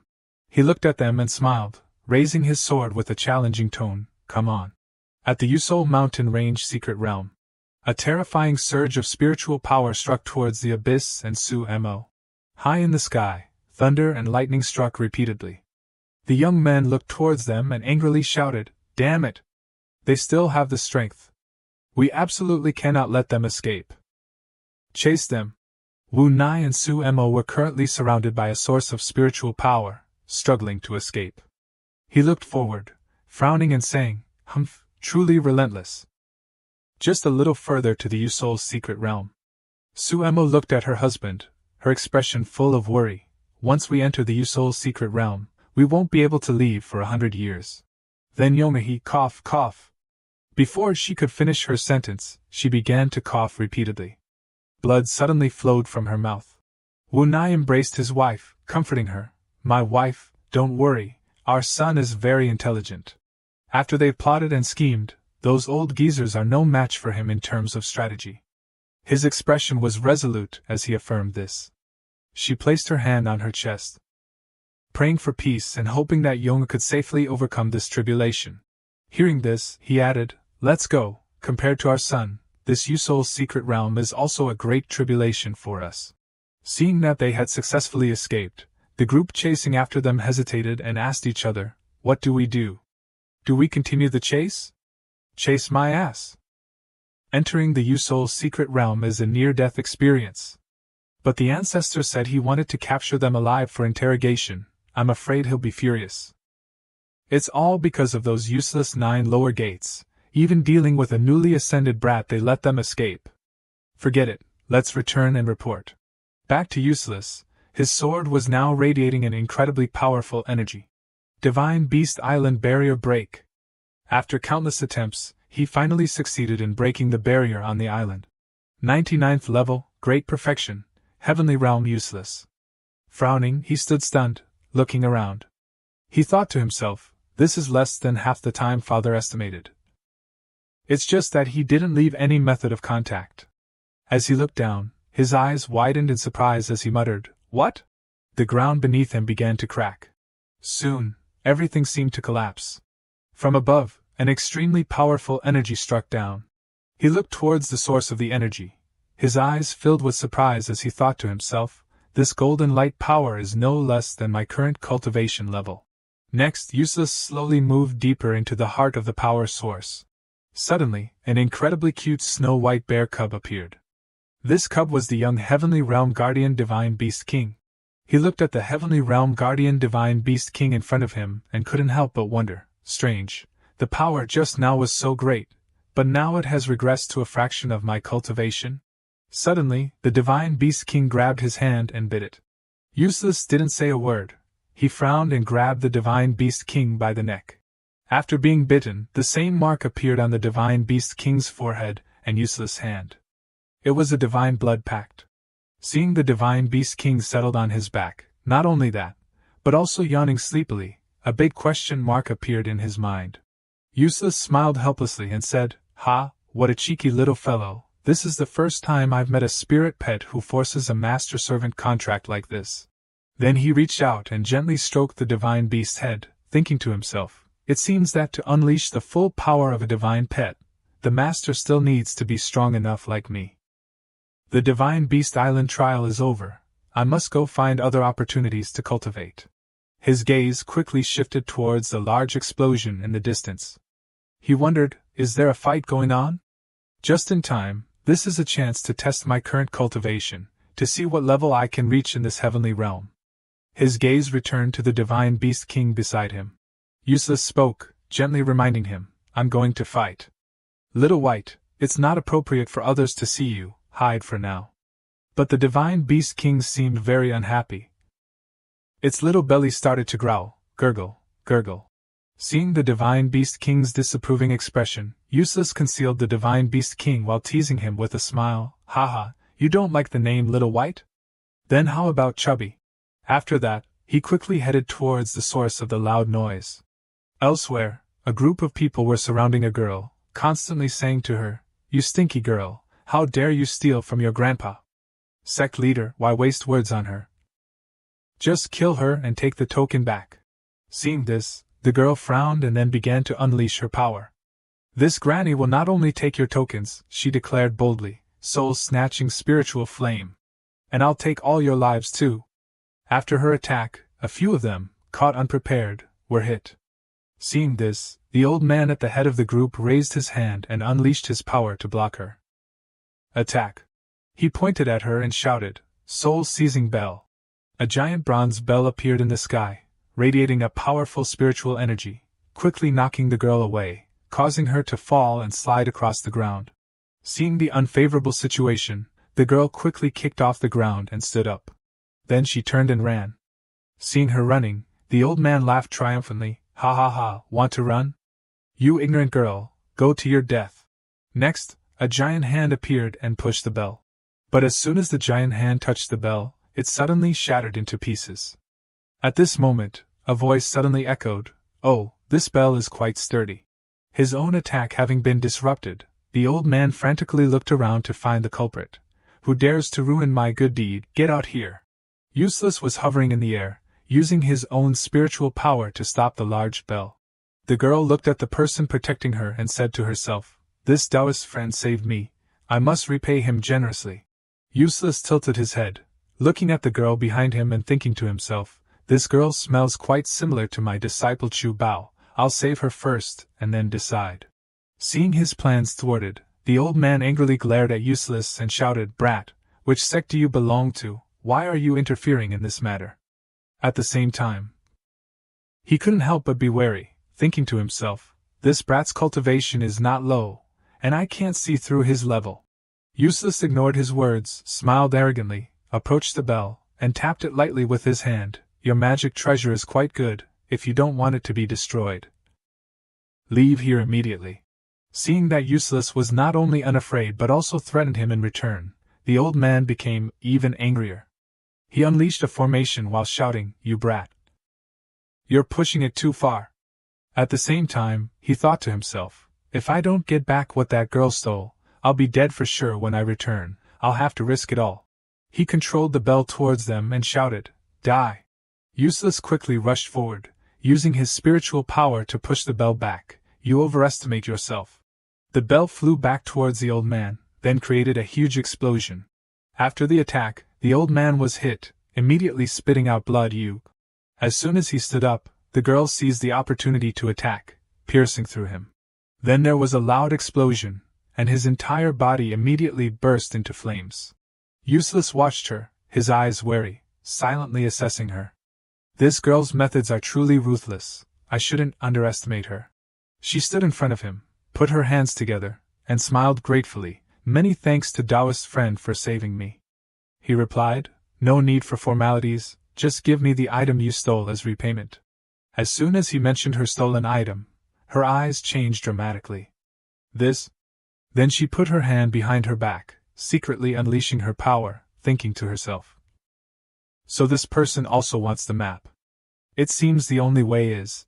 But Useless, as if anticipating her intentions, moved faster, grabbing her neck and smiling triumphantly. "Try it and see, is your magic treasure faster, or is my hand faster?" Seeing this, she looked at him and smiled, offering an excuse. "Taoist friend, you misunderstood, I was just about to take it out to show you." She also thought to herself, "This guy is very powerful, I'd better establish a good relationship with him. I worked very hard to obtain this map, would Taoist friend please take me along?" She took out the map and presented it to him. Useless frowned, then quickly took the map, the Path to Divine Opportunity map. Then, he quickly opened it and asked her, "This map points to a secret realm, what does that mean?" He thought to himself, "This map is truly rare, the route shown probably leads to a secret realm." She rubbed her neck with one hand and pointed towards the distance with the other, suggesting, "Taoist friend, the secret realm will activate in another day, we can go together. And I'll tell you the details along the way." Useless agreed without hesitation, "All right."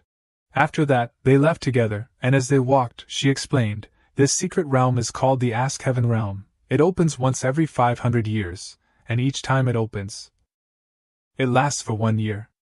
Only those who hold the Path to Divine Opportunity map can find the entrance to the secret realm. The Ask Heaven realm is currently known to have 5 levels. In all of creation, only the 3 founders of this world have passed all 5 levels. But each time you pass a level, you will receive many rare treasures that are not easily obtainable outside, such as spiritual herbs, elixirs, and so on. In history, many cultivators have broken through their realms because of this.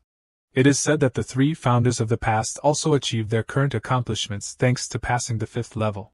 After finishing her explanation, she turned to him, looked at him with expectant eyes, and asked, "Taoist friend, you're so powerful, you can certainly easily pass the first 2 levels.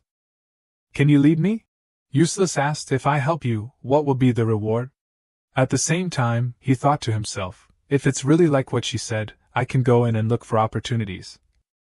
It might help me break through my current realm." After a moment of thought, he quickly rushed off, follow closely. Understanding his meaning, she exclaimed joyfully, "You agreed? That's great." She happily chased after him, then introduced herself. "May I ask for Taoist friend's name?"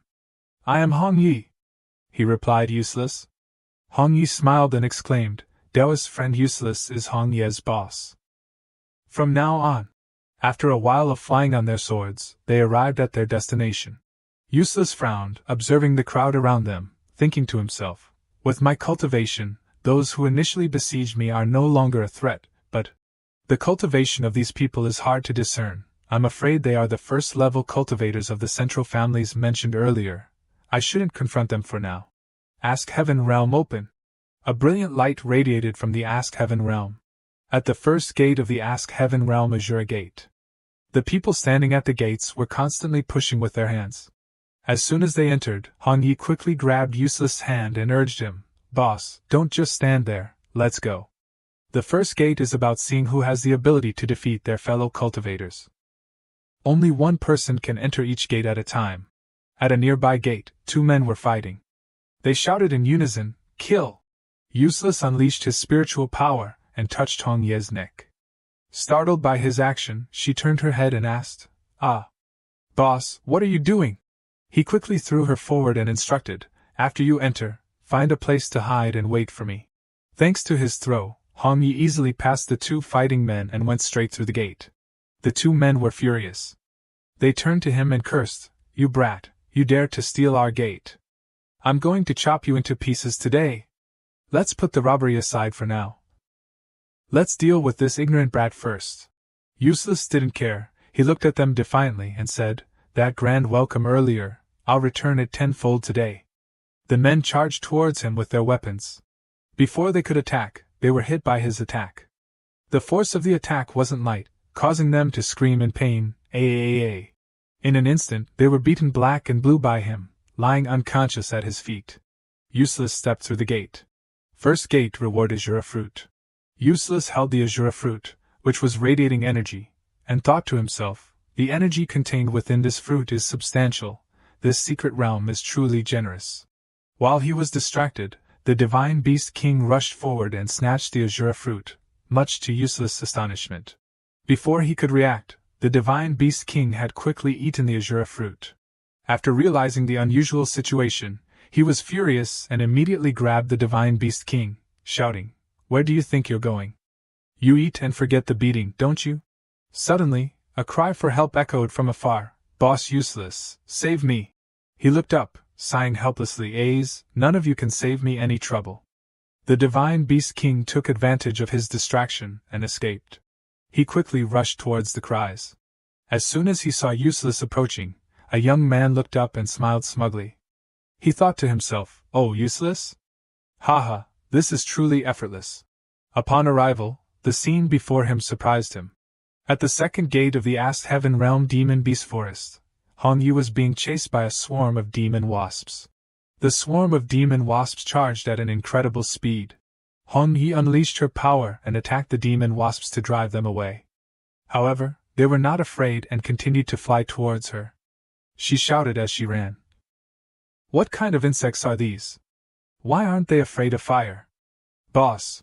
Useless stood in the distance, extremely calm. He raised his hand and began to unleash his power, demonic clan secret art. Ice Dragon King! An ice dragon appeared behind her. The ice dragon quickly rushed forward and attacked the swarm of demon wasps. They were all frozen and fell to the ground. Hong Yi was extremely surprised. She looked up and exclaimed, "Boss, you came to save me. These insects." Before she could finish, Useless added, "Not yet." On the ground, the demon wasps were struggling to break free from the ice. Seeing this, Hong Yi worriedly asked, "Even Boss's ice can't freeze them, what now? Can we still run?" Useless didn't answer. He frowned and raised his hand into the air, beginning to unleash his power, demonic clan secret art. An enormous flame, under his control, surged violently upwards. Next, the flames directly attacked the demon wasps. Seeing that the demon wasps had been destroyed by his flames, Hong Yi was incredibly surprised and also very curious, asking, "Boss, how can your fire burn these insects to death?" "But mine can't?" Useless observed and then explained, "The toxic aura surrounding these demonic insect beasts can isolate them from fire.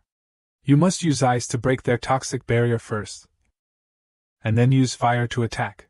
Hong Yi, seeing that everything had returned to normal, exclaimed happily, "Wow, Boss is so powerful.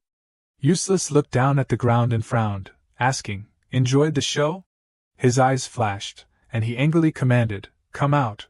As soon as he finished speaking, a huge flame gradually spread out from beneath the forest. He walked forward, the wind constantly blowing around him. He smiled and said sarcastically, "I've worn out my shoes trying to find you.